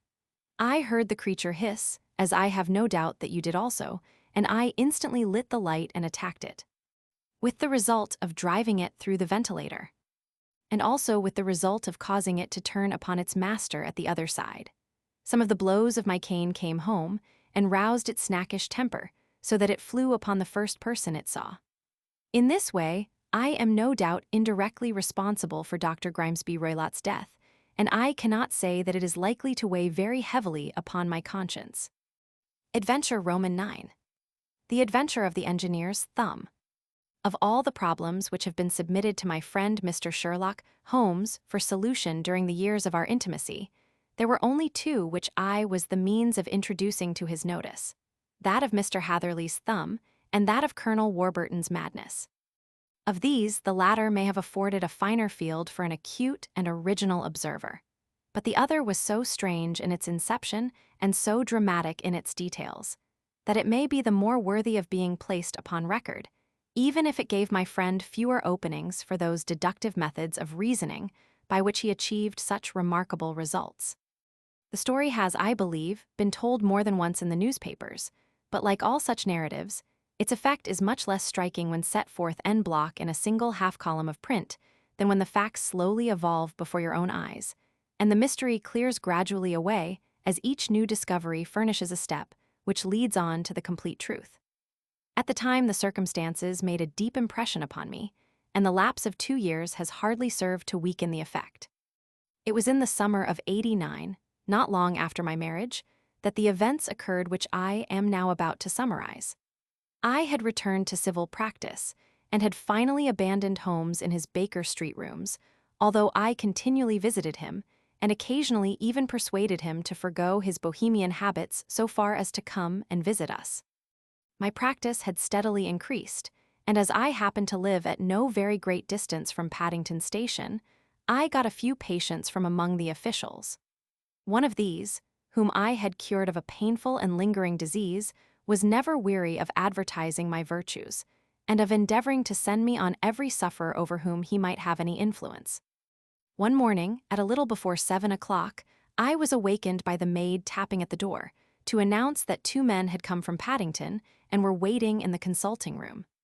I dressed hurriedly, for I knew by experience that railway cases were seldom trivial, and hastened downstairs. As I descended, my old ally, the guard, came out of the room and closed the door tightly behind him. "I've got him here," he whispered, jerking his thumb over his shoulder. "He's all right." "What is it, then?" I asked, for his manner suggested that it was some strange creature which he had caged up in my room. "It's a new patient," he whispered. I thought I'd bring him round myself, then he couldn't slip away. There he is, all safe and sound. I must go now, doctor. I have my duties just the same as you. And off he went, this trusty tout, without even giving me time to thank him. I entered my consulting room and found a gentleman seated by the table. He was quietly dressed in a suit of heather tweed with a soft cloth cap, which he had laid down upon my books. Round one of his hands he had a handkerchief wrapped, which was mottled all over with bloodstains. He was young, not more than 25, I should say, with a strong, masculine face. But he was exceedingly pale, and gave me the impression of a man who was suffering from some strong agitation, which it took all his strength of mind to control. "I am sorry to knock you up so early, doctor," said he, "but I have had a very serious accident during the night. I came in by train this morning, and on inquiring at Paddington as to where I might find a doctor, a worthy fellow very kindly escorted me here. I gave the maid a card, but I see that she has left it upon the side table." I took it up and glanced at it. "Mr. Victor Hatherley, hydraulic engineer, 16A, Victoria Street, 3D floor." That was the name, style, and abode of my morning visitor. "I regret that I have kept you waiting," said I, sitting down in my library chair. "You are fresh from a night journey, I understand, which is in itself a monotonous occupation."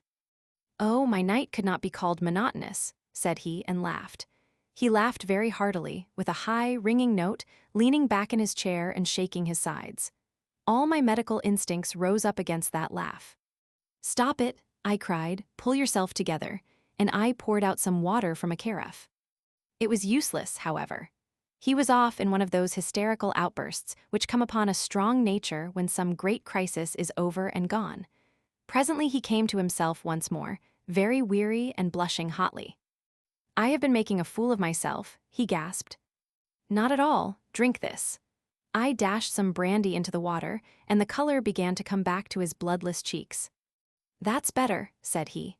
"And now, doctor, perhaps you would kindly attend to my thumb, or rather to the place where my thumb used to be." He unwound the handkerchief and held out his hand. It gave even my hardened nerves a shudder to look at it. There were 4 protruding fingers and a horrid red, spongy surface where the thumb should have been. It had been hacked or torn right out from the roots. "Good heavens!" I cried. "This is a terrible injury. It must have bled considerably." Yes, it did. I fainted when it was done, and I think that I must have been senseless for a long time.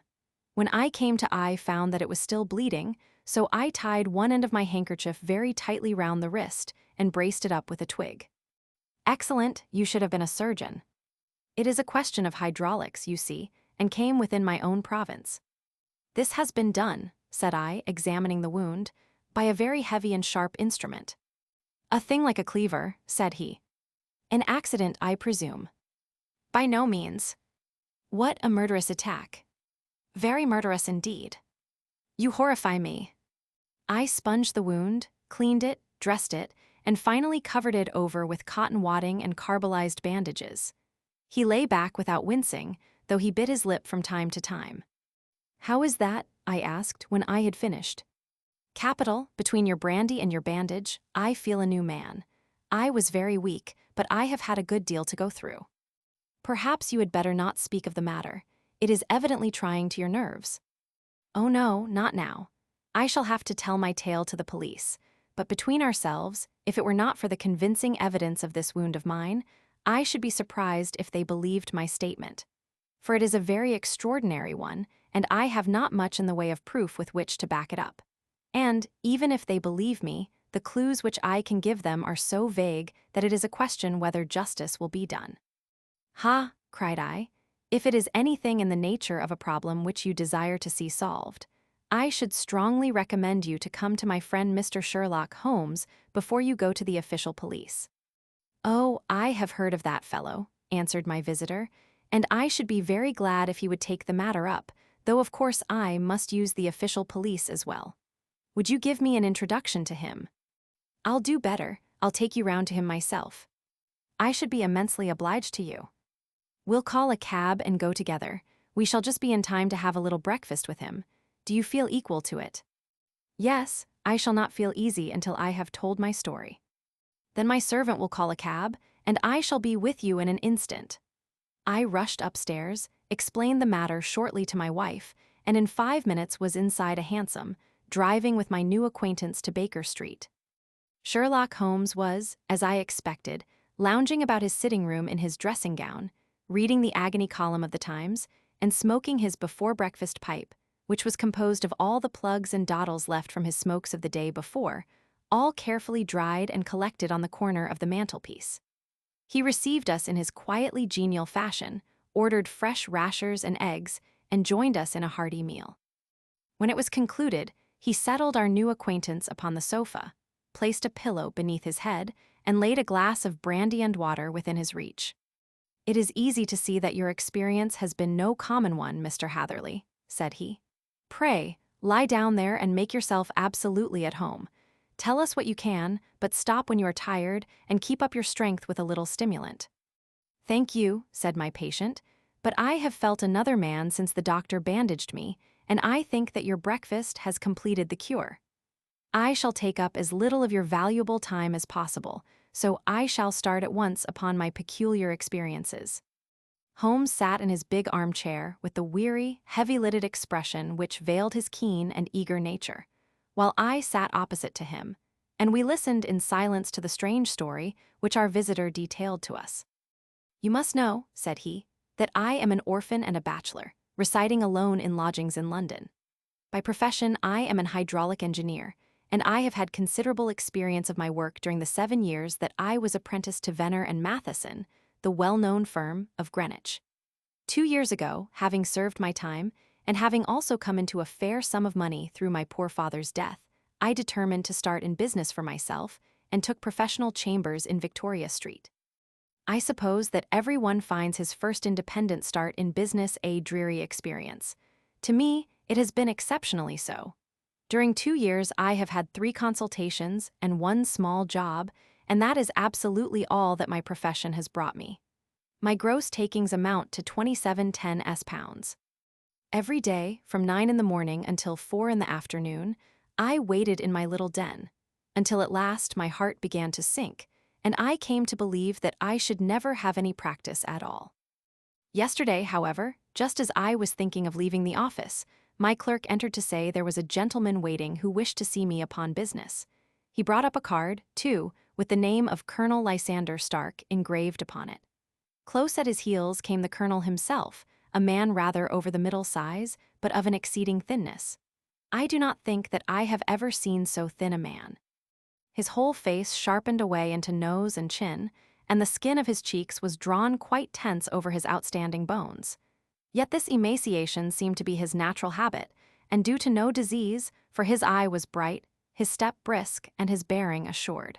He was plainly but neatly dressed, and his age, I should judge, would be nearer 40 than 30.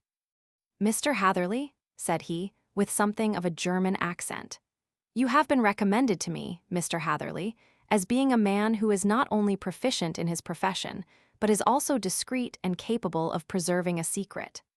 I bowed, feeling as flattered as any young man would at such an address. "May I ask who it was who gave me so good a character?" "Well, perhaps it is better that I should not tell you that just at this moment. I have it from the same source that you are both an orphan and a bachelor, and are residing alone in London." "That is quite correct," I answered, "but you will excuse me if I say that I cannot see how all this bears upon my professional qualifications. I understood that it was on a professional matter that you wished to speak to me." "Undoubtedly so, but you will find that all I say is really to the point. I have a professional commission for you, but absolute secrecy is quite essential. Absolute secrecy, you understand, and of course we may expect that more from a man who is alone than from one who lives in the bosom of his family." "If I promise to keep a secret," said I, "you may absolutely depend upon my doing so." He looked very hard at me as I spoke, and it seemed to me that I had never seen so suspicious and questioning an eye. "Do you promise, then?" said he at last. "Yes, I promise. Absolute and complete silence before, during, and after. No reference to the matter at all, either in word or writing." "I have already given you my word." "Very good. He suddenly sprang up, and darting like lightning across the room, he flung open the door. The passage outside was empty. "That's all right," said he, coming back. "I know that clerks are sometimes curious as to their master's affairs. Now we can talk in safety." He drew up his chair very close to mine and began to stare at me again with the same questioning and thoughtful look. A feeling of repulsion, and of something akin to fear, had begun to rise within me at the strange antics of this fleshless man. Even my dread of losing a client could not restrain me from showing my impatience. "I beg that you will state your business, sir," said I. "My time is of value." Heaven forgive me for that last sentence, but the words came to my lips. "How would 50 guineas for a night's work suit you?" he asked. "Most admirably." "I say a night's work, but an hour's would be nearer the mark. I simply want your opinion about a hydraulic stamping machine which has got out of gear. If you show us what is wrong, we shall soon set it right ourselves. What do you think of such a commission as that? The work appears to be light, and the pay munificent." "Precisely so. We shall want you to come tonight by the last train." "Where to?" "To Iford, in Berkshire. It is a little place near the borders of Oxfordshire, and within 7 miles of Reading. There is a train from Paddington which would bring you there at about 11:15. "Very good. I shall come down in a carriage to meet you." "There is a drive, then?" "Yes, our little place is quite out in the country. It is a good 7 miles from Iford station." "Then we can hardly get there before midnight. I suppose there would be no chance of a train back. I should be compelled to stop the night." "Yes, we could easily give you a shakedown." "That is very awkward. Could I not come at some more convenient hour?" "We have judged it best that you should come late. It is to recompense you for any inconvenience that we are paying to you, a young and unknown man, a fee which would buy an opinion from the very heads of your profession. Still, of course, if you would like to draw out of the business, there is plenty of time to do so." I thought of the 50 guineas, and of how very useful they would be to me. "Not at all," said I. "I shall be very happy to accommodate myself to your wishes. I should like, however, to understand a little more clearly what it is that you wish me to do." "Quite so. It is very natural that the pledge of secrecy which we have exacted from you should have aroused your curiosity. I have no wish to commit you to anything without your having it all laid before you. I suppose that we are absolutely safe from eavesdroppers." "Entirely." "Then the matter stands thus. You are probably aware that fuller's earth is a valuable product, and that it is only found in 1 or 2 places in England." "I have heard so. Some little time ago I bought a small place, a very small place, within 10 miles of Reading. I was fortunate enough to discover that there was a deposit of fuller's earth in one of my fields. On examining it, however, I found that this deposit was a comparatively small one, and that it formed a link between 2 very much larger ones upon the right and left, both of them, however, in the grounds of my neighbors. These good people were absolutely ignorant that their land contained that which was quite as valuable as a gold mine. Naturally, it was to my interest to buy their land before they discovered its true value, but unfortunately, I had no capital by which I could do this. I took a few of my friends into the secret, however, and they suggested that we should quietly and secretly work our own little deposit, and that in this way we should earn the money which would enable us to buy the neighboring fields. This we have now been doing for some time, and in order to help us in our operations, we erected an hydraulic press. This press, as I have already explained, has got out of order, and we wish your advice upon the subject. We guard our secret very jealously, however, and if it once became known that we had hydraulic engineers coming to our little house, it would soon rouse inquiry, and then, if the facts came out, it would be goodbye to any chance of getting these fields and carrying out our plans. That is why I have made you promise me that you will not tell a human being that you are going to Iford tonight. I hope that I make it all plain." "I quite follow you," said I. "The only point which I could not quite understand was what use you could make of an hydraulic press in excavating fuller's earth, which, as I understand, is dug out like gravel from a pit." "Ah," said he carelessly, "we have our own process. We compress the earth into bricks so as to remove them without revealing what they are. But that is a mere detail. I have taken you fully into my confidence now, Mr. Hatherley, and I have shown you how I trust you." He rose as he spoke. I shall expect you, then, at Iford at 11:15. I shall certainly be there. And not a word to a soul. He looked at me with a last, long, questioning gaze, and then, pressing my hand in a cold, dank grasp, he hurried from the room. Well, when I came to think it all over in cool blood, I was very much astonished, as you may both think, at this sudden commission which had been entrusted to me. On the one hand, of course, I was glad, for the fee was at least tenfold what I should have asked had I set a price upon my own services, and it was possible that this order might lead to other ones. On the other hand, the face and manner of my patron had made an unpleasant impression upon me, and I could not think that his explanation of the fuller's earth was sufficient to explain the necessity for my coming at midnight, and his extreme anxiety lest I should tell anyone of my errand. However, I threw all fears to the winds, ate a hearty supper, drove to Paddington, and started off, having obeyed to the letter the injunction as to holding my tongue. At Reading I had to change not only my carriage, but my station. However, I was in time for the last train to Iford, and I reached the little dim-lit station after 11 o'clock. I was the only passenger who got out there, and there was no one upon the platform save a single sleepy porter with a lantern. As I passed out through the wicket gate, however, I found my acquaintance of the morning waiting in the shadow upon the other side. Without a word, he grasped my arm and hurried me into a carriage, the door of which was standing open. He drew up the windows on either side, tapped on the woodwork, and away we went as fast as the horse could go. "One horse," interjected Holmes. "Yes, only one." "Did you observe the color?" "Yes, I saw it by the side lights when I was stepping into the carriage. It was a chestnut." "Tired-looking or fresh?" "Oh, fresh and glossy." "Thank you, I am sorry to have interrupted you. Pray continue your most interesting statement." Away we went then, and we drove for at least an hour. Colonel Lysander Stark had said that it was only 7 miles, but I should think, from the rate that we seemed to go, and from the time that we took, that it must have been nearer 12. He sat at my side in silence all the time, and I was aware, more than once when I glanced in his direction, that he was looking at me with great intensity. The country roads seemed to be not very good in that part of the world, for we lurched and jolted terribly. I tried to look out of the windows to see something of where we were, but they were made of frosted glass, and I could make out nothing save the occasional bright blur of a passing light. Now and then I hazarded some remark to break the monotony of the journey, but the colonel answered only in monosyllables, and the conversation soon flagged.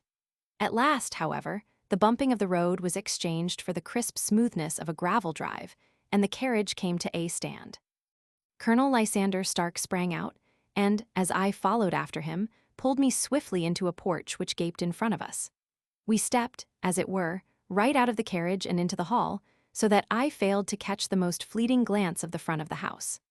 The instant that I had crossed the threshold, the door slammed heavily behind us, and I heard faintly the rattle of the wheels as the carriage drove away.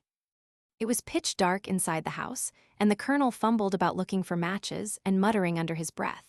Suddenly a door opened at the other end of the passage, and a long, golden bar of light shot out in our direction. It grew broader, and a woman appeared with a lamp in her hand, which she held above her head, pushing her face forward and peering at us. I could see that she was pretty, and from the gloss with which the light shone upon her dark dress, I knew that it was a rich material. She spoke a few words in a foreign tongue in a tone as though asking a question, and when my companion answered in a gruff monosyllable, she gave such a start that the lamp nearly fell from her hand. Colonel Stark went up to her, whispered something in her ear, and then, pushing her back into the room from whence she had come, he walked towards me again with the lamp in his hand. "Perhaps you will have the kindness to wait in this room for a few minutes," said he, throwing open another door. It was a quiet, little, plainly furnished room, with a round table in the center, on which several German books were scattered. Colonel Stark laid down the lamp on the top of a harmonium beside the door. "I shall not keep you waiting an instant," said he, and vanished into the darkness. I glanced at the books upon the table, and in spite of my ignorance of German, I could see that 2 of them were treatises on science, the others being volumes of poetry.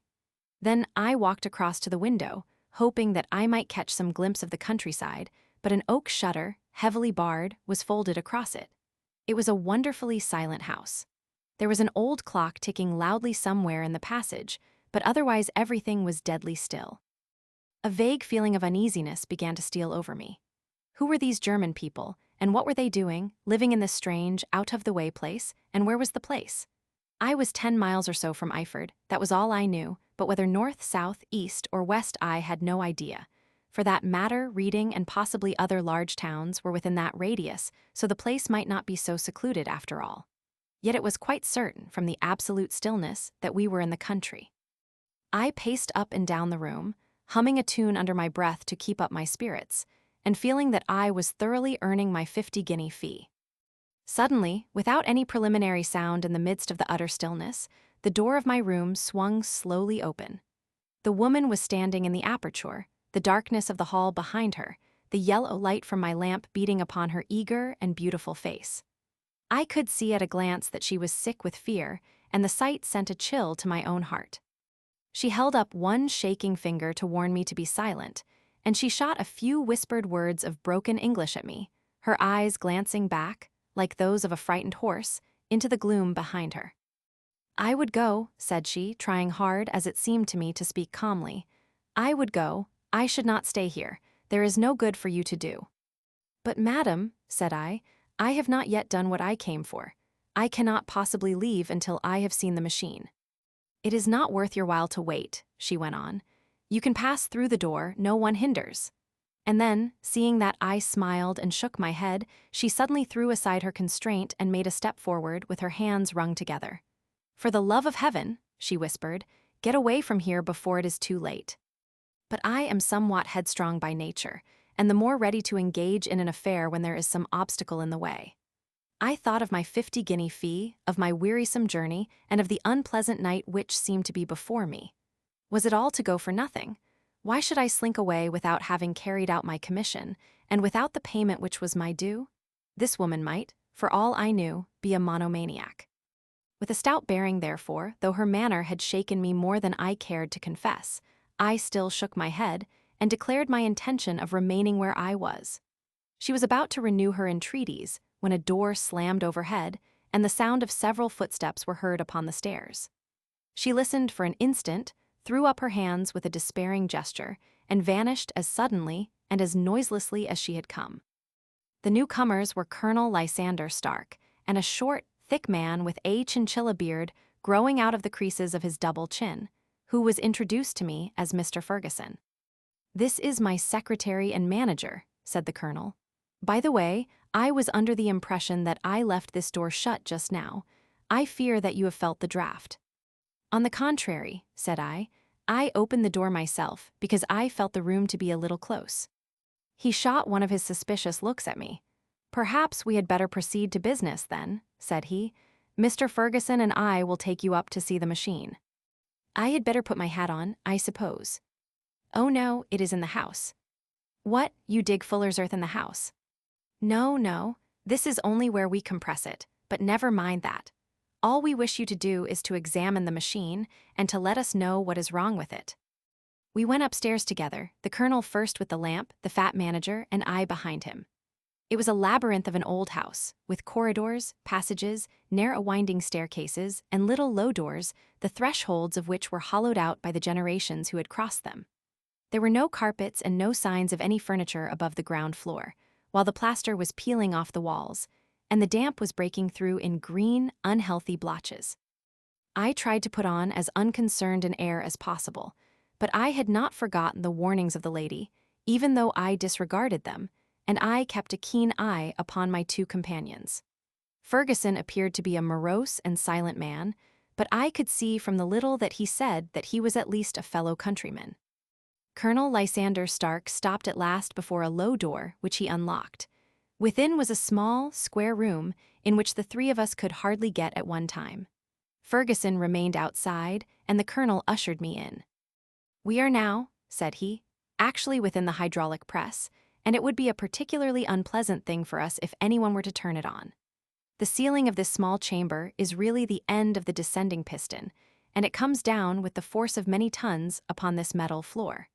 There are small lateral columns of water outside which receive the force, and which transmit and multiply it in the manner which is familiar to you. The machine goes readily enough, but there is some stiffness in the working of it, and it has lost a little of its force. Perhaps you will have the goodness to look it over and to show us how we can set it right." I took the lamp from him, and I examined the machine very thoroughly. It was indeed a gigantic one, and capable of exercising enormous pressure. When I passed outside, however, and pressed down the levers which controlled it, I knew at once by the whooshing sound that there was a slight leakage, which allowed a regurgitation of water through one of the side cylinders. An examination showed that one of the india rubber bands, which was round the head of a driving rod, had shrunk so as not quite to fill the socket along which it worked. This was clearly the cause of the loss of power, and I pointed it out to my companions, who followed my remarks very carefully, and asked several practical questions as to how they should proceed to set it right. When I had made it clear to them, I returned to the main chamber of the machine and took a good look at it to satisfy my own curiosity. It was obvious at a glance that the story of the fuller's earth was the merest fabrication, for it would be absurd to suppose that so powerful an engine could be designed for so inadequate a purpose. The walls were of wood, but the floor consisted of a large iron trough, and when I came to examine it, I could see a crust of metallic deposit all over it. I had stooped and was scraping at this to see exactly what it was, when I heard a muttered exclamation in German and saw the cadaverous face of the colonel looking down at me. "What are you doing there?" he asked. I felt angry at having been tricked by so elaborate a story as that which he had told me. "I was admiring your fuller's earth," said I. "I think that I should be better able to advise you as to your machine if I knew what the exact purpose was for which it was used." The instant that I uttered the words, I regretted the rashness of my speech. His face set hard, and a baleful light sprang up in his gray eyes. "Very well," said he, "you shall know all about the machine." He took a step backward, slammed the little door, and turned the key in the lock. I rushed towards it and pulled at the handle, but it was quite secure and did not give in the least to my kicks and shoves. "Hello," I yelled. "Hello, Colonel, let me out." And then suddenly in the silence I heard a sound which sent my heart into my mouth. It was the clank of the levers and the swish of the leaking cylinder. He had set the engine at work. The lamp still stood upon the floor where I had placed it when examining the trough. By its light I saw that the black ceiling was coming down upon me, slowly, jerkily, but, as none knew better than myself, with a force which must within a minute grind me to a shapeless pulp.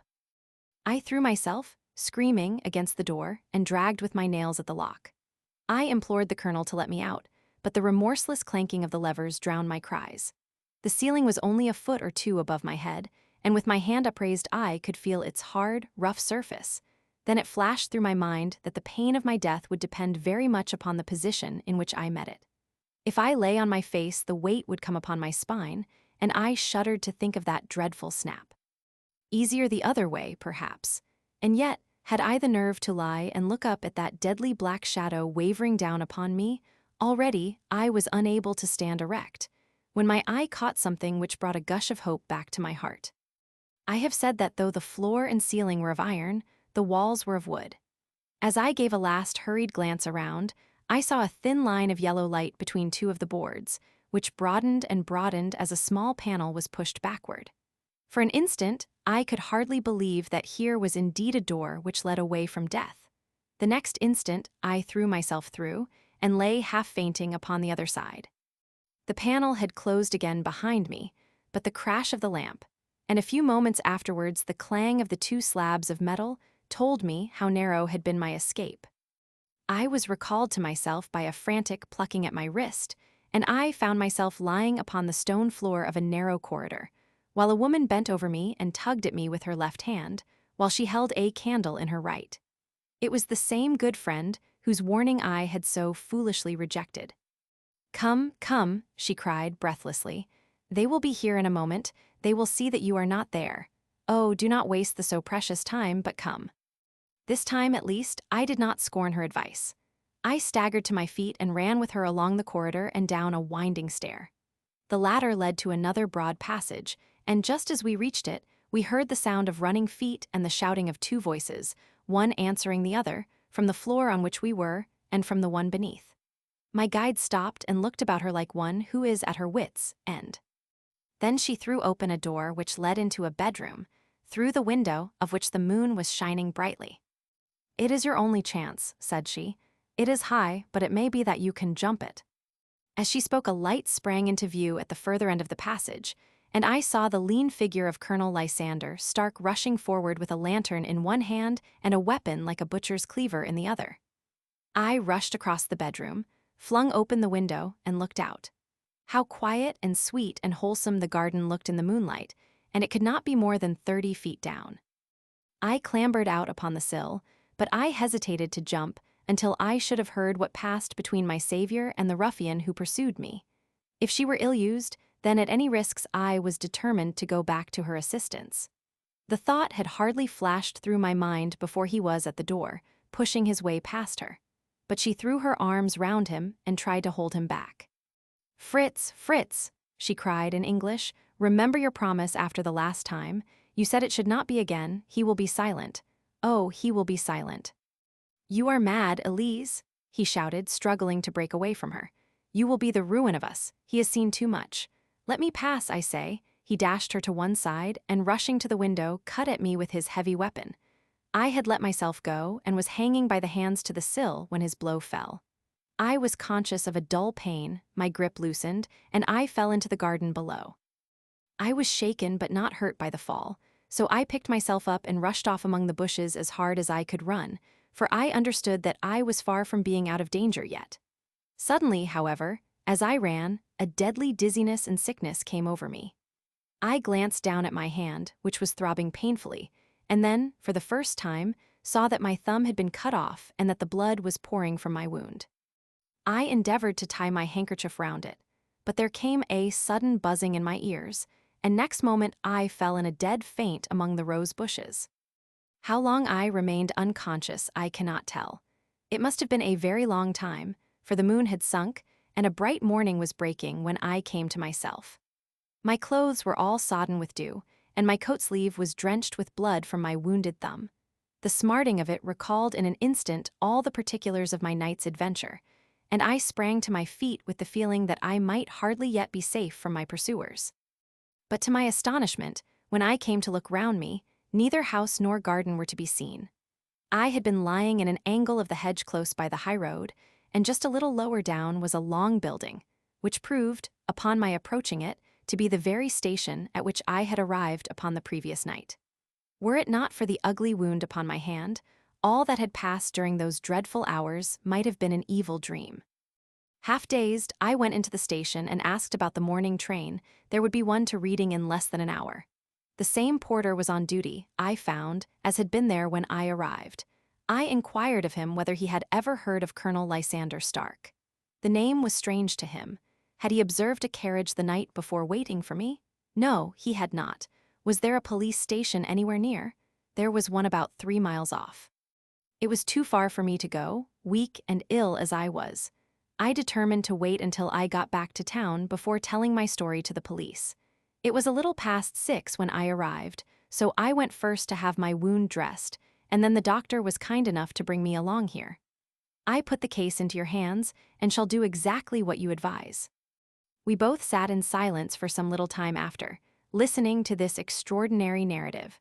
Then Sherlock Holmes pulled down from the shelf one of the ponderous commonplace books in which he placed his cuttings. "Here is an advertisement which will interest you," said he. "It appeared in all the papers about a year ago. Listen to this. Lost on the 9th inst. Mr. Jeremiah Haling, aged 26 and hydraulic engineer. Left his lodgings at 10 o'clock at night and has not been heard of since. Was dressed in, etc., etc. Ha! That represents the last time that the colonel needed to have his machine overhauled, I fancy." "Good heavens," cried my patient, "then that explains what the girl said." "Undoubtedly. It is quite clear that the colonel was a cool and desperate man, who was absolutely determined that nothing should stand in the way of his little game, like those out-and-out pirates who will leave no survivor from a captured ship. Well, every moment now is precious, so if you feel equal to it, we shall go down to Scotland Yard at once as a preliminary to starting for Iford." Some 3 hours or so afterwards, we were all in the train together, bound from Reading to the little Berkshire village. There were Sherlock Holmes, the hydraulic engineer, Inspector Bradstreet, of Scotland Yard, a plainclothes man, and myself. Bradstreet had spread an ordnance map of the county out upon the seat, and was busy with his compasses drawing a circle with Iford for its center. "There you are," said he. "That circle is drawn at a radius of 10 miles from the village. The place we want must be somewhere near that line. You said 10 miles, I think, sir." "It was an hour's good drive." "And you think that they brought you back all that way when you were unconscious?" "They must have done so. I have a confused memory, too, of having been lifted and conveyed somewhere."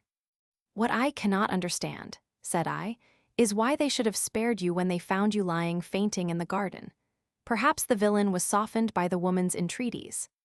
"I hardly think that likely. I never saw a more inexorable face in my life." "Oh, we shall soon clear up all that," said Bradstreet.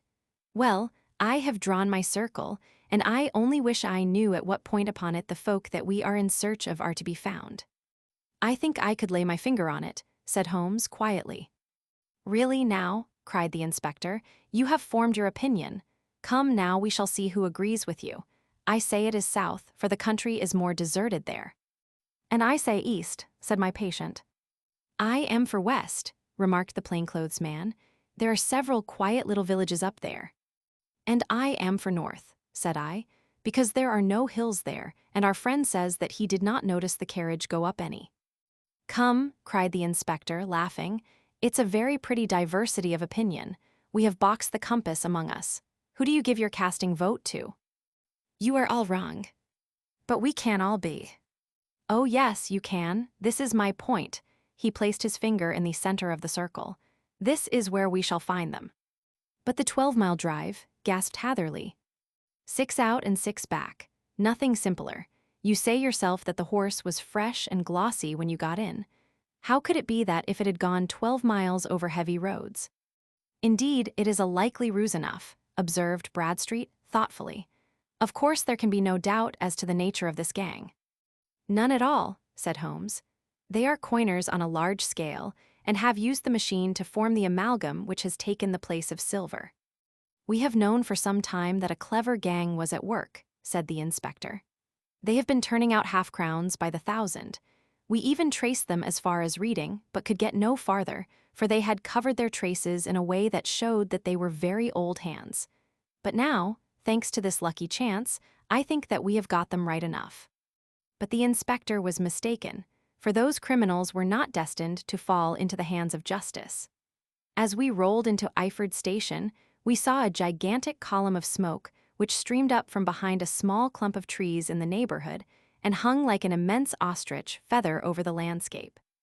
"A house on fire?" asked Bradstreet, as the train steamed off again on its way. "Yes, sir," said the station master. "When did it break out?" "I hear that it was during the night, sir, but it has got worse, and the whole place is in a blaze." "Whose house is it?" "Dr. Becher S." "Tell me," broke in the engineer, "is Dr. Becher a German, very thin with a long, sharp nose?" The station master laughed heartily.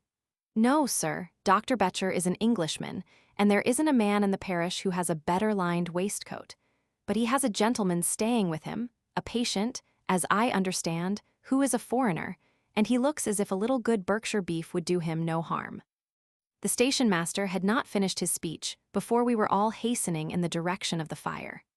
The road topped a low hill, and there was a great widespread whitewashed building in front of us, spouting fire at every chink and window, while in the garden in front, 3 fire engines were vainly striving to keep the flames under. "That's it," cried Hatherley in intense excitement. "There is the gravel drive, and there are the rose bushes where I lay. That second window is the one that I jumped from." "Well, at least," said Holmes, "you have had your revenge upon them. There can be no question that it was your oil lamp which, when it was crushed in the press, set fire to the wooden walls, though no doubt they were too excited in the chase after you to observe it at the time. Now keep your eyes open in this crowd for your friends of last night, though I very much fear that they are a good 100 miles off by now." And Holmes's fears came to be realized, for from that day to this no word has ever been heard either of the beautiful woman, the sinister German, or the morose Englishman. Early that morning, a peasant had met a cart containing several people and some very bulky boxes driving rapidly in the direction of Reading, but there all traces of the fugitives disappeared, and even Holmes's ingenuity failed ever to discover the least clue as to their whereabouts. The firemen had been much perturbed at the strange arrangements which they had found within, and still more so by discovering a newly severed human thumb upon a windowsill of the second floor. About sunset, however, their efforts were at last successful, and they subdued the flames, but not before the roof had fallen in, and the whole place been reduced to such absolute ruin that, save some twisted cylinders and iron piping, not a trace remained of the machinery which had cost our unfortunate acquaintance so dearly. Large masses of nickel and of tin were discovered stored in an outhouse, but no coins were to be found, which may have explained the presence of those bulky boxes which have been already referred to. How our hydraulic engineer had been conveyed from the garden to the spot where he recovered his senses might have remained forever a mystery were it not for the soft mold, which told us a very plain tale. He had evidently been carried down by two persons, one of whom had remarkably small feet and the other unusually large ones. On the whole, it was most probable that the silent Englishman, being less bold or less murderous than his companion, had assisted the woman to bear the unconscious man out of the way of danger. "Well," said our engineer ruefully, as we took our seats to return once more to London, "it has been a pretty business for me. I have lost my thumb, and I have lost a 50-guinea fee, and what have I gained?" "Experience," said Holmes, laughing. "Indirectly it may be of value, you know. You have only to put it into words to gain the reputation of being excellent company for the remainder of your existence." Adventure X. The Adventure of the Noble Bachelor. The Lord St. Simon marriage, and its curious termination, have long ceased to be a subject of interest in those exalted circles in which the unfortunate bridegroom moves. Fresh scandals have eclipsed it, and their more piquant details have drawn the gossips away from this 4-year-old drama. As I have reason to believe, however, that the full facts have never been revealed to the general public, and as my friend Sherlock Holmes had a considerable share in clearing the matter up, I feel that no memoir of him would be complete without some little sketch of this remarkable episode. It was a few weeks before my own marriage, during the days when I was still sharing rooms with Holmes in Baker Street, that he came home from an afternoon stroll to find a letter on the table waiting for him. I had remained indoors all day, for the weather had taken a sudden turn to rain, with high autumnal winds, and the Jezel bullet which I had brought back in one of my limbs as a relic of my Afghan campaign throbbed with dull persistency. With my body in one easy chair and my legs upon another, I had surrounded myself with a cloud of newspapers, until at last, saturated with the news of the day, I tossed them all aside and lay listless, watching the huge crest and monogram upon the envelope upon the table, and wondering lazily who my friend's noble correspondent could be. "Here is a very fashionable epistle," I remarked as he entered. "Your morning letters, if I remember right, were from a fishmonger and a tidewaiter." "Yes, my correspondence has certainly the charm of variety," he answered, smiling, "and the humbler are usually the more interesting. This looks like one of those unwelcome social summonses which call upon a man either to be bored or to lie." He broke the seal and glanced over the contents. "Oh, come, it may prove to be something of interest after all." "Not social, then?" "No, distinctly professional. And from a noble client. One of the highest in England. My dear fellow, I congratulate you. I assure you, Watson, without affectation, that the status of my client is a matter of less moment to me than the interest of his case. It is just possible, however, that also may not be wanting in this new investigation. You have been reading the papers diligently of late, have you not?" "It looks like it," said I ruefully, pointing to a huge bundle in the corner. "I have had nothing else to do." "It is fortunate, for you will perhaps be able to post me up. I read nothing except the criminal news and the agony column. The latter is always instructive, but if you have followed recent events so closely, you must have read about Lord St. Simon and his wedding." "Oh yes, with the deepest interest." "That is well. The letter which I hold in my hand is from Lord St. Simon. I will read it to you, and in return you must turn over these papers and let me have whatever bears upon the matter. This is what he says. "My dear Mr. Sherlock Holmes, Lord Backwater tells me that I may place implicit reliance upon your judgment and discretion. I have determined, therefore, to call upon you, and to consult you in reference to the very painful event which has occurred in connection with my wedding. Mr. Lestrade, of Scotland Yard, is acting already in the matter, but he assures me that he sees no objection to your cooperation, and that he even thinks that it might be of some assistance. I will call at 4 o'clock in the afternoon, and, should you have any other engagement at that time, I hope that you will postpone it, as this matter is of paramount importance. Yours faithfully, St. Simon. It is dated from Grosvenor Mansions, written with a quill pen, and the noble lord has had the misfortune to get a smear of ink upon the outer side of his right little finger, remarked Holmes, as he folded up the epistle. He says 4 o'clock, it is 3 now, he will be here in an hour. Then I have just time, with your assistance, to get clear upon the subject, turn over those papers, and arrange the extracts in their order of time, while I take a glance as to who our client is. He picked a red-covered volume from a line of books of reference beside the mantelpiece. Here he is, said he, sitting down and flattening it out upon his knee. Lord Robert Walsingham de Vere St. Simon, second son of the Duke of Balmoral. Arms, azure, 3 caltrops in chief over a fess sable. Born in 1846. He's 41 years of age, which is mature for marriage, was Under-Secretary for the Colonies in a late administration. The Duke, his father, was at one time Secretary for Foreign Affairs. They inherit Plantagenet blood by direct descent and Tudor on the distaff side. Well, there is nothing very instructive in all this. I think that I must turn to you, Watson, for something more solid. I have very little difficulty in finding what I want, said I, for the facts are quite recent, and the matter struck me as remarkable. I feared to refer them to you, however, as I knew that you had an inquiry on hand, and that you disliked the intrusion of other matters.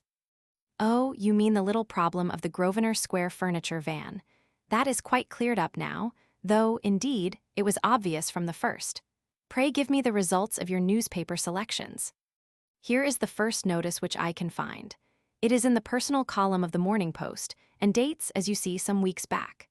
A marriage has been arranged, it says, and will, if rumor is correct, very shortly take place between Lord Robert St. Simon, second son of the Duke of Balmoral, and Miss Hattie Doran, the only daughter of Aloysius Doran, Esquire of San Francisco, Cal, USA. That is all. Terse and to the point, remarked Holmes, stretching his long, thin legs towards the fire. There was a paragraph amplifying this in one of the society papers of the same week. Here it is. There will soon be a call for protection in the marriage market, for the present free trade principle appears to tell heavily against our home product. One by one, the management of the noble houses of Great Britain is passing into the hands of our fair cousins from across the Atlantic.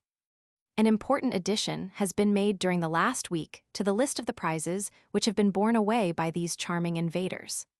Lord St. Simon, who has shown himself for over 20 years proof against the little god's arrows, has now definitely announced his approaching marriage with Miss Hattie Doran, the fascinating daughter of a California millionaire. Miss Doran, whose graceful figure and striking face attracted much attention at the Westbury House festivities, is an only child, and it is currently reported that her dowry will run to considerably over the 6 figures, with expectancies for the future. As it is an open secret that the Duke of Balmoral has been compelled to sell his pictures within the last few years, and as Lord St. Simon has no property of his own, save the small estate of Birchmoor, it is obvious that the Californian heiress is not the only gainer by an alliance which will enable her to make the easy and common transition from a Republican lady to a British peeress. Anything else? Asked Holmes, yawning. Oh yes, plenty. Then there is another note in the Morning Post to say that the marriage would be an absolutely quiet one, that it would be at St. George's, Hanover Square, that only half a dozen intimate friends would be invited, and that the party would return to the furnished house at Lancaster Gate, which has been taken by Mr. Aloysius Doran. 2 days later, that is, on Wednesday last, there is a curt announcement that the wedding had taken place, and that the honeymoon would be passed at Lord Backwater's place, near Petersfield. Those are all the notices which appeared before the disappearance of the bride. Before the what? Asked Holmes with a start. The vanishing of the lady. When did she vanish, then? At the wedding breakfast. Indeed, this is more interesting than it promised to be, quite dramatic in fact. Yes, it struck me as being a little out of the common. They often vanish before the ceremony and occasionally during the honeymoon, but I cannot call to mind anything quite so prompt as this. Pray let me have the details. I warn you that they are very incomplete. Perhaps we may make them less so. Such as they are set forth in a single article of a morning paper of yesterday, which I will read to you. It is headed, Singular Occurrence at a Fashionable Wedding. The family of Lord Robert St. Simon has been thrown into the greatest consternation by the strange and painful episodes which have taken place in connection with his wedding. The ceremony, as shortly announced in the papers of yesterday, occurred on the previous morning, but it is only now that it has been possible to confirm the strange rumors which have been so persistently floating about. In spite of the attempts of the friends to hush the matter up, so much public attention has now been drawn to it that no good purpose can be served by affecting to disregard what is a common subject for conversation. The ceremony, which was performed at St. George's, Hanover Square, was a very quiet one, no one being present save the father of the bride, Mr. Aloysius Doran, the Duchess of Balmoral, Lord Backwater, Lord Eustace, and Lady Clara St. Simon, the younger brother and sister of the bridegroom, and Lady Alicia Whittington. The whole party proceeded afterwards to the house of Mr. Aloysius Doran, at Lancaster Gate, where breakfast had been prepared. It appears that some little trouble was caused by a woman, whose name has not been ascertained, who endeavored to force her way into the house after the bridal party, alleging that she had some claim upon Lord St. Simon. It was only after a painful and prolonged scene that she was ejected by the butler and the footman. The bride, who had fortunately entered the house before this unpleasant interruption, had sat down to breakfast with the rest, when she complained of a sudden indisposition and retired to her room. Her prolonged absence having caused some comment, her father followed her, but learned from her maid that she had only come up to her chamber for an instant, caught up an ulster and bonnet, and hurried down to the passage. One of the footmen declared that he had seen a lady leave the house thus apparelled, but had refused to credit that it was his mistress, believing her to be with the company. On ascertaining that his daughter had disappeared, Mr. Aloysius Doran, in conjunction with the bridegroom, instantly put themselves into communication with the police, and very energetic inquiries are being made, which will probably result in a speedy clearing up of this very singular business. Up to a late hour last night, however, nothing had transpired as to the whereabouts of the missing lady.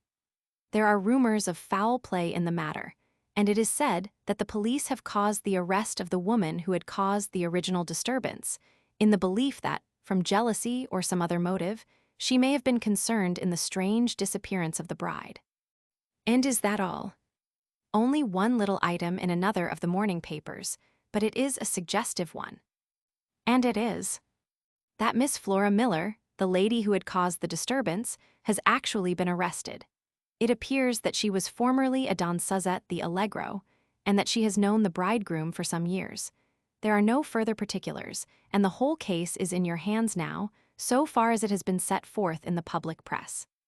And an exceedingly interesting case it appears to be. I would not have missed it for worlds. But there is a ring at the bell, Watson, and as the clock makes it a few minutes after 4, I have no doubt that this will prove to be our noble client. Do not dream of going, Watson, for I very much prefer having a witness, if only as a check to my own memory. Lord Robert St. Simon, announced our page boy, throwing open the door. A gentleman entered with a pleasant, cultured face, high-nosed and pale, with something perhaps of petulance about the mouth, and with the steady, well-opened eye of a man whose pleasant lot it had ever been to command and to be obeyed. His manner was brisk, and yet his general appearance gave an undue impression of age, for he had a slight forward stoop and a little bend of the knees as he walked. His hair, too, as he swept off his very curly-brimmed hat, was grizzled round the edges and thin upon the top. As to his dress, it was careful to the verge of foppishness, with high collar, black frock coat, white waistcoat, yellow gloves, patent leather shoes, and light-colored gaiters. He advanced slowly into the room, turning his head from left to right and swinging in his right hand the cord which held his golden eyeglasses.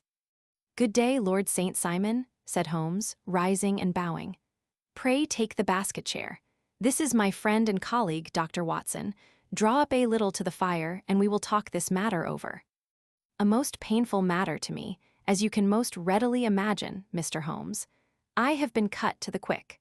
I understand that you have already managed several delicate cases of this sort, sir, though I presume that they were hardly from the same class of society. No, I am descending. I beg pardon.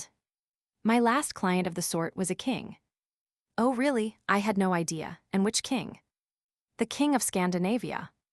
What, had he lost his wife? You can understand, said Holmes suavely, that I extend to the affairs of my other clients the same secrecy which I promised to you in yours. Of course, very right, very right. I'm sure I beg pardon. As to my own case, I am ready to give you any information which may assist you in forming an opinion. Thank you. I have already learned all that is in the public prints, nothing more. I presume that I may take it as correct, this article, for example, as to the disappearance of the bride. Lord St. Simon glanced over it. Yes, it is correct as far as it goes. But it needs a great deal of supplementing before anyone could offer an opinion. I think that I may arrive at my facts most directly by questioning you. Pray do so. When did you first meet Miss Hattie Doran? In San Francisco, a year ago. You were traveling in the States. Yes. Did you become engaged then? No. But you were on a friendly footing. I was amused by her society, and she could see that I was amused. Her father is very rich. He is said to be the richest man on the Pacific slope. And how did he make his money? In mining, he had nothing a few years ago. Then he struck gold, invested it, and came up by leaps and bounds. Now, what is your own impression as to the young ladies, your wife's character? The nobleman swung his glasses a little faster and stared down into the fire. You see, Mr. Holmes, said he, my wife was 20 before her father became a rich man. During that time she ran free in a mining camp and wandered through woods or mountains, so that her education has come from nature rather than from the schoolmaster. She is what we call in England a tomboy, with a strong nature, wild and free, unfettered by any sort of traditions. She is impetuous, volcanic, I was about to say.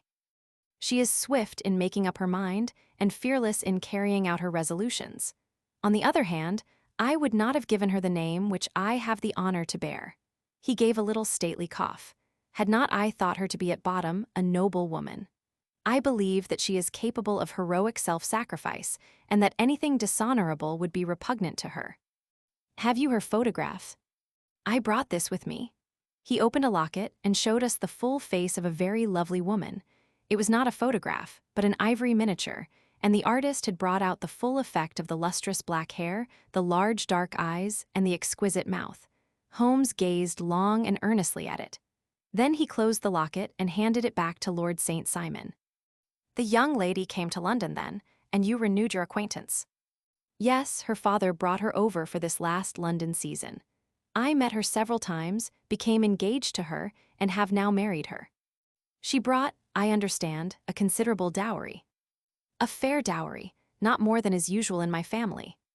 And this, of course, remains to you, since the marriage is a fait accompli. I really have made no inquiries on the subject. Very naturally not. Did you see Miss Doran on the day before the wedding? Yes. Was she in good spirits? Never better. She kept talking of what we should do in our future lives. Indeed, that is very interesting. And on the morning of the wedding, she was as bright as possible, at least, until after the ceremony. And did you observe any change in her then? Well, to tell the truth, I saw then the first signs that I had ever seen that her temper was just a little sharp. The incident, however, was too trivial to relate, and can have no possible bearing upon the case. Pray let us have it for all that. Oh, it is childish. She dropped her bouquet as we went towards the vestry. She was passing the front pew at the time, and it fell over into the pew. There was a moment's delay, but the gentleman in the pew handed it up to her again, and it did not appear to be the worse for the fall. Yet, when I spoke to her of the matter, she answered me abruptly, and in the carriage, on our way home, she seemed absurdly agitated over this trifling cause. Indeed, you say that there was a gentleman in the pew. Some of the general public were present then. Oh yes, it is impossible to exclude them when the church is open. This gentleman was not one of your wife's friends. No, no, I call him a gentleman by courtesy, but he was quite a common-looking person. I hardly noticed his appearance, but really I think that we are wandering rather far from the point. Lady St. Simon, then, returned from the wedding in a less cheerful frame of mind than she had gone to it. What did she do on re-entering her father's house? I saw her in conversation with her maid. And who is her maid? Alice is her name. She is an American and came from California with her. A confidential servant. A little too much so. It seemed to me that her mistress allowed her to take great liberties. Still, of course, in America, they look upon these things in a different way. How long did she speak to this Alice? Oh, a few minutes. I had something else to think of. You did not overhear what they said. Lady St. Simon said something about jumping a claim. She was accustomed to use slang of the kind. I have no idea what she meant. American slang is very expressive sometimes. And what did your wife do when she finished speaking to her maid? She walked into the breakfast room. On your arm? No, alone. She was very independent in little matters like that. Then, after we had sat down for 10 minutes or so, she rose hurriedly, muttered some words of apology and left the room. She never came back. But this maid, Alice, as I understand, deposes that she went to her room, covered her bride's dress with a long ulster, put on a bonnet, and went out. Quite so. And she was afterwards seen walking into Hyde Park in company with Flora Miller, a woman who is now in custody, and who had already made a disturbance at Mr. Doran's house that morning. Ah, yes. I should like a few particulars as to this young lady and your relations to her. Lord St. Simon shrugged his shoulders and raised his eyebrows. We have been on a friendly footing for some years, I may say on a very friendly footing. She used to be at the Allegro. I have not treated her ungenerously, and she is no just cause of complaint against me, but you know what women are, Mr. Holmes. Flora was a dear little thing, but exceedingly hot-headed and devotedly attached to me. She wrote me dreadful letters when she heard that I was about to be married. And, to tell the truth, the reason why I had the marriage celebrated so quietly was that I feared lest there might be a scandal in the church. She came to Mr. Doran's door just after we returned, and she endeavored to push her way in, uttering very abusive expressions towards my wife and even threatening her, but I had foreseen the possibility of something of the sort, and I had 2 police fellows there in private clothes, who soon pushed her out again. She was quiet when she saw that there was no good in making a row. Did your wife hear all this? No, thank goodness, she did not. And she was seen walking with this very woman afterwards. Yes, that is what Mr. Lestrade of Scotland Yard looks upon as so serious. It is thought that Flora decoyed my wife out and laid some terrible trap for her. Well, it is a possible supposition. You think so too. I did not say a probable one, but you do not yourself look upon this as likely. I do not think Flora would hurt a fly. Still, jealousy is a strange transformer of characters. Pray, what is your own theory as to what took place? Well, really, I came to seek a theory, not to propound one. I have given you all the facts. Since you ask me, however, I may say that it has occurred to me as possible that the excitement of this affair, the consciousness that she had made so immense a social stride, had the effect of causing some little nervous disturbance in my wife. In short, that she had become suddenly deranged. Well, really, when I consider that she has turned her back, I will not say upon me, but upon so much that many have aspired to without success. I can hardly explain it in any other fashion.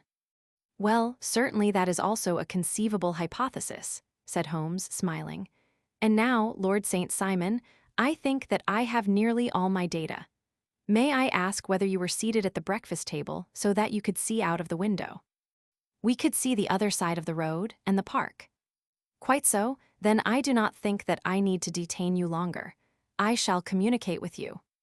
Should you be fortunate enough to solve this problem, said our client, rising. I have solved it.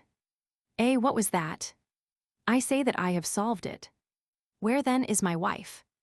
That is a detail which I shall speedily supply. Lord St. Simon shook his head. I am afraid that it will take wiser heads than yours or mine, he remarked, and bowing in a stately, old-fashioned manner, he departed. It is very good of Lord St. Simon to honor my head by putting it on a level with his own, said Sherlock Holmes, laughing. I think that I shall have a whiskey and soda and a cigar after all this cross-questioning. I had formed my conclusions as to the case before our client came into the room. My dear Holmes, I have notes of several similar cases, though none, as I remarked before, which were quite as prompt. My whole examination served to turn my conjecture into a certainty. Circumstantial evidence is occasionally very convincing, as when you find a trout in the milk, to quote Thoreau's example. But I have heard all that you have heard, without, however, the knowledge of pre-existing cases which serves me so well. There was a parallel instance in Aberdeen some years back, and something on very much the same lines at Munich the year after the Franco-Prussian War. It is one of these cases, but hello, here is Lestrade. Good afternoon, Lestrade. You will find an extra tumbler upon the sideboard, and there are cigars in the box. The official detective was attired in a pea jacket and cravat, which gave him a decidedly nautical appearance, and he carried a black canvas bag in his hand. With a short greeting, he seated himself and lit the cigar which had been offered to him. "What's up, then?" asked Holmes with a twinkle in his eye. "You look dissatisfied." "And I feel dissatisfied. It is this infernal St. Simon marriage case. I can make neither head nor tail of the business." "Really, you surprise me. Who ever heard of such a mixed affair? Every clue seems to slip through my fingers. I have been at work upon it all day." "And very wet it seems to have made you," said Holmes, laying his hand upon the arm of the pea jacket. "Yes, I have been dragging the Serpentine." "In heaven's name, what for?" "In search of the body of Lady St. Simon."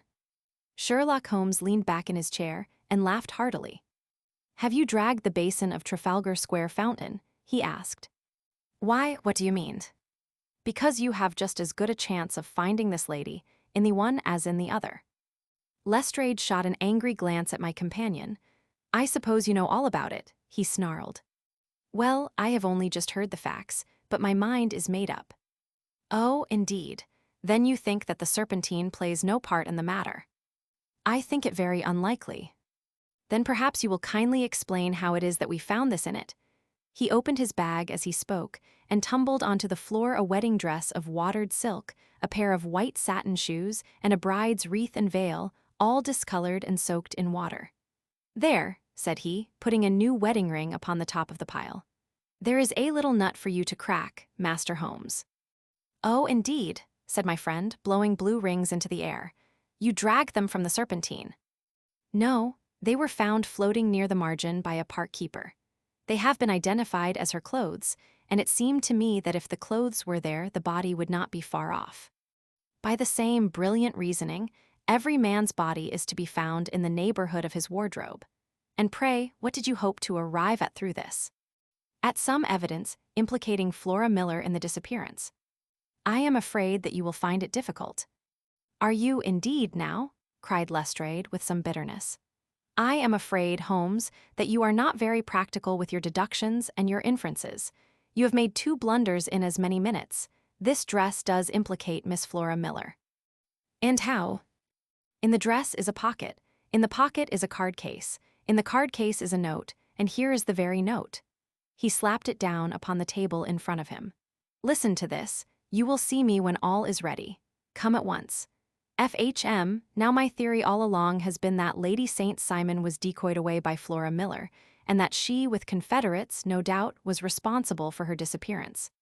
Here, signed with her initials, is the very note which was no doubt quietly slipped into her hand at the door, and which lured her within their reach." "Very good, Lestrade," said Holmes, laughing. "You really are very fine indeed. Let me see it." He took up the paper in a listless way, but his attention instantly became riveted, and he gave a little cry of satisfaction. "This is indeed important," said he. "Ha, you find it so?" "Extremely so. I congratulate you warmly." Lestrade rose in his triumph and bent his head to look. "Why," he shrieked, "you're looking at the wrong side." "On the contrary, this is the right side." "The right side? You're mad. Here is the note written in pencil over here. And over here is what appears to be the fragment of a hotel bill, which interests me deeply." "There's nothing in it. I looked at it before," said Lestrade. "Oct. 4th, rooms 8S, breakfast 2S, 6D, cocktail 1S, lunch 2S, 6D, glass sherry 8D. I see nothing in that." "Very likely not. It is most important all the same. As to the note, It is important also, or at least the initials are, so I congratulate you again." "I've wasted time enough," said Lestrade, rising. "I believe in hard work and not in sitting by the fire spinning fine theories. Good day, Mr. Holmes, and we shall see which gets to the bottom of the matter first." He gathered up the garments, thrust them into the bag, and made for the door. "Just one hint to you, Lestrade," drawled Holmes before his rival vanished. "I will tell you the true solution of the matter. Lady St. Simon is a myth. There is not, and there never has been, any such person." Lestrade looked sadly at my companion. Then he turned to me, tapped his forehead 3 times, shook his head solemnly, and hurried away. He had hardly shut the door behind him when Holmes rose and put on his overcoat.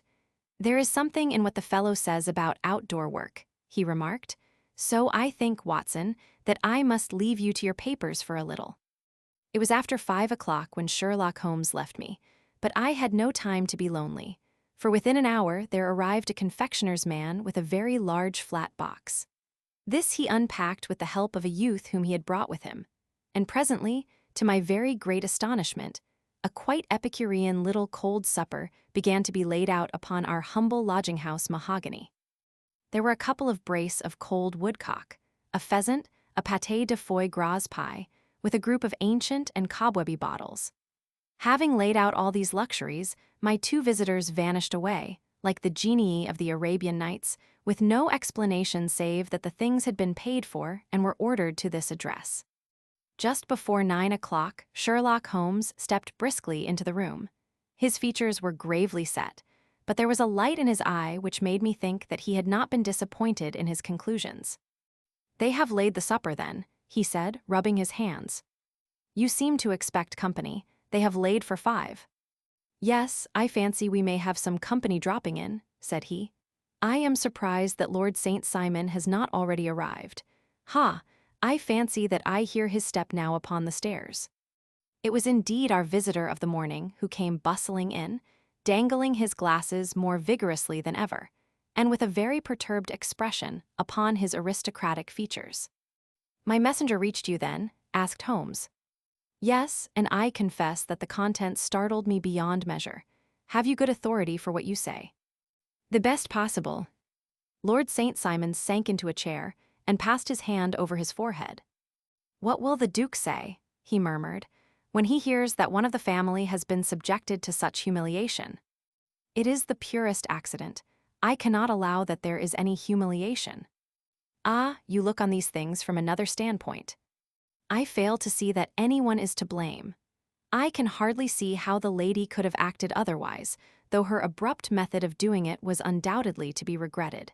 Having no mother, she had no one to advise her at such a crisis." "It was a slight, sir, a public slight," said Lord St. Simon, tapping his fingers upon the table. "You must make allowance for this poor girl, placed in so unprecedented a position." "I will make no allowance. I am very angry indeed, and I have been shamefully used." "I think that I heard a ring," said Holmes. "Yes, there are steps on the landing. If I cannot persuade you to take a lenient view of the matter, Lord St. Simon, I have brought an advocate here who may be more successful." He opened the door and ushered in a lady and gentleman. "Lord St. Simon," said he, "allow me to introduce you to Mr. and Mrs. Francis Hay Moulton. The lady, I think, you have already met." At the sight of these newcomers, our client had sprung from his seat and stood very erect, with his eyes cast down and his hand thrust into the breast of his frock coat, a picture of offended dignity. The lady had taken a quick step forward and had held out her hand to him, but he still refused to raise his eyes. It was as well for his resolution, perhaps, for her pleading face was one which it was hard to resist. "You're angry, Robert," said she. "Well, I guess you have every cause to be." "Pray make no apology to me," said Lord St. Simon bitterly. "Oh yes, I know that I have treated you real bad, and that I should have spoken to you before I went. But I was kind of rattled, and from the time when I saw Frank here again, I just didn't know what I was doing or saying. I only wonder I didn't fall down and do a faint right there before the altar. Perhaps, Mrs. Moulton, you would like my friend and me to leave the room while you explain this matter." "If I may give an opinion," remarked the strange gentleman, "we've had just a little too much secrecy over this business already. For my part, I should like all Europe and America to hear the rights of it. He was a small, wiry, sunburnt man, clean-shaven, with a sharp face and alert manner. "Then I'll tell our story right away," said the lady. "Frank here and I met in '84 in McQuire's camp near the Rockies where Pa was working a claim. We were engaged to each other, Frank and I, but then one day Father struck a rich pocket and made a pile, while poor Frank here had a claim that petered out and came to nothing.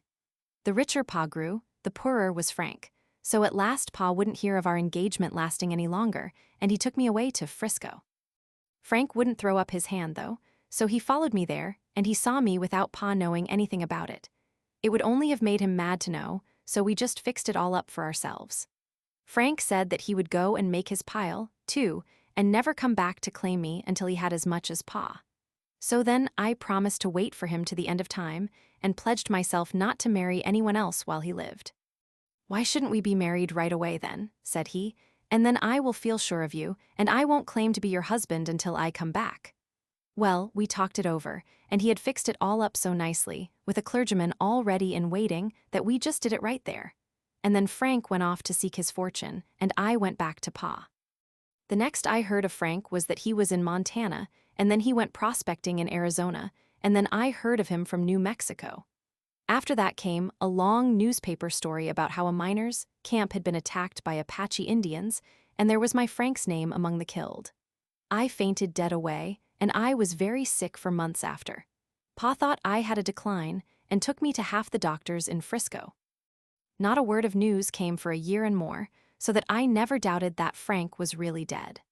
Then Lord St. Simon came to Frisco, and we came to London, and a marriage was arranged, and Pa was very pleased, but I felt all the time that no man on this earth would ever take the place in my heart that had been given to my poor Frank. Still, if I had married Lord St. Simon, of course I'd have done my duty by him. We can't command our love, but we can our actions. I went to the altar with him with the intention to make him just as good a wife as it was in me to be. But you may imagine what I felt when, just as I came to the altar rails, I glanced back and saw Frank standing and looking at me out of the first pew. I thought it was his ghost at first, but when I looked again, there he was still, with a kind of question in his eyes as if to ask me whether I were glad or sorry to see him. I wonder I didn't drop. I know that everything was turning round, and the words of the clergyman were just like the buzz of a bee in my ear. I didn't know what to do. Should I stop the service and make a scene in the church? I glanced at him again, and he seemed to know what I was thinking, for he raised his finger to his lips to tell me to be still. Then I saw him scribble on a piece of paper, and I knew that he was writing me a note. As I passed his pew on the way out, I dropped my bouquet over to him, and he slipped the note into my hand when he returned me the flowers. It was only a line asking me to join him when he made the sign to me to do so. Of course, I never doubted for a moment that my first duty was now to him, and I determined to do just whatever he might direct. When I got back, I told my maid, who had known him in California and had always been his friend. I ordered her to say nothing, but to get a few things packed and my ulster ready. I know I ought to have spoken to Lord St. Simon, but it was dreadful hard before his mother and all those great people. I just made up my mind to run away and explain afterwards. I hadn't been at the table 10 minutes before I saw Frank out of the window at the other side of the road. He beckoned to me and then began walking into the park. I slipped out, put on my things, and followed him.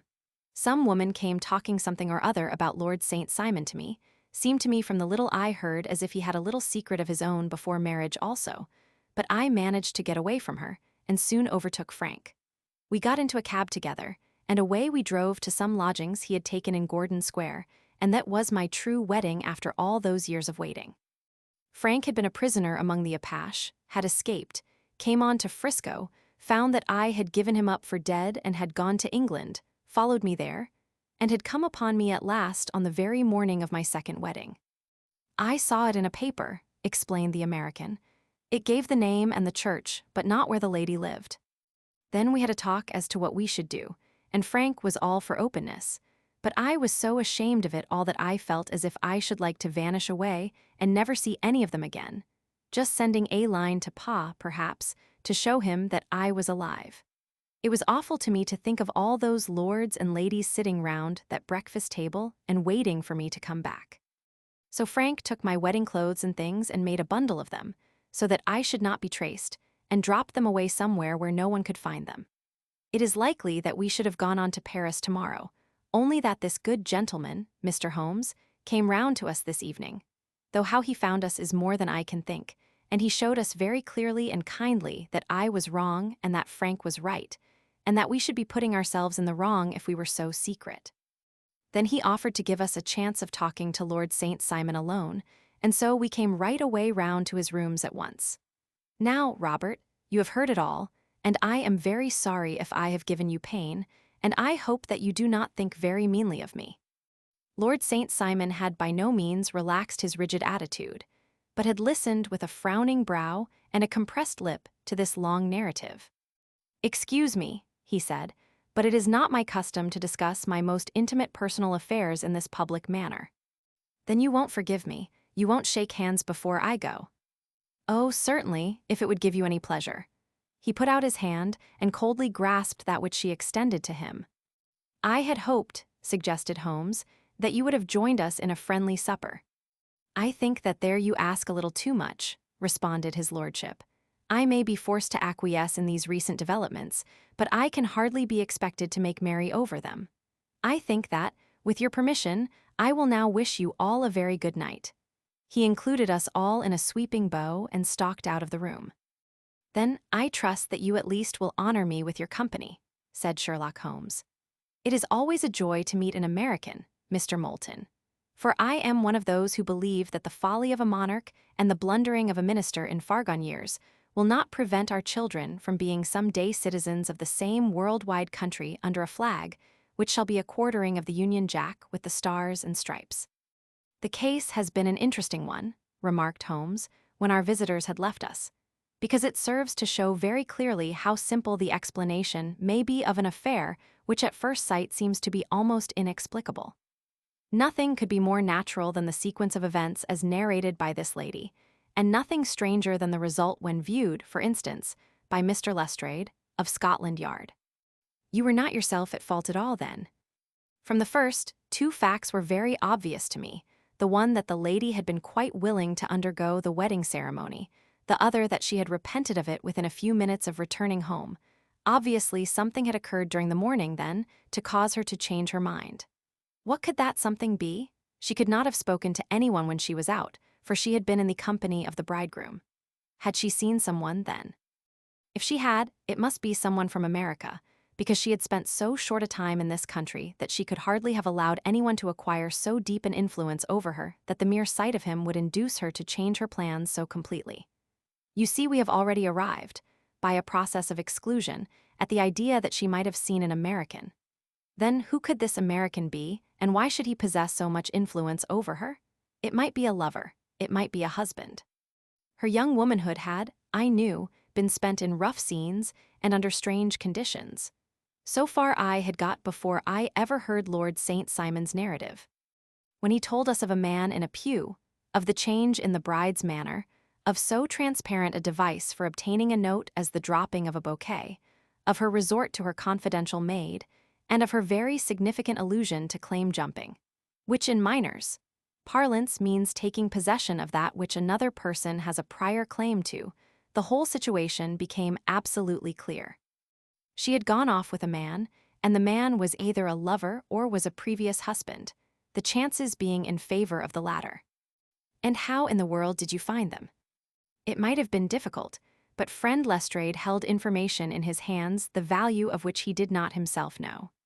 The initials were of course of the highest importance, but more valuable still was it to know that within a week he had settled his bill at one of the most select London hotels. How did you deduce the select? By the select prices. 8 shillings for a bed and 8 pence for a glass of sherry pointed to one of the most expensive hotels. There are not many in London which charge at that rate. In the second one, which I visited in Northumberland Avenue, I learned by an inspection of the book that Francis H. Moulton, an American gentleman, had left only the day before, and on looking over the entries against him, I came upon the very items which I had seen in the duplicate bill. His letters were to be forwarded to 226 Gordon Square. So thither I traveled, and being fortunate enough to find the loving couple at home, I ventured to give them some paternal advice, and to point out to them that it would be better in every way that they should make their position a little clearer both to the general public and to Lord St. Simon in particular. I invited them to meet him here, and, as you see, I made him keep the appointment. But with no very good result, I remarked. His conduct was certainly not very gracious. Ah, Watson, said Holmes, smiling, perhaps you would not be very gracious either, if, after all the trouble of wooing and wedding, you found yourself deprived in an instant of wife and of fortune. I think that we may judge Lord St. Simon very mercifully, and thank our stars that we are never likely to find ourselves in the same position. Draw your chair up, and hand me my violin, for the only problem we have still to solve is how to while away these bleak autumnal evenings.